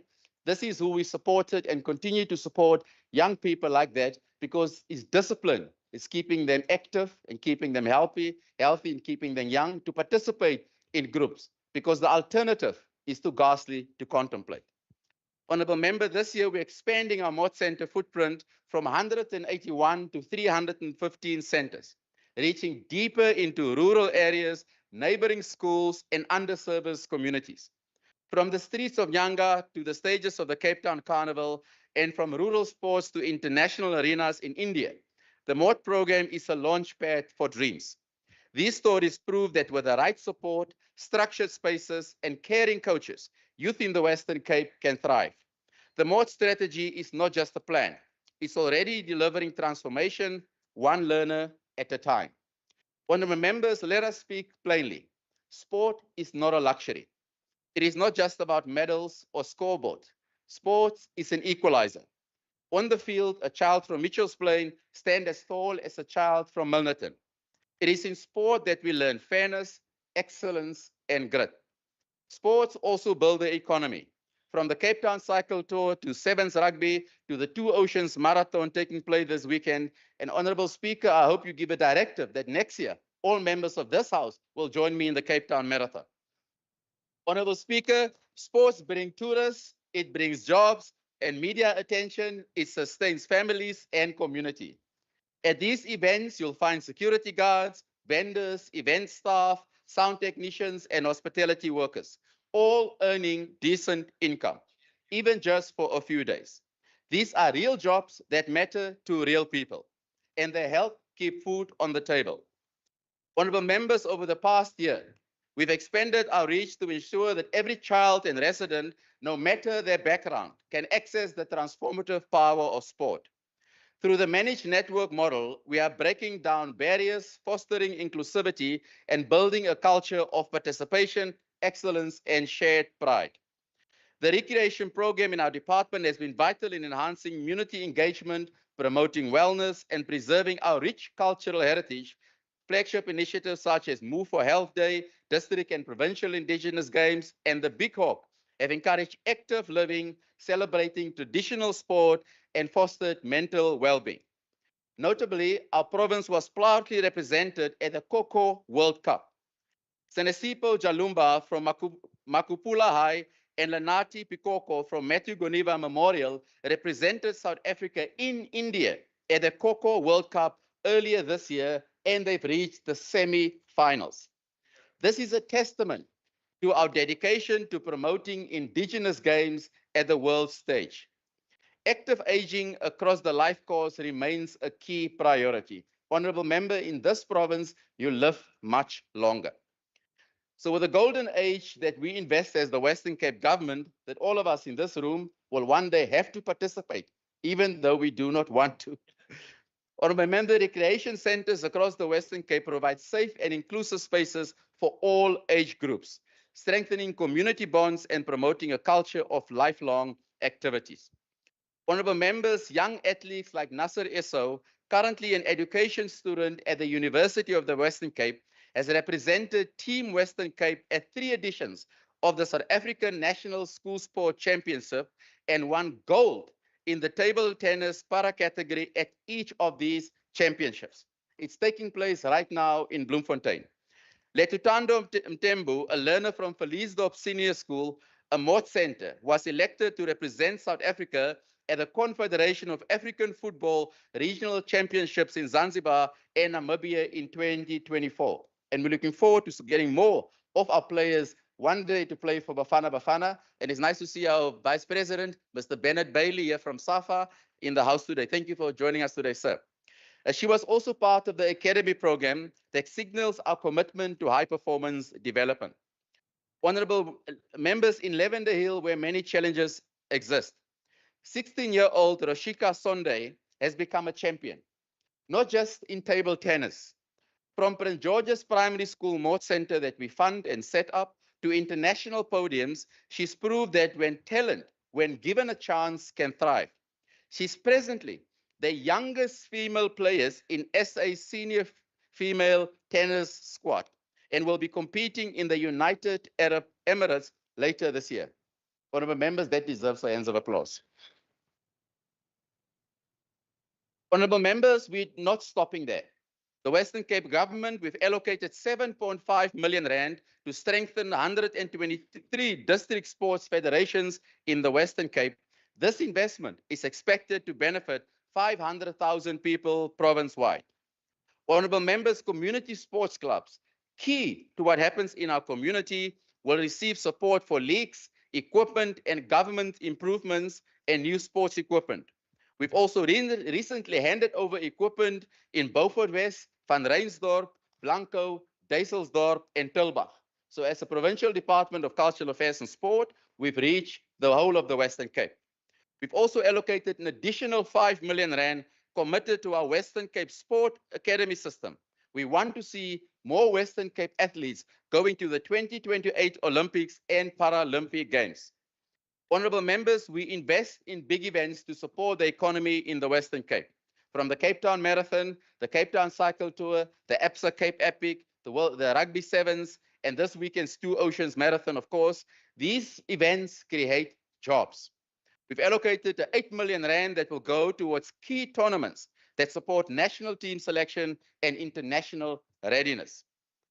Honorable members, upgrading facilities, sports facilities and communities is important to us as the department. Just recently, we added brand new lights in Tilbach. We've opened a multi-sport complex in Prince Alfred, Delft. We've improved community facilities like cricket. I was in Düsseldorf 2 days ago. This is how we help sport in the Western Cape. We invest in our facility. Honorable members, youth are important to us as the members of the Western Cape Parliament. Apologies, Deputy Speaker. Thank you, colleagues. That is why, honorable members, we invest in our flagship Year Beyond program. Our Year Beyond program is an incredible program that can connect young people to economic pathways. Just recently, we've advertised the vacancies that was in that positions, nearly 3,000 vacancies that will be filled by our colleagues in the Year Beyond program for young people, because believe young people deserve an opportunities. On one of the videos that we shared on TikTok, nearly saw 90,000 views, predominantly obviously by young people, and my colleagues informed us that they received more than 40,000 applications. Although it's wonderful to see so many applications, it's the message to us is clear. We must do more for our young people, of course, in the Western Cape and in the country. And anyone that increases VAT, stop the opportunities for those young people. Honorable members, 3/4 of youth who exit our Year Beyond program transition into work or studies, and less than 10% of them are likely to become NEET peers, NEET youth than their peers. So we're asking our colleagues to please share these programs that our department has so that more of these young people get opportunities in our government. Honorable members, our department will continue to invest in our national school sport championship, and we wish all our participants currently participating in that competition well, and we know they're going to bring gold back in the Western Cape. Honorable members, we love arts in the Western Cape, and we love supporting the arts in the Western Cape. And thank you, Marlene Relou, the CEO of our beautiful facility, Artscape, that's here sitting at the bottom, joining us today. It's wonderful to see new productions taking place in that beautiful facility. And thank you for running an incredible entity in the Western Cape, one of our best entities, in my opinion, that you run, you and your team, a great team. And I hope you'll continue to run that. Thank you very much to everyone at the Artscape. Honorable members, we fully support the arts, and for this year, we're allocating 17 million rand to support artists and organizations across disciplines, generating jobs, events, and local economic growth. In this regard, I want to welcome 2 young ladies from McGregor. On their own, honorable members, they built a beautiful facility using their own resources in McGregor. Caroline and your colleague, welcome here in our Western Cape Parliament. We'll continue to support the Sambulance Center, honorable members. If ever you have time, visit McGregor, visit the Sambulance Center, and it's wonderful to see how young people such as themselves take charge in our community, Minister Mayor, and build this wonderful facility. A great investment by the private sector, and when the private sector do so, we follow. So we'll also be assisting them, honorable members, to live the arts in that community. Thank you very much, young ladies. Honorable members, heritage is important to us as the Western Cape, and I want to welcome our CEO of our Heritage Agency, Dr. Michael Jansen van Rensburg, who's continuously building our heritage in the Western Cape and ensuring we protect our heritage. We love heritage in the Western Cape, we're protecting it, but we also want to enable development in the Western Cape. In this regard, and in balancing development and preservation, and in line with our National Heritage Act, we've allocated 870,000 rand for operational costs, and we've now, in addition to that, allocated 800,000 rand for appointing a project championship to support the new UNESCO World Heritage Sites, the emergence of modern human behavior. We want to protect our new World Heritage Site, and I know our colleagues in the department will do incredible work in protecting that site and enabling jobs whilst protecting. Honorable members, to support our operations, we've also allocated and will transfer 7.7 million rand to affiliated museum, and over 10 million rand will fund our expanded public works program, providing work opportunities and boosting capacity for our museums. Honorable members, the Heritage Western Cape will designate the grave sites of repatriated liberation stalwarts as provincial heritage site, ensuring their legacy is preserved for future generations. Our freedom was not free. People died for our freedom. And I'm proud of the team who continue to invest in ensuring the legacy of those that died for our freedom get dignified burials and their history is dignified, preserved. So thank you very much, colleagues, and thank you to the team. Honorable members, we love libraries in the Western Cape. In fact, we love reading in the Western Cape. Readers are leaders, as the Minister of Finance always say. Honorable members, the Western Cape has the country's largest library network with over 375 service points offering safe learning and free digital access.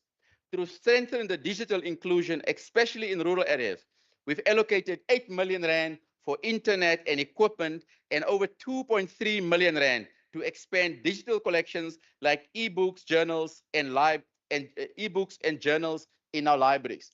Honorable members, 2 days ago, I was in Oudtshoorn, and I made a point to visit one of our libraries in Oudtshoorn. The reason I did so, and I bought them some lovely cake and tea, and I'll explain to you why I did it.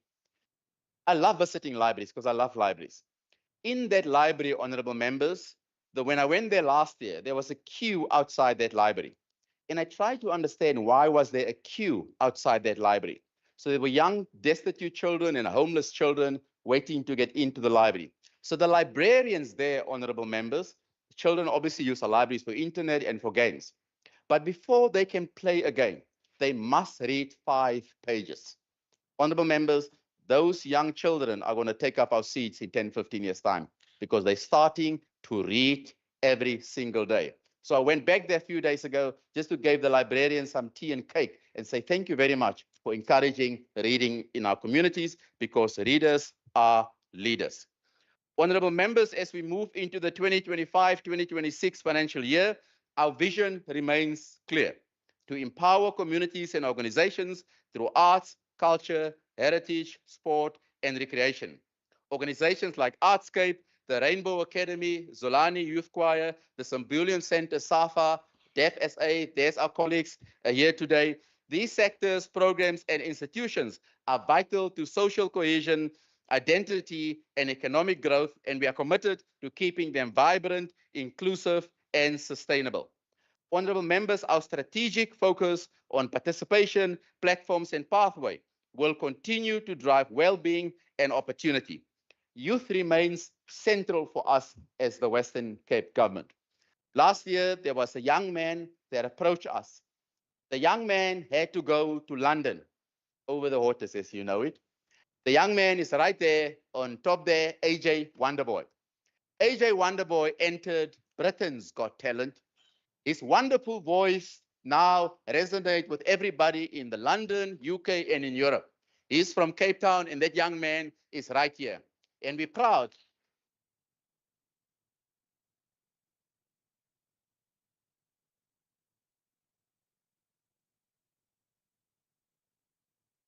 And as the Western Cape government, we are proud to support AJ Wonderboy. And thank you, Marlene, Temba, and the team for working hard. Carol, Dr. Carol van Beek, in absentia, for working hard to make that beautiful Artscape facility available for a fundraiser that helped getting AJ Wonderboy to London. That is the job of us as the Western Cape government. We are enabler of things. Thank you for Marlene for always being available to assist us. Honorable members, this year we're going to launch our Western Cape School Sports Strategy 2025-2029. I always tell people, yes, the last 30 years has been bad from policing, health, the trains has collapsed, all of those things. But the greatest tragedy of this country of the last 30 years was the demise of school sport. If we fix school sport, we can fix everything with our young people in this country.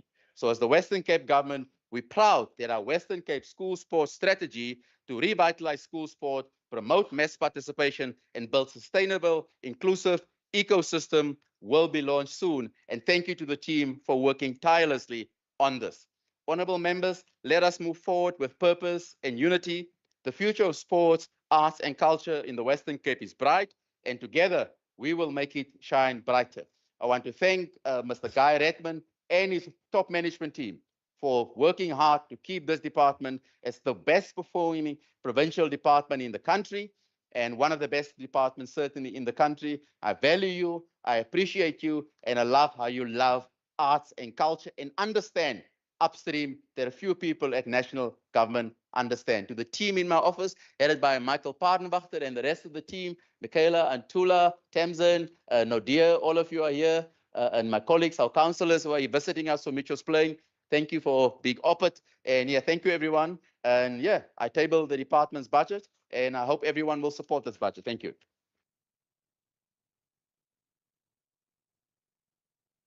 Thank you, Honorable Minister. Online, I recognize the Honorable Benson and Quensu.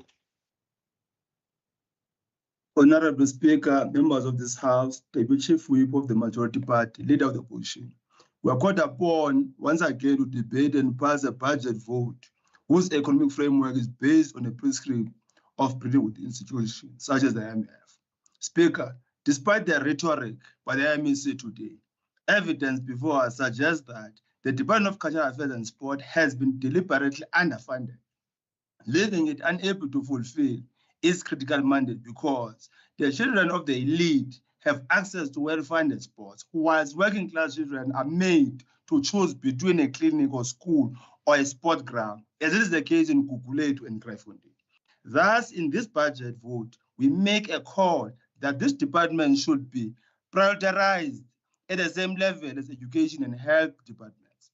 Speaker, the Western Cape is home to 2.6 million young people aged between 15 to 34, and nearly 2 million children under 17, making up to 27% of our population. These youth face overwhelming challenges, including the crisis of teenage pregnancy, depression, unemployment, gang violence, substance abuse, and gender-based violence. In 2023 alone, Speaker, about 9,985 births were recorded among girls aged between 10 to 19, including 281 births by children aged between 10 to 14. Speaker, despite these pressing issues, the department's budget is under 1 billion as a logic of neoliberal austerity economic path. This is also a clear signal that the DA does not prioritize development for working class youth. It's one of the bases for us to reject this budget. Speaker, we urge you in this debate that this underfunding is not just neglect, a mere hatred of the majority Black people, but a deliberate and ideological choice that abandons the working class youth, driving them towards crime and despair.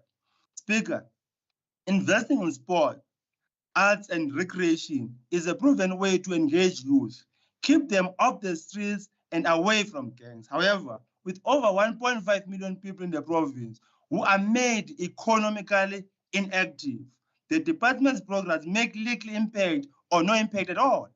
Instead of addressing these challenges, we hear empty rhetoric from Honorable Mackenzie, who speaks about everything except concrete plans to uplift our youth. MEC, focus on addressing failures in your department first before looking elsewhere. This budget is a betrayal of our youth and majority Black working class. Thus, we reject it outright.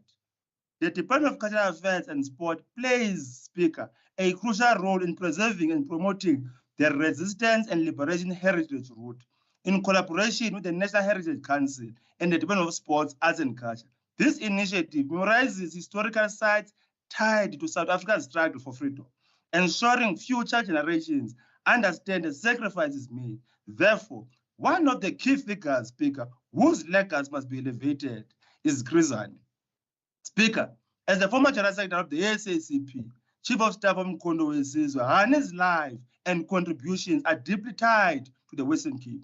His leadership is in the underground structures of MK makes him a pivotal figure in our province's resistance history. Speaker, this speech is dedicated to the sacrifices made by Chris, who paid the ultimate price in the fight for liberation of Black people in general and Africans in particular from the bondages of centuries and decades of colonialism special time. Because of his sacrifices, figures like Honorable Ricardo, Simmons, Batman, and Siliv are now sitting comfortable in executive positions in government under a party of whites and Afrikaners. However, they are often reminded that the DA is not their party, and thus Prof. Nama Frank Mbombo, a qualified medical practitioner, is made a backbencher and replaced by a white person who is a criminologist by profession to oversee health. Speaker, MEC McCain has instead chosen to be a mouthpiece for other provinces, ignoring the fact that great property magnates are pushing to demolish historic sports venues like Belleville Velodrome and Newland Stadium to advance their property business interests. Hani would never have allowed this. Speaker, today we remember Hani, whose political and ideological consciousness was shaped by sports, arts, and culture. These sectors play a central role in his fight for liberation, and he went into exile and ultimately gave his life to ensure that sports, arts, and culture will be accessible to all South Africans, regardless of race or background. Speaker, under apartheid, sports were segregated, and the Black majority and rural communities were excluded from major events and opportunities. And Honorable Ricardo is that victim too. To this day, there is neither a stadium nor any plan to build one in Black working class townships across the Western Cape. This government must build a stadium in one of the Black working class townships. It is no exaggeration to say that Black working class townships and their schools lack proper sports grounds and recreational facilities.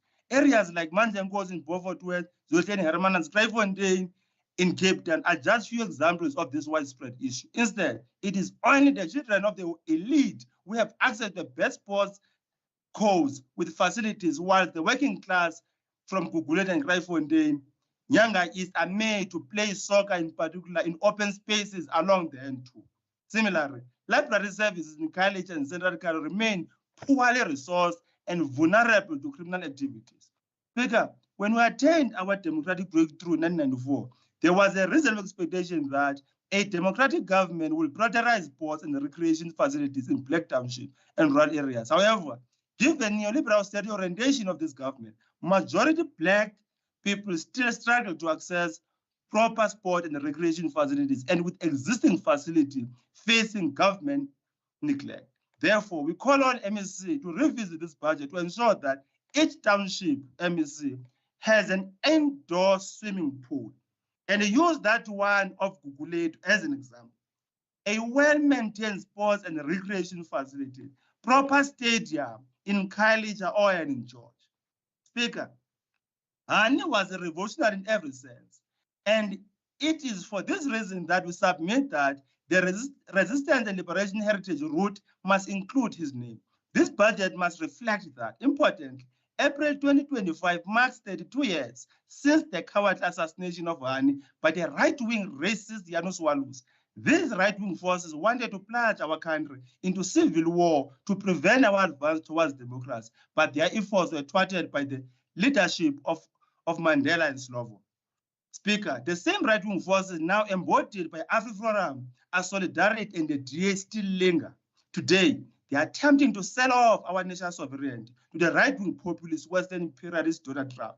Let me be clear, our national sovereignty is not for sale, and we will not allow our country to become a puppet of imperialists. Speaker, as stated in the Freedom Charter, South Africa belongs to all who live in it, black or white. Those unwilling to live in harmony with the majority of Black people and not committed to transformation, particularly the transfer of land and wealth to the hands of the majority, are free to join Donald Trump in the US. We will not succumb to the dictates of imperialists.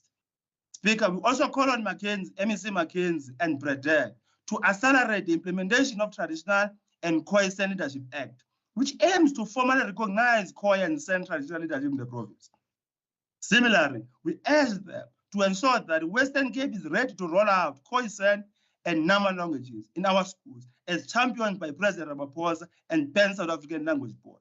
Speaker, as I conclude, we reject this budget because, key among other things, it cuts funding for sport, recreation, school sports, and youth programs. Slashes funding for library services and ICARds in rural areas, like the Central Karoo in this instance, especially after the region hosted the opening of Parliament, defunds sports and recreation in the Central Karoo. Therefore, to the people of the rural parts of this province, this budget should serve as a wake-up call.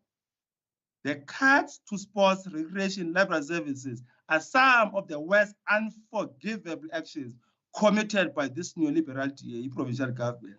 Therefore, use the 2026 local government elections to register your grievances. I thank you. Thank you, Honorable Benson. I recognize the Honorable Stevens.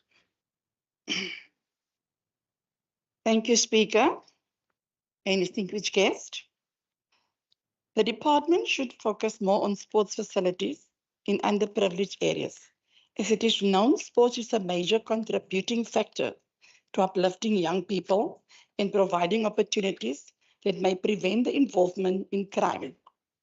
An amazing example stemming from Kraaifontein is our very own Cheslin Colby and Wade van Niekerk, who are both amazing examples to the youth of Kraaifontein.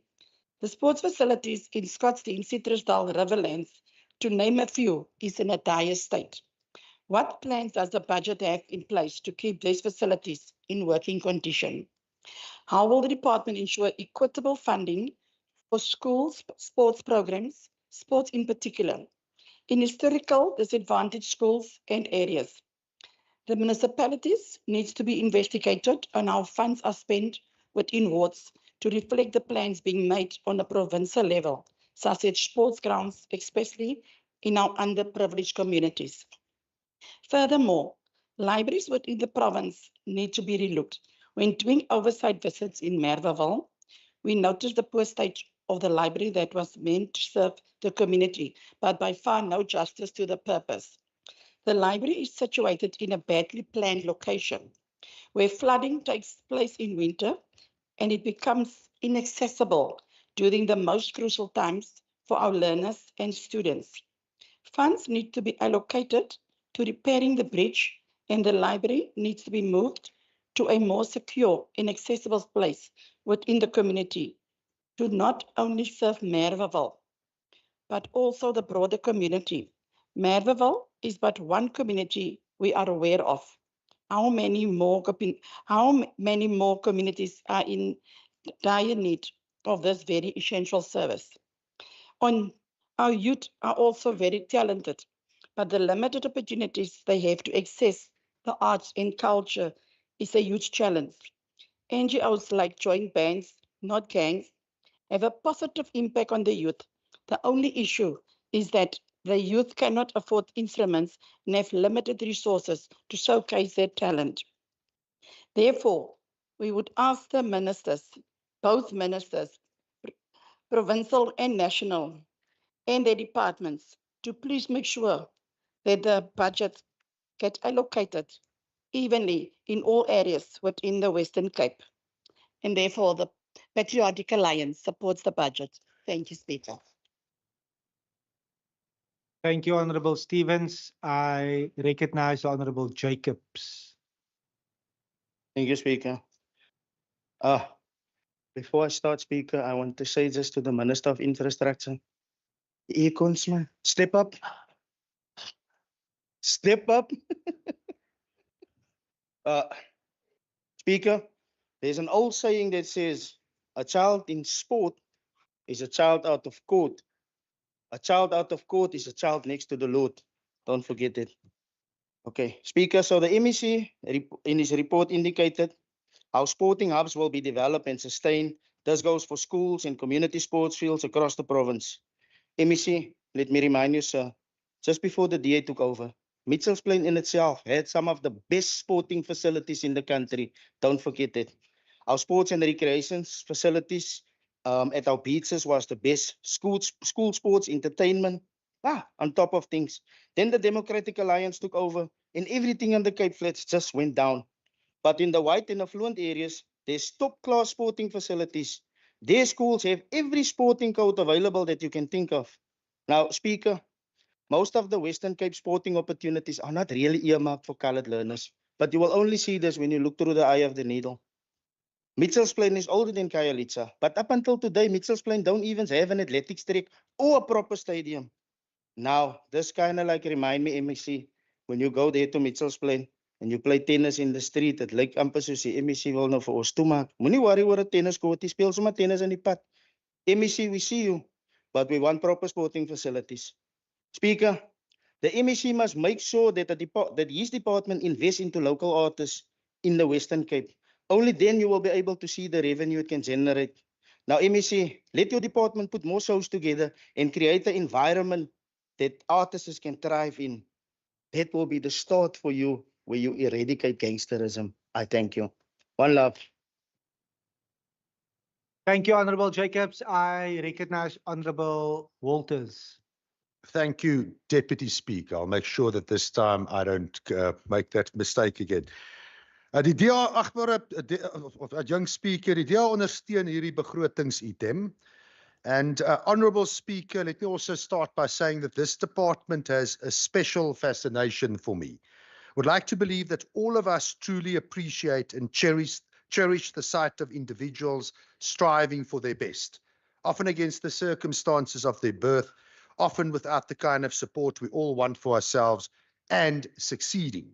It is a department that at its core makes the well-loved narrative of an underdog ultimately winning true.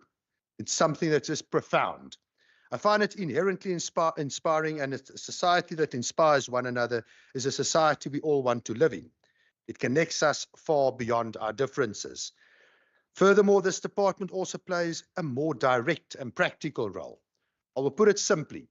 Children that spend their time participating in sport, cultural activities, and reading as a habit do not spend their time in gangs. I love the readers are leaders, but it really summarizes what I'm saying.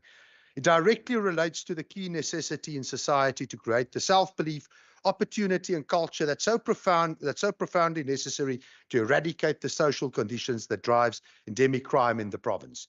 More positively put, it teaches our society that we can all dream, aspire, be winners, and that we're all better off if those around us succeed.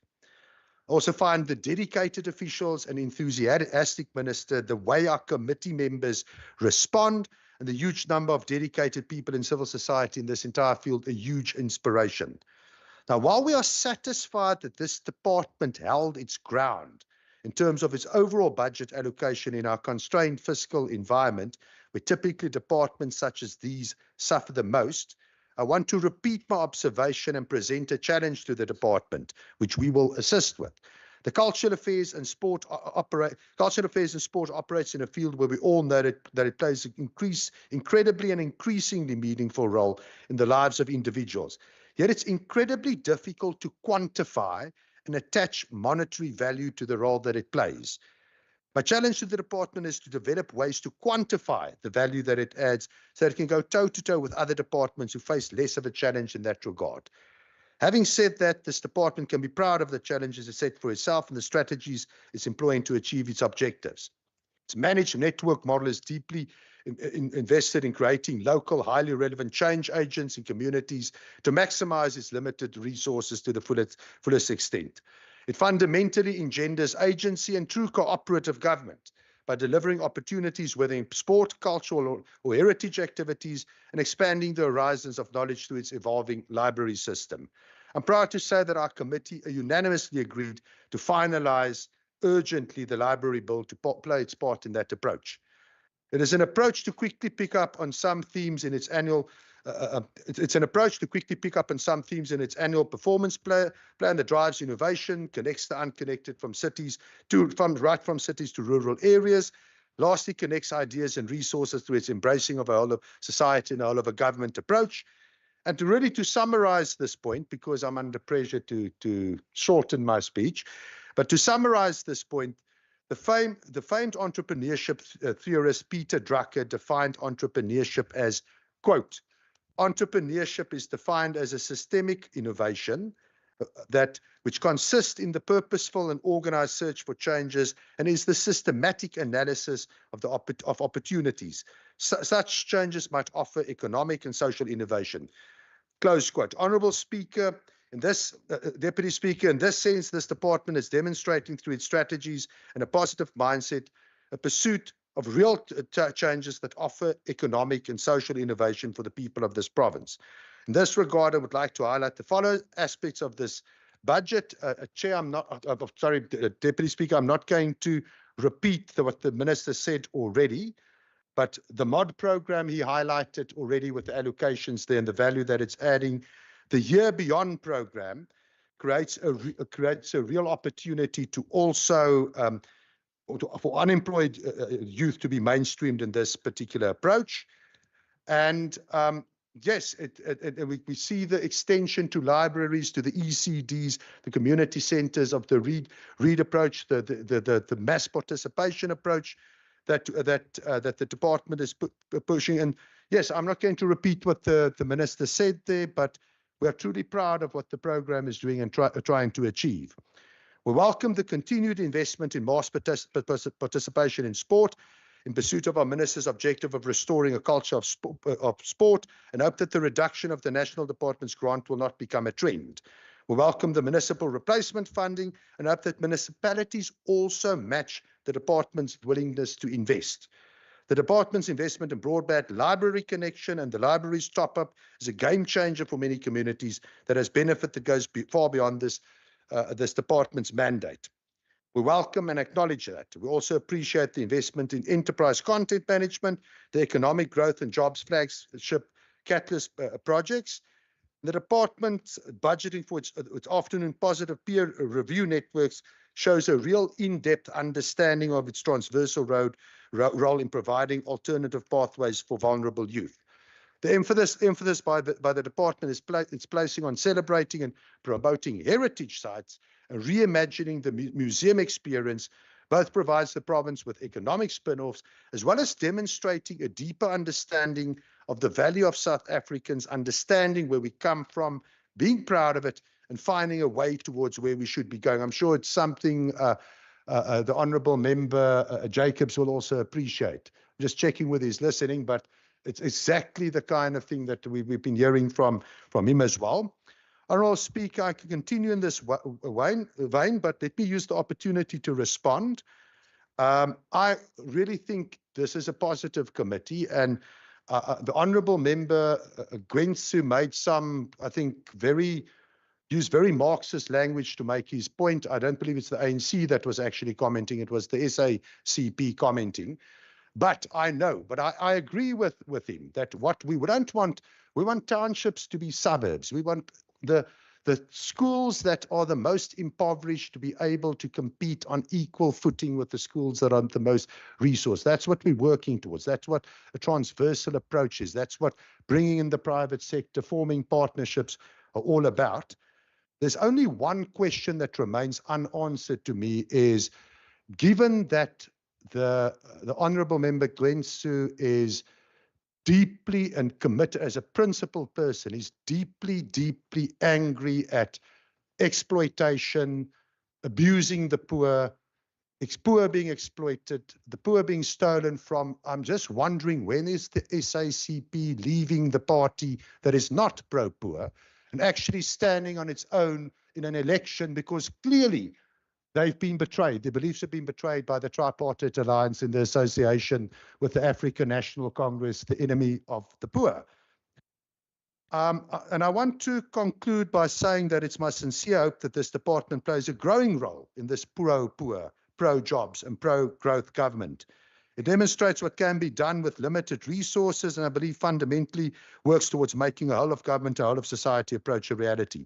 Also demonstrate our department can strategically respond to a fiscally constrained environment and do good work in combating social ills and crime. I sincerely hope that this department, this committee views and uses the work that it's doing to find one another and what we can all agree on rather than differ on. And Chair, the Democratic Alliance supports vote 13, but let me just conclude that there is one remark the Minister made that I truly object to. And that is expecting me to run the Two Oceans Marathon. That will never, ever happen. But the Democratic Alliance supports the vote, and I hope that was an abbreviated version that assists this afternoon. Thanks. Thank you, Honourable Member Walters. Brevity is the charm of eloquence. In this House, our actions must always speak louder. To conclude this debate will be the Minister. Thank you, Honourable Deputy Speaker. The Honourable Member, it must become compulsory. We must pass a motion in this House that every member must run a marathon, Deputy Speaker. A half marathon at least, Premier, just one half. And the Cape Town cycle too, of course. It must be compulsory. Honourable members, thank you for the input. I really appreciate it. Obviously, where we have blind spot, we appreciate it. That's why we have this debate. And we look at those matters where members has raised, and we'll see how we can deal with it and work with my colleagues in the department. But I have to respond to some of the things that were said, some things that were implied to the truth, the non-truth, and things that seems they were the truth, but is not near closer to the truth. Honourable members, we certainly will work with SALGA and our local government municipalities who administer the MIG grants to ensure that our facilities are maintained. In the last few months, including with our colleagues in National, we've opened facilities in Klaver, where we contributed 1.1 million rand to the multi-purpose center. We've opened new pavilions in Blanco, Win George, new cricket nets in Düsseldorp, and obviously the floodgate in Tilbach, and contributed to the upgrade of the fencing and of netball courts and tennis in Prince Alfred Hamlet. So we certainly do invest in sport facility. We've also opened 55 netball courts as part of the Netball 2023 World Cup legacy. So we do invest in facilities. With regards to MIG grant funding, we've given Stellenbosch money, 300,000, Witzenberg nearly close to R1 million, Langeberg 6 million rand. And we'll certainly, municipalities, as you know, apply directly to COCTA. We support them through the endorsement as far as sector development. And the following municipalities have received direct funding: Laingsburg 8 million, Saldanha 6.8 million. So also as a standing committee, when you do on your oversight visit, please do visit these facilities. Honourable Member Stevens, thank you for the support of the budget. Your vote is counted and appreciated. I saw how you throw the other name in as well to cover your back, but it's, it's noted there. But yes, we'll certainly look at matters of Merweville. We love visiting libraries, and we'll go around to see how we can help and improve that libraries. Honourable Jacobs, you are in Mitchells Plain. You've got a luxury that other people don't have. You are in Mitchells Plain every day. And the Mitchells Plain Athletic Track is on the Sub-Council 17 agenda, and I hope you can help us in pushing that through, please, sir. So your vote, we need your vote there. With regards to the sports field, Lentegeur Sports Field, as you know, we did a walkabout there. I think it's near your house. We've invested millions in that fence around the Lentegeur sports facilities.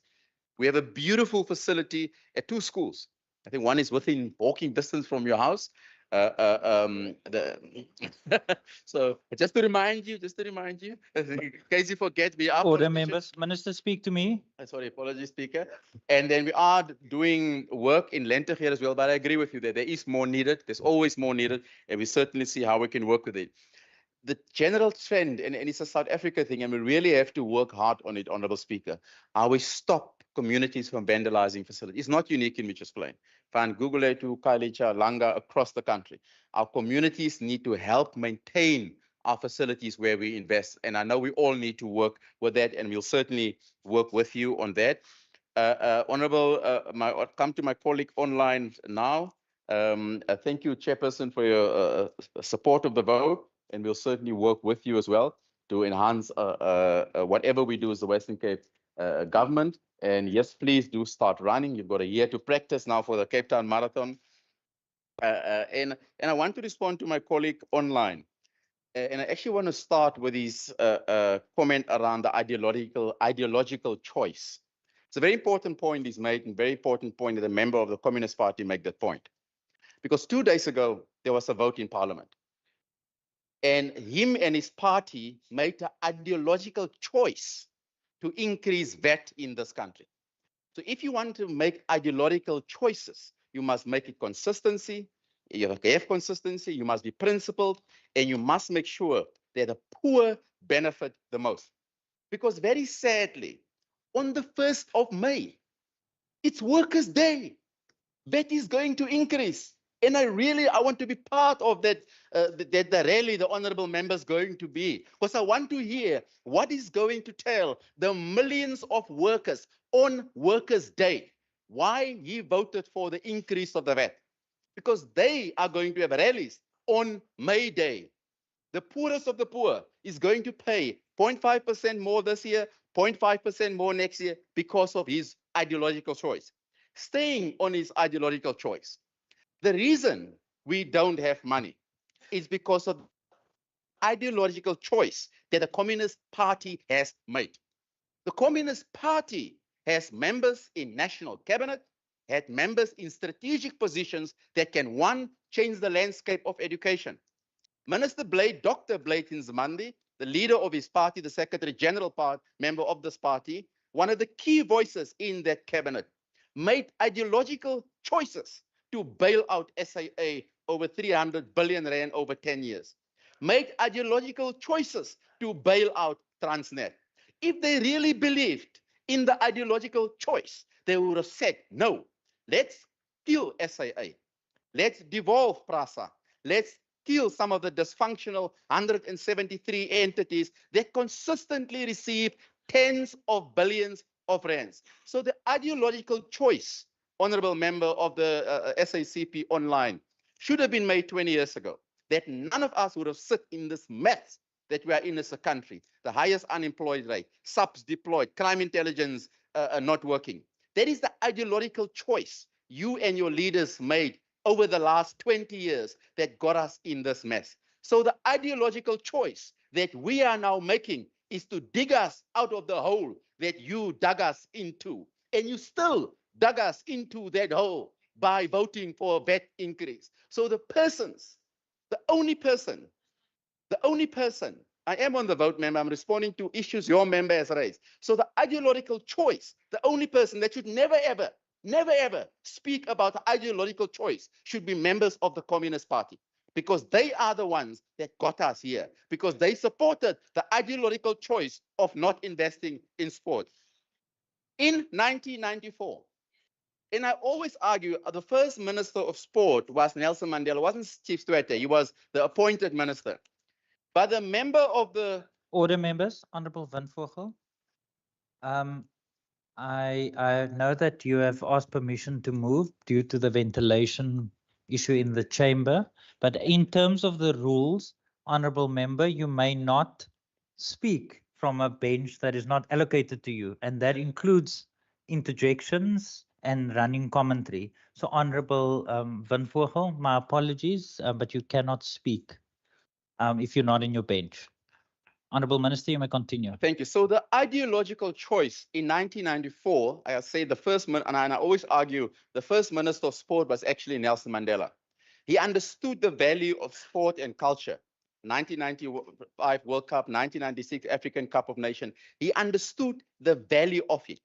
But the persons in those cabinet, the persons who made the ideological choice of the SACP to, by the way, not run in elections, by the way, they still part of the cabinet. Nobody knows if they'll ever get one vote.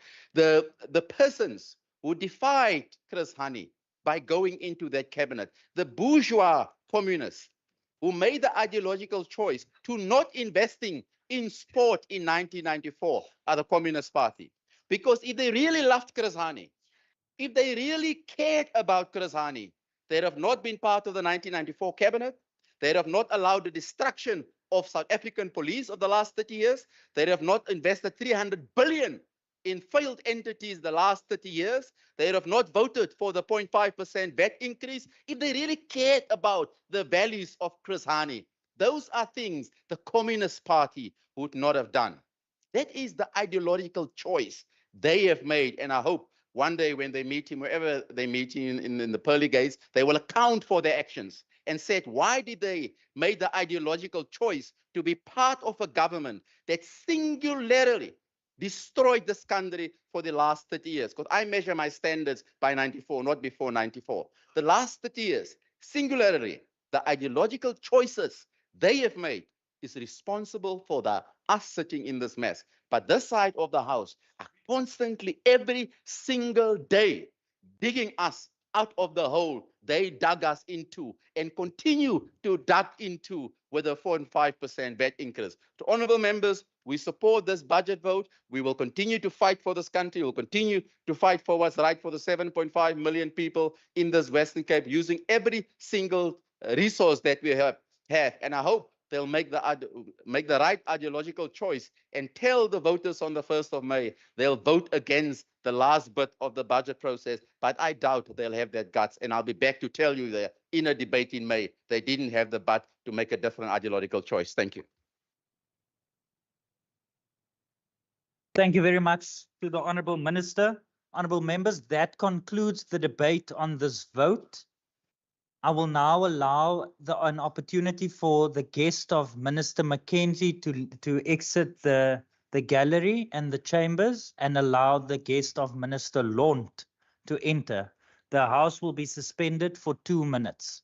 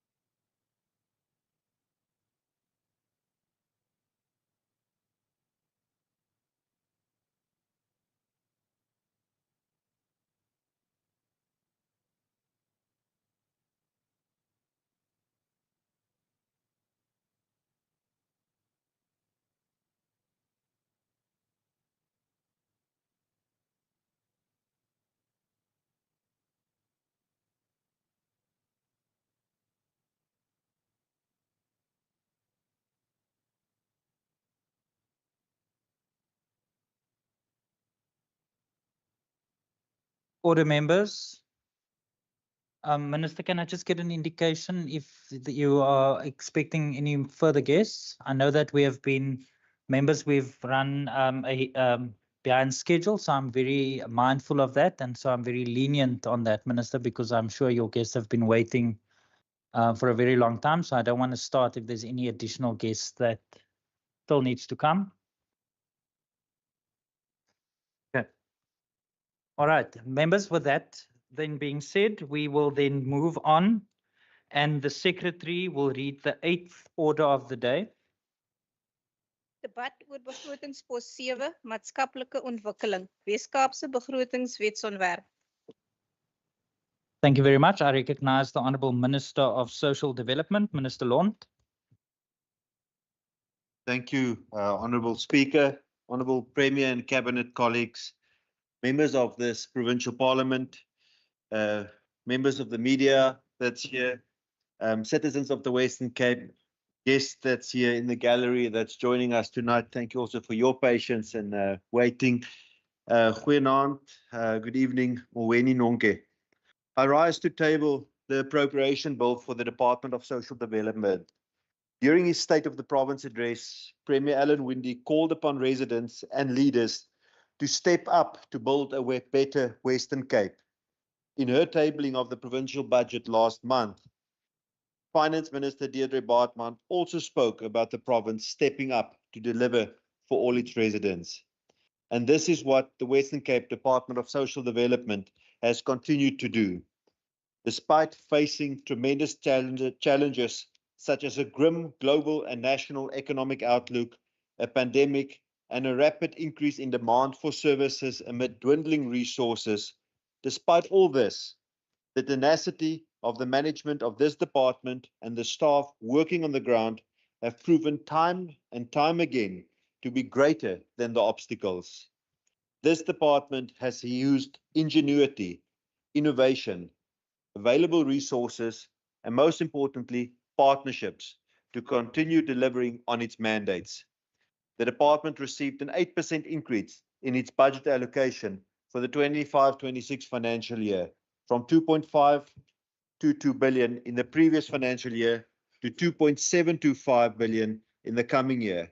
And thereafter, we are expecting increases of 2.79. Well, I would love to have an increase of 2.796 billion, but it will go up to 2.796 billion, and then it will go up again to 2.916 billion.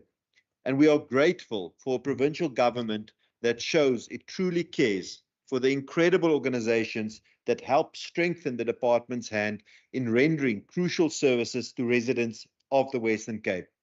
The department has received a significant increase in its transfer funding and subsidies for NGOs, from 1.011 billion to 1.107 billion. Then we need to speak about social workers. We've just ended the Social Workers Month. And Honourable Speaker, I mentioned that the department is always stepping up.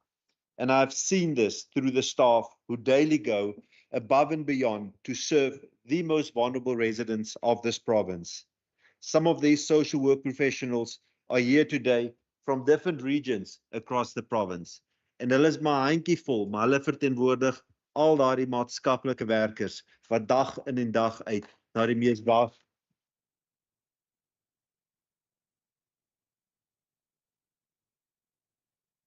mees weerloses in ons gemeenskap kyk. And I want to thank you, starting with Finance Minister Baartman, who appreciates the value of social work professionals. Die departement se mense doen so baie met so min, and we can do so much more if we receive our fair share of the national budget as a province. Thank you to members like Member Kaiser Philander, who have joined us in the call to national government, especially the National Treasury, to recognize social workers as essential services personnel. I also want to thank members of the committee, Members Boyson, Van Wyk, Van Minnen, Kamfer, Stevens, and Kasim. All of them, out of one voice, said social workers need to be essential services and the accompanying resources that go with that. I'm also encouraged that at our last MINMEC held here in Cape Town, it wasn't just the Western Cape that said this. Every single MEC from every province in this country, together with the national minister, said, this is something that we need to fight. And that is when we truly take hands. We talk about partnerships, and here we can truly take hands and be partnerships across the board to ensure that we fight for social workers and let them be classified. Because if it wasn't for them, our societies that's pulling at the seams might actually tear apart. These individuals, the social workers, often face hazardous situations such as hijackings, assault, while they're trying to do their work in the communities. We are now in a situation similar to other government frontline workers, where staff cannot venture into certain areas without a police escort. They are not even safe at the facilities or the offices where vandalism sometimes occur. Our child and youth care workers likewise face high-risk conditions working in secure care centers with children who often exhibit challenging and even violent behavior. I'm thus pleased with the 15 million rand additional funding to increase the safeguarding of DSD staff at facilities and offices. This will help to ensure staff feel safe and secure, which is vital for their emotional and mental well-being so that they can serve our residents more effectively. The department also received an additional 4.8 million for the upcoming financial year to cover some of their municipal services, maintenance and repairs. And here I want to thank Minister Tertius Simmers and the Department of Infrastructure, who has taken a proactive approach in working with DSD, finding ways and finding solutions so that we can stretch that rand further. So Minister Simmers, what you have already done and the conversations going forward, thank you so much, because it really helps us as a department servicing the most vulnerable. Besides safety, social workers will also tell you about the immense administrative pressure they face every day.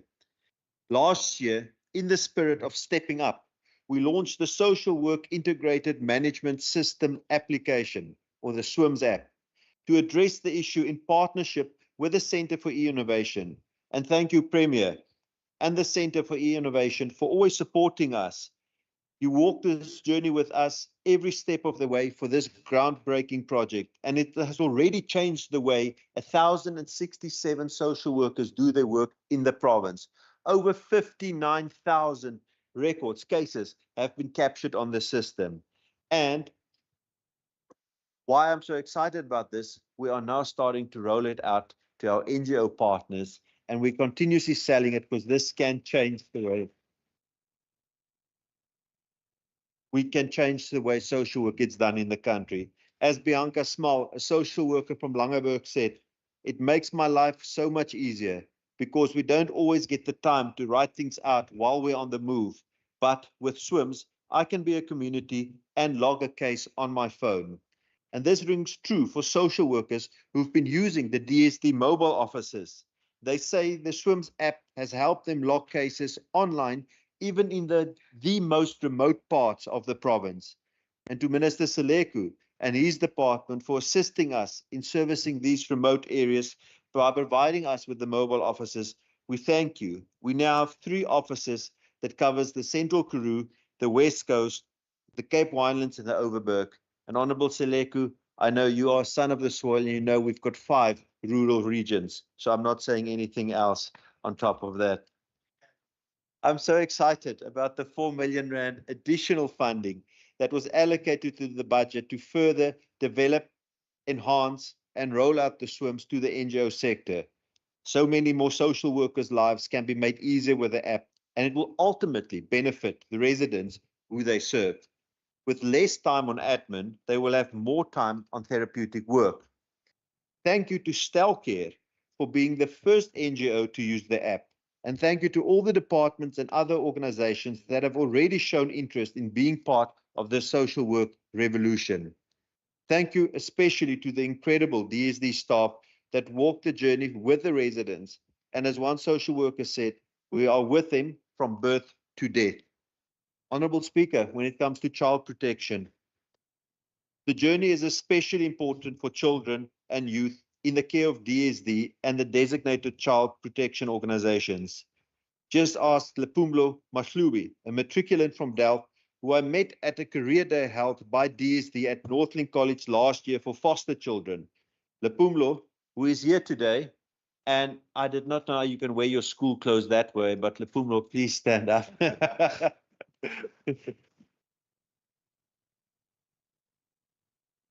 That shows the age difference. He gave me his wish list for the budget speech today. What he has said, I would love for there to be more foster care parents because there are a lot of children in our communities who need the care. Now, I've got good news for you, Lepumlo. DSD Child and Youth Care Program received an increase of 10 million rand. We are going from 123 million to 133 million. The Child Care and Protection Program increased by 20 million rand from 247 to 268 million. A center will be established for children from child and youth care centers following stabilization within a secure care center along with an independent living program for youth discharged from a CYCC. 30 children will benefit from this center, and the department will also fund a specialist center for children who were victims of trafficking.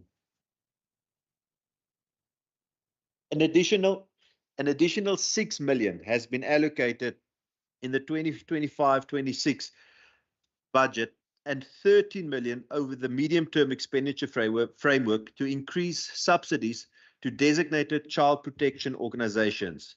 This will enhance their support for vulnerable children like those in the foster system. We have also been pushing for exactly what Lepumlo is asking for more safety and foster parents through a child protection campaign we've been running in the media. Thank you to caring individuals who have stepped in across this province, stepped up and put their name forward. And here I must also mention Speaker Dalen Mitchell, who himself is a safety parent. And like the Speaker, we have other safety parents with us today. So I want you to give a big round of applause for people who open up their hearts. They have heeded the call to provide a temporary place of safety to children who are facing difficult challenges. And for anyone who needs proof of the life-changing impact of a foster parent and social workers, look to the gallery, where there are several social workers, Shannon Simon from Esuka, Meryl Opperman from Drakenstein, Zotwa Mpalu from Langa, who were once in the foster system, and now they are making differences in their own communities. And give them a round of applause.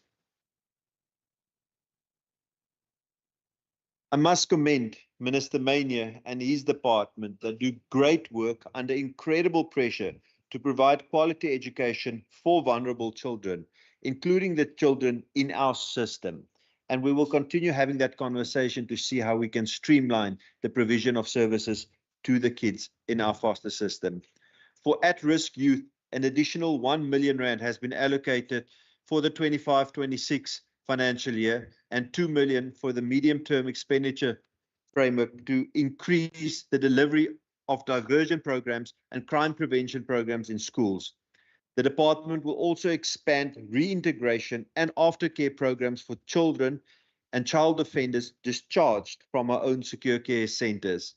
An additional 5 million has been allocated for the next financial year and 10.8 million for the remainder of the MTF for the increase of transfer payments to NPOs providing child and youth care services. This will assist them with the operational expenses in the face of inflationary pressure. Thank you also to the incredible partners that have taken hands with us over the last few months to strengthen support for these vulnerable people.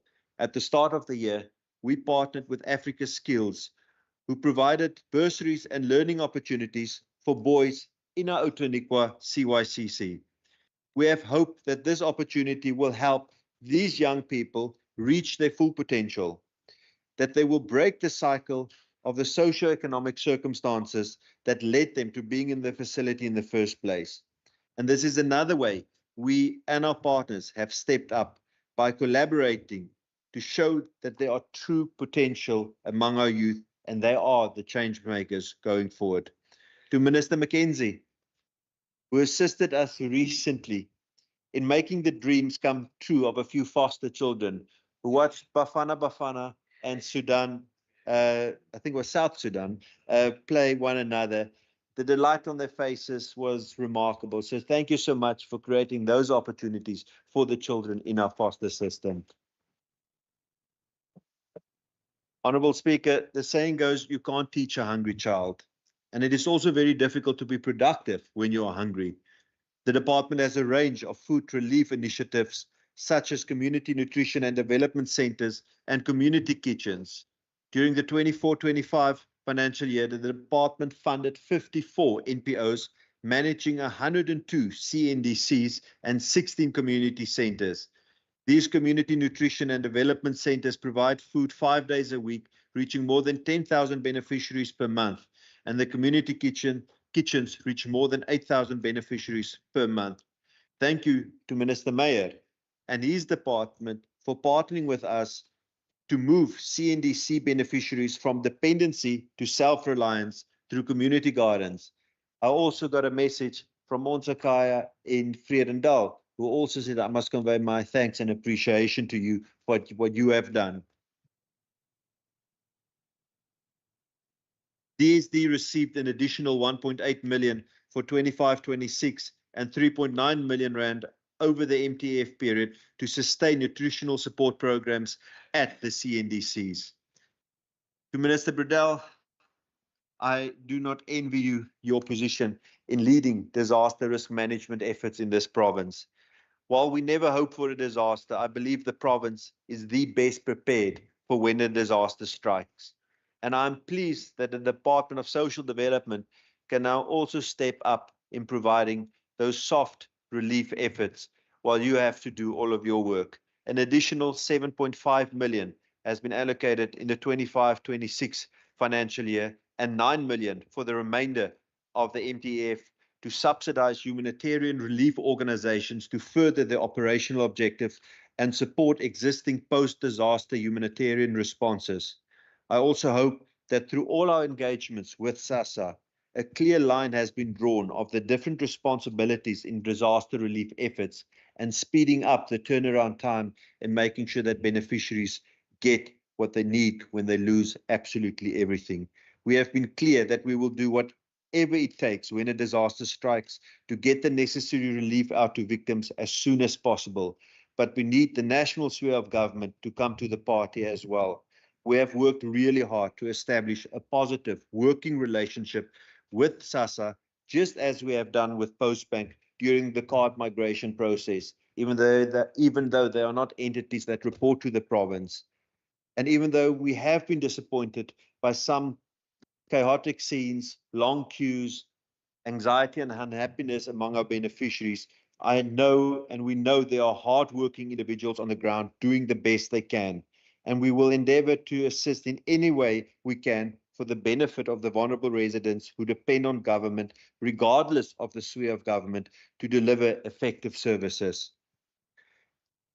Honourable Speaker, when it comes to older persons, Lepumla also asked that we make sure the needs of the elderly are met. And I agree with him. As the saying goes, a society that does not value its older people denies its roots and endangers its future. Last year was a difficult one for the older persons program as funding was reduced. The department continued to focus on the safeguarding of the elderly from abuse and harm, but in my visits to the various old age homes and also appreciation to committee members for the oversight that you have done and flagging of the problems, I continuously heard, as you have done yourself, of the need that there is. And I've got some good news for you today. This plea has been heard and answered. Allocated funding for the older persons program will increase by 23 million rand from 231 million to 254 million. And an additional 13 million will go towards the increase of subsidies to support frail older persons in the 117 old age homes. This boost is indicative of a province that values and cares for its elderly residents. We look forward to working with partner departments like Health and Wellness to further enhance services to the elderly. And while we are pleased with the additional funding, we will continue to work on partnerships to boost resources for NGOs and NPOs that are working so incredibly hard to render social services to vulnerable groups and communities. In this regard, we are once again stepping up, this time for the organizations that strengthen our hand as a department. We recently entered in a partnership with the Health Foundation to establish the Cape Care Fund, which we will launch later in this year. The Cape Care Fund was created to raise funds to further support the work of vetted, registered, and well-functioning organizations within the Western Cape.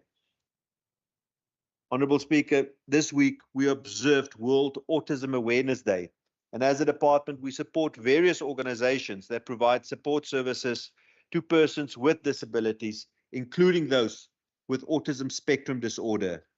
Last year, K3 collaborated with us for Disability Rights Awareness Month to take a group of persons with disabilities on the world's longest zip line.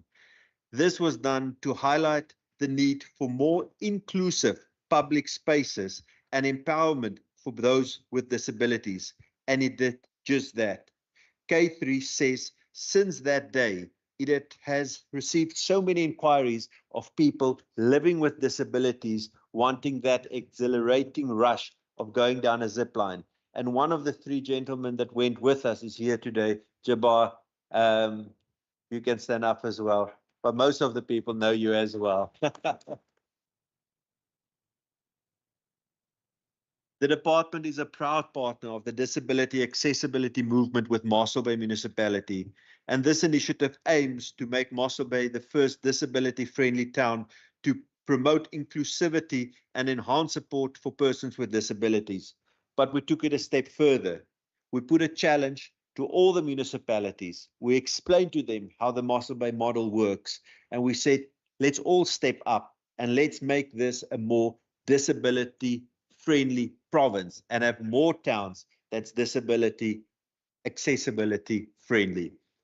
The department's disabilities program received a 28 million rand increase from 196 million to 224 million, and this will enable us to increase support to homes that care for persons with disabilities. Additionally, 12.5 million has been allocated in the 25-26 financial year and 27 million over the medium-term period to increase subsidies to support 42 homes for people with disabilities. We also received an additional 9 million in the current financial year and 16.7 million for the remainder of the MTF for nutritional services, home-based carers, nursing services, waste removal, and kitchen equipment at Sibuyele Residential Facility for severely disabled children. I'm moving to the end, Honourable Speaker. GBV and substance abuse. The Department's Substance Abuse and Prevention and Rehabilitation Program received an 8 million rand increase, taking funding from 102 million to 110 million. 940,000 will go towards the rectification of salaries of NPO social workers in this space. Services in this sector will be bolstered both within the department and our partner organizations. Another reason why the department can step up no matter what the odds is because of the residents of this province. Not only do we have a pool of incredible safety parents who always raise their hands to safeguard a child, but we have volunteers like the gender-based violence ambassadors who are doing their part to make a difference in communities. And we have some of those GBV ambassadors here tonight. They are trained volunteers who assist the department in raising awareness about GBV support services. They do referrals to DSD and the SAPS, and sometimes they are that victim's first point. They are the shoulder to cry on. They are the ear to listen. They open the door. So to the GBV ambassadors that's here tonight, a big round of applause and thank you to you. Since the first program was launched in 2022, 8 has been launched. We are launching the 9th one later this month in Porterville. And to Minister Marais, making sure that you are one of the most valued partners, that the SAPS walk this journey with us. Thank you so much. Thank you for holding the police accountable so that they treat victims who come to the stations with the dignity, the respect, and the sensitivity that's needed. And I said that to the GBV ambassadors. We truly value them. We truly appreciate them. But I cannot wait for the day that we do not have to have something like a GBV ambassador, and that scourge in our society is something of the past.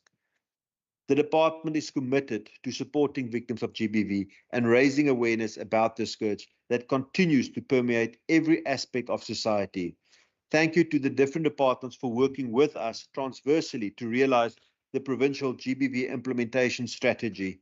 In a time of uncertainty over global funding sources, it is now more important than ever that we pool resources to support vulnerable individuals who have been abused or violated. These victim empowerment program received a significant boost from 70 million in the previous financial year to 78 million in the current one. We also received 1.5 million for the 25-26 financial year for the funding of the Tutuzela Care Centre in Mitchell's Plain. This was funded by a donor that has since pulled out. But we will now be stepping in to fund the psychosocial support services at that center. Thank you to Minister Wenger and the Health and Wellness Department for being continued partners within these TCCs. The department received 2 million in the 25-26 financial year to fund a GBV shelter in Caledon. That is something that we've heard over and over again, that there's a need, and that money is now available. These shelters provide a vital lifeline for victims of GBV, helping them overcome their trauma so they may find independence through skills development and job training. And here I also want to just say a special word of thanks. They're not here, but I've heard stories of volunteers that go to these shelters and help the women train for interviews, prepare their CVs, walk with them from shop to shop so that when they go for an interview, they get that job and they do not have to go back when they are economically trapped on the perpetrator. So thank you to all of those that offer up their time and support the victims even in that way. DSD also received 1 million this financial year and 2 million for the remaining MTF period to fund social auxiliary workers at NPOs that render victim empowerment services. I now come to the thanks, Honourable Speaker, and it's a common thread in the department that the department is being able to step up in such amazing ways through our partnerships. Collaborations with other departments, with other organizations, and the private sector are key to effectively address social ills and creating pathways for vulnerable children and youth to reach their full potential. Thank you to the NGOs and the NPOs that strengthen this department's hand to support as many vulnerable people as possible. It is not an easy task, but we value your passion for making a difference. To all the DSD staff, the management under the leadership of Dr. McDonald, when the Premier spoke about stepping up, you have stepped up and you have stepped up and you have stepped up again over the years, so that when I came into this department, I had to look up at each and every one of you about the amazing work that you have done with so little. So thank you for your tireless commitment and dedication to serving the residents of the Western Cape. You all have shown me what real stepping up looks like. No matter how difficult things may get, you continue to push to get the job done. To my ministry staff, led by Bernard, Monique, Delorice, Pilisiwe, Colette, Dale, Najanara, and the two gents that make sure that I always get safely where I must be, Tabo and Meyer, thank you for your unwavering support for walking this journey with me to serve the province to the best of our ability. And lastly, to my wife, Dorcas, thank you for the love, the support, for being my rock and allowing me to live out my passion. Achid, this is your budget. Thank you. Thank you very much, Honourable Minister. I now recognize the Honourable Comfort.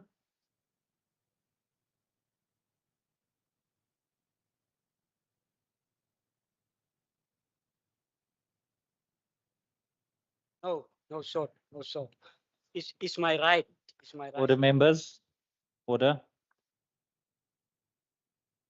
Thanks, Honorable Speaker.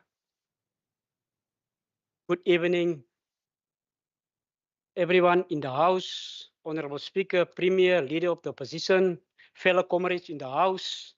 I'm happy to be here, and I promise our citizens I will speak in the rural areas in his language that he can hear for the first time that his people speak with him, that is Afrikaans, in Afrikaans. Baie dankie, agbare speaker. Ek het die mense beloof in die Weskaap. Ek sal praat dat hulle hoor daar's 'n stem wat praat in hulle taal. Ek is bevoorreg vandag om hier te staan om namens die regering hier te praat. Die provinsiale regering is ek vanaand hier om die besware die Weskaapse regering teen die maatskaplike begroting in te dien. Die begroting wat deur die departement van maatskaplike dienste aangebied is nie net ontoereikend nie. Dit is verraad in elke gesin wat sukkel die vrou wat mishandel word, elke kind wat gevange is in die siklus van armoede en geweld. Agbare Spreker, die Wes-Kaapse voedselonsekerheid bly baie hoog. Met 18,1% huishoudelik wat nie toegang tot voedsel het nie. Hierdie krisis tref ons mees kwesbare, die hardste, kinders, bejaardes, mense met gestremdheid en die vroulike gesinshoofde. En tog, wat bied hierdie begroting aan? 'n blote 15 miljoen van militêre hulp oor die 3 jaar.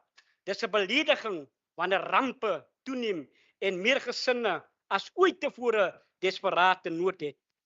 Om sake te vererger is die begroting verarm, moederverligting, vertroubaar, volhoubaar, lewensbestaande vermindering, 'n besluit wat aan die wreedheid gegrens. Agbare Spreker, dis mislukking van hierdie begroting, einde nie daar nie. Agbare Spreker, die Wes-Kaap staar ons 'n pandemie in die gesig, 'n slagsgebaseerde geweld. Die agbare premier het self 'n krisis genoem en tog reflekteer hierdie begroting nie daardie dringendheid nie.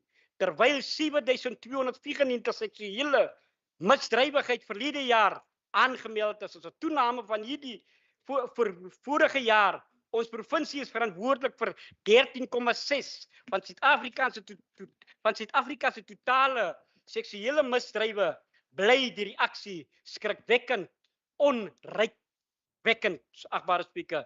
Ja, ons erken die aanstelling van 24 gespesialiseerde GBW maatskaplike werkster, agbare LER van Social Development. Ons erken en die bestaan van 26 veiligheidshawe waar mense kan hulle toevlug na. Ons erken dit. Maar hierdie maatreëls is 'n druppel in die oseane. Verlede jaar het slegs 2120 vroue en kindersondersteuningsdienste by hierdie ruimtes ontvang. As ons kinders uitsluit, is die aantal vroue wat hierdie hulp word skokkend verlaag. Waar gaan die res heen? Terug na hierdie mishandelaars. Terug in 'n siklus van geweld met geen uitweg nie. En tog, hierdie begroting kan slegs 78 miljoen toeverslagoffers bemagtig. Is die aangesig van hierdie krisis.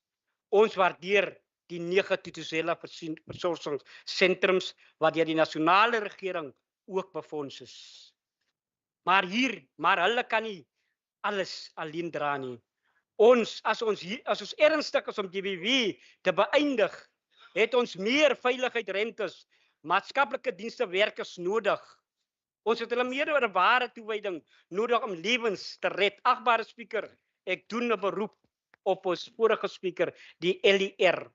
Doen meer vir vroue wat vasgevang is in geweld. Doen meer in gesinne wat honger vergaan.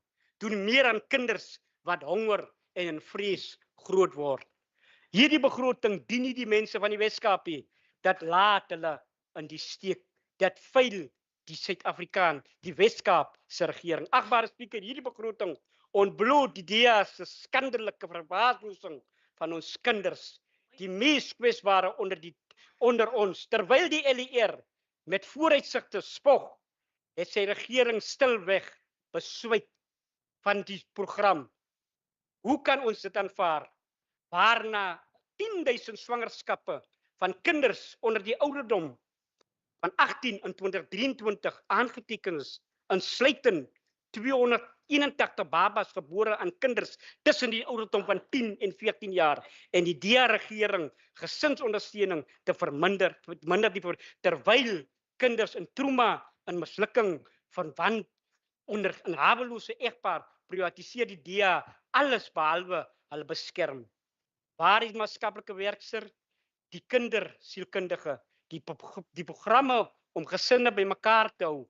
In plaas daarvan kry ons leebeloftes en begrotingsbesnoei wat sal lei tot meer kinders op strate, meer misbruik van meer gebroke lewens. Agbare Spreker, dit is net swak bestuur nie.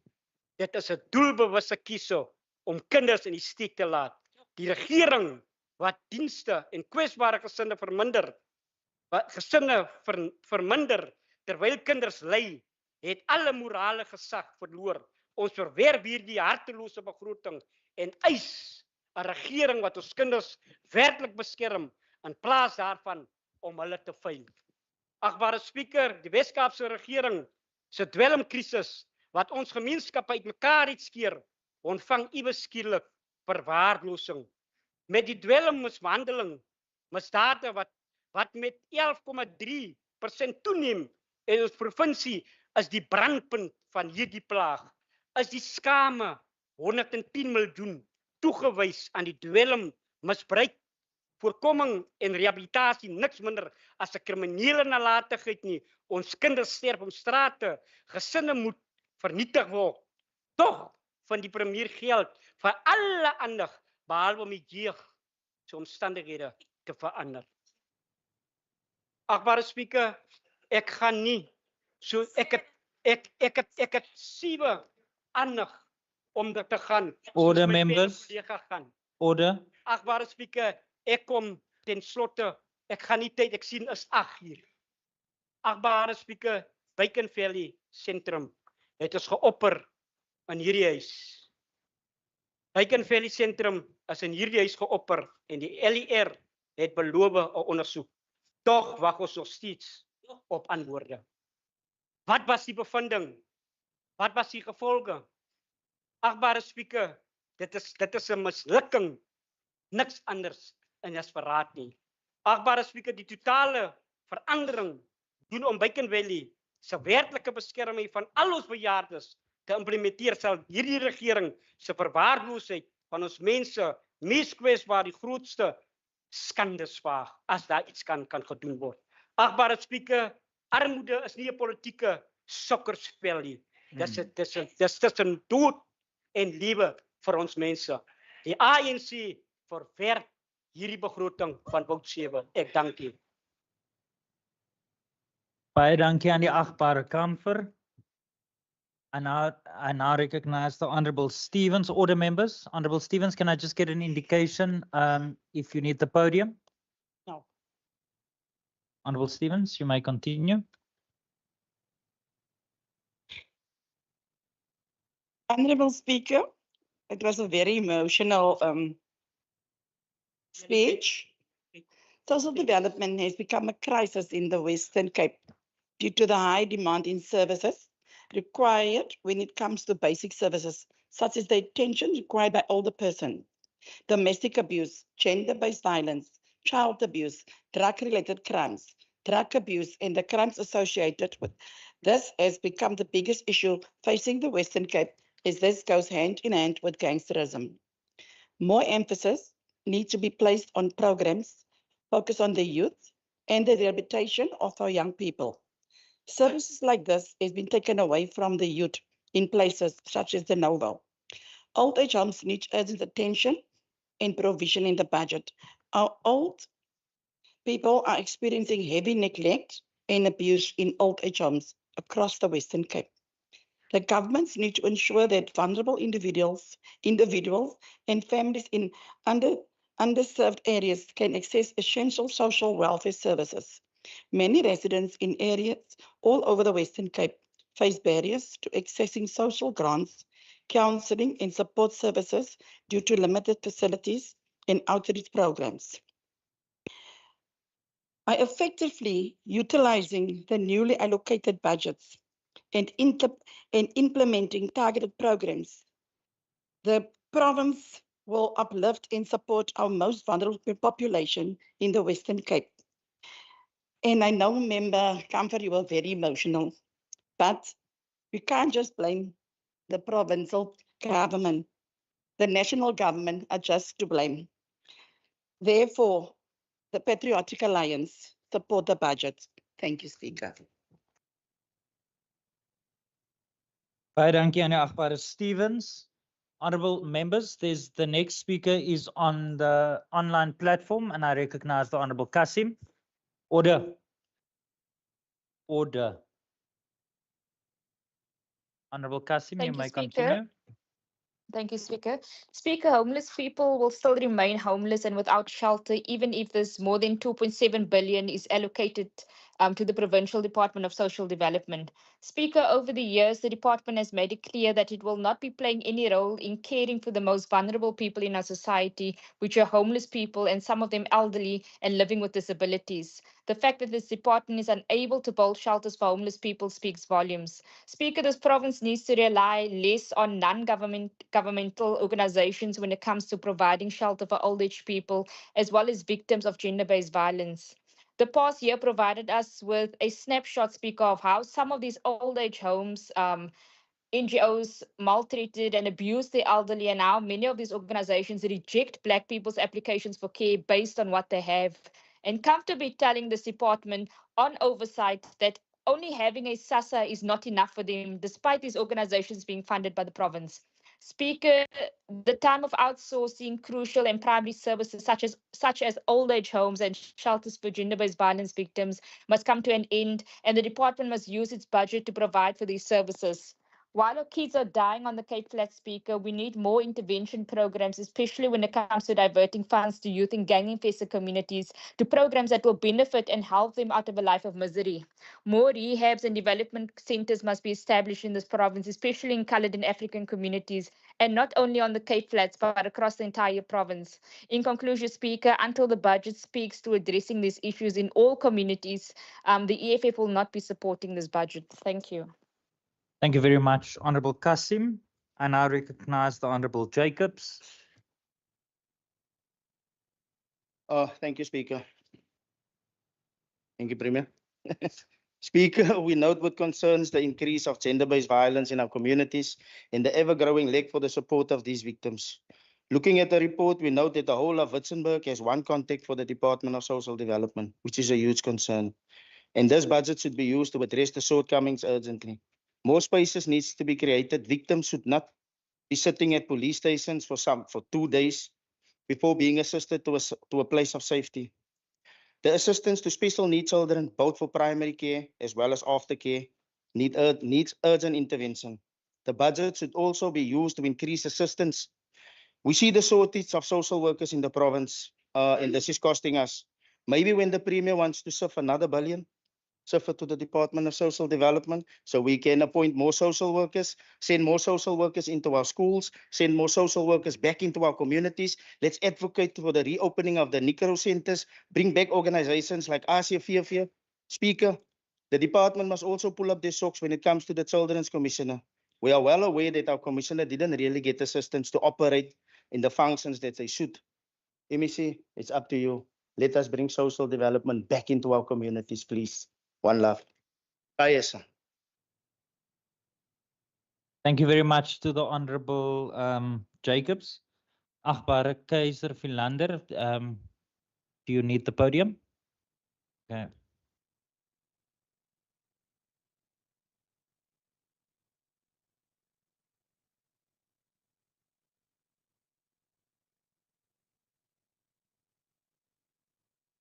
Order members, we're nearly there. I recognize the Honorable Keizer Philander. Verskoning, baie dankie, agbare Speaker. Honorable Speaker, members of this House, Premier, guests, and residents of the Western Cape. Today I rise in support of the Department of Social Development's budget for the 2025-2026 financial year. And this budget is one that reflects our unwavering commitment to protecting the most vulnerable in our province. This budget, totaling 2.726 billion, marks a significant step forward in efforts to improve the lives of the people in the Western Cape.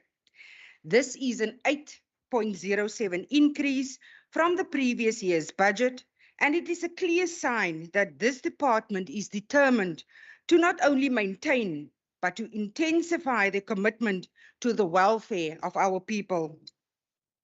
The largest portion of this allocation, 2.587 billion, comes from the provincial equitable share, reinforcing the dedication to uplifting the most vulnerable, despite the many economic pressures we face as a province and as a country. Honorable Speaker, let us take a moment to explore how these funds will make a tangible impact on the lives of the people that we serve. One of the most critical areas of focus in this budget is social welfare services, which has seen an increase of 10.94%, bringing its total to 1.236 billion. This significant investment ensures that we can strengthen and expand services for our elderly citizens, persons with disabilities, and struggling families. We are deeply committed to ensuring that the most vulnerable are not left behind and that their right to dignity, security, and well-being are being upheld. This increase in funding allows us to expand subsidies for services that support these groups, which will ensure a stronger safety net and greater access to essential services. Honourable Speaker, at the heart of this budget is also our unwavering dedication to the protection of children and families. With a 6.09% increase in funding for this program, there is a focus on safeguarding the future of our province by investing in the well-being of children, our most precious resource. The future of the Western Cape lies in the hands of its children, and we must do everything within our power to provide them with the support and the opportunities they need to grow into healthy, thriving adults. Moreover, there are significant enhancements in restorative services, which have received an 8.74% increase, now totaling 584.4 million. This funding will improve our efforts in rehabilitation and reintegration, crucial components in the battle against crime and social disintegration. The dedication resources to the fight against gender-based violence, with funding allocated for a new shelter to provide safety, support, and dignity for survivors. It is our collective duty to protect women and children from harm, and this investment reflects our commitment to that fight. Honourable Speaker, while the administration program has seen a 7.77% increase, reaching 205 million, it is important to note that this increase is primarily due to the public wage bill, a challenge faced by all departments nationally. However, let me assure this House that every cent spent on administration is being directed towards increasing the efficiency and effectiveness of service delivery, as the priority remains to serve the people, not to expand bureaucracy. Honourable Speaker, as we continue to strengthen our social safety nets, we recognise the efficient service delivery is just as important as the financial investments that we make. To this end, 2 million rand will be invested in the expansion of the Social Welfare Information Management System. The Minister has made mention of SWIMS, the SWIMS app, to include non-governmental organizations. And this innovative move will modernize case management, improve service delivery, and enhance accountability in child welfare services. Honourable Speaker, technology, when used effectively, is a powerful tool that can greatly improve the impact of the department's work. Through this digital platform, we will ensure more efficient handling of cases, timely interventions, and ultimately better outcomes for those we serve. To continue to address the critical issue of food insecurity through Programme 5, Development and Research, which sustains nutritional support programs at our community nutrition development centres. These centres are essential lifelines for communities in need, and with this budget, we reaffirm our commitment to enhancing food security and nutrition across the province. Honourable Speaker and members and guests, while we acknowledge the challenges of homelessness and the plight of the vulnerable individuals, it is essential to set the record straight. Our commitment to these groups is evident through various initiatives, such as the 3.67 million allocated to the Sector Education and Training Authority for skills development in the social sector. adapted vehicles delivered to NGOs, enabling children with intellectual disabilities to access critical services, the increase in accredited shelters for human trafficking victims, including a new shelter in the Overberg region. Our Feed the Province initiative, which integrates agricultural skills and food gardening in child and youth care centers and GBV shelters, ensuring that food security is addressed sustainably. Honourable Speaker, these efforts demonstrate that we are not merely reacting to issues as they arise, but are strategically investing in long-term solutions. The fight against homelessness and vulnerability requires sustained commitment, and this government are doing just that. Honourable Speaker, there is no issue more urgent and pressing than the fight against gender-based violence. This crisis continues to affect countless families in our province, and it demands a concerted, unwavering response from all of us. Since April 2020, over 88,763 victims have received psychosocial support services as part of the Western Cape Government's GBV implementation plan. These efforts are not just in response to this crisis. They are part of a comprehensive government-wide initiative to address and mitigate the impact of GBV in our communities. Honourable Speaker, to improve access to GBV support, the department are expanding shelter services, particularly in the rural areas, ensuring that survivors outside urban centres can find the safety and the support that they need. Additionally, 24 social workers are appointed that are specialising in GBV, which will increase our ability to provide therapeutic support for survivors of sexual violence. The Social Development Department ongoing funding for shelters, including Tutuzela care centres, ensures that survivors receive holistic, trauma-informed care from the moment that they seek help. Honourable Speaker, furthermore, we continue to empower communities through the GBV Ambassadors Programme, which has been successfully expanded to various regions in the province, including areas like Delft, Witzenberg, Mitchells Plain, and Metro North, among others.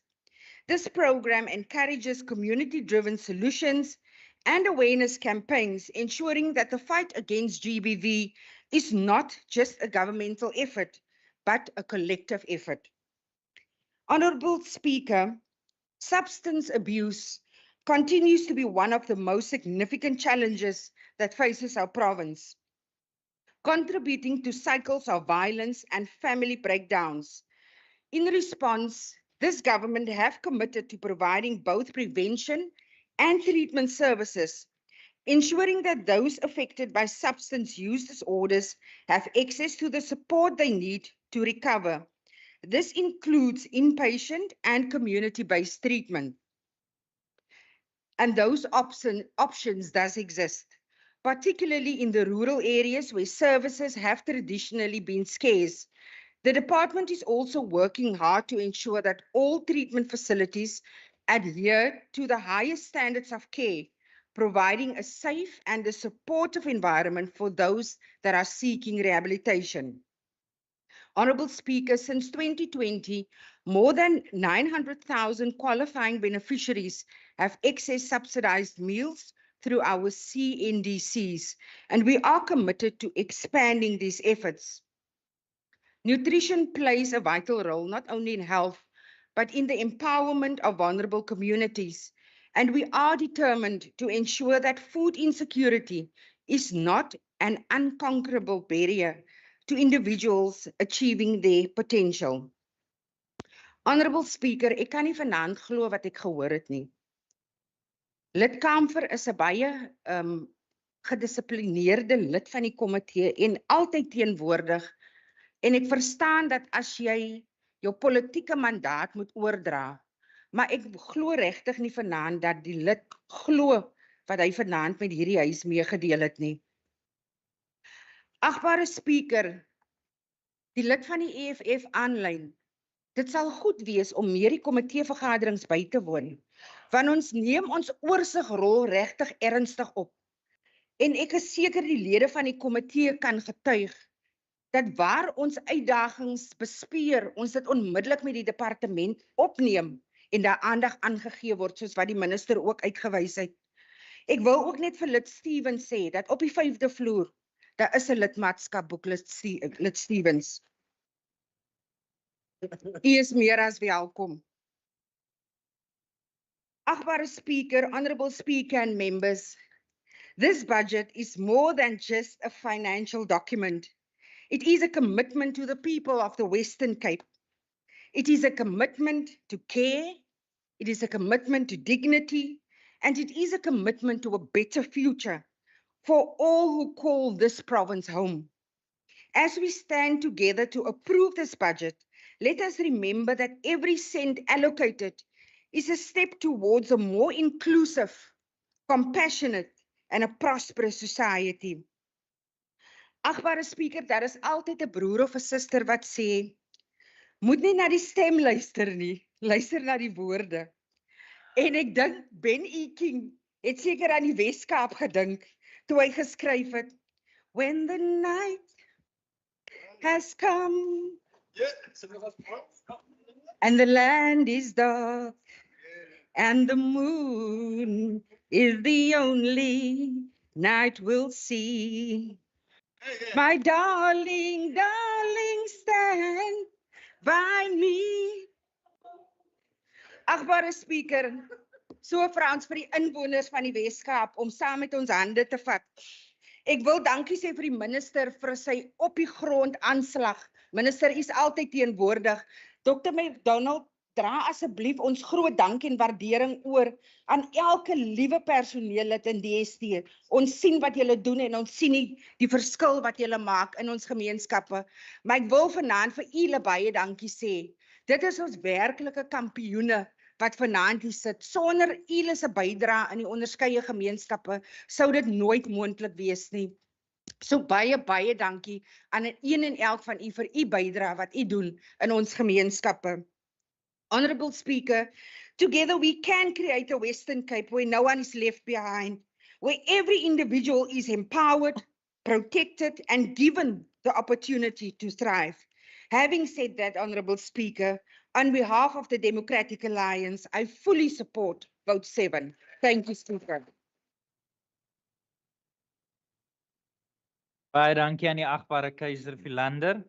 Order members, the Hansard would be interesting to watch how that will be captured. So I'm looking forward to seeing the unedited version. With that being said, I now recognize the Minister, Minister Lont.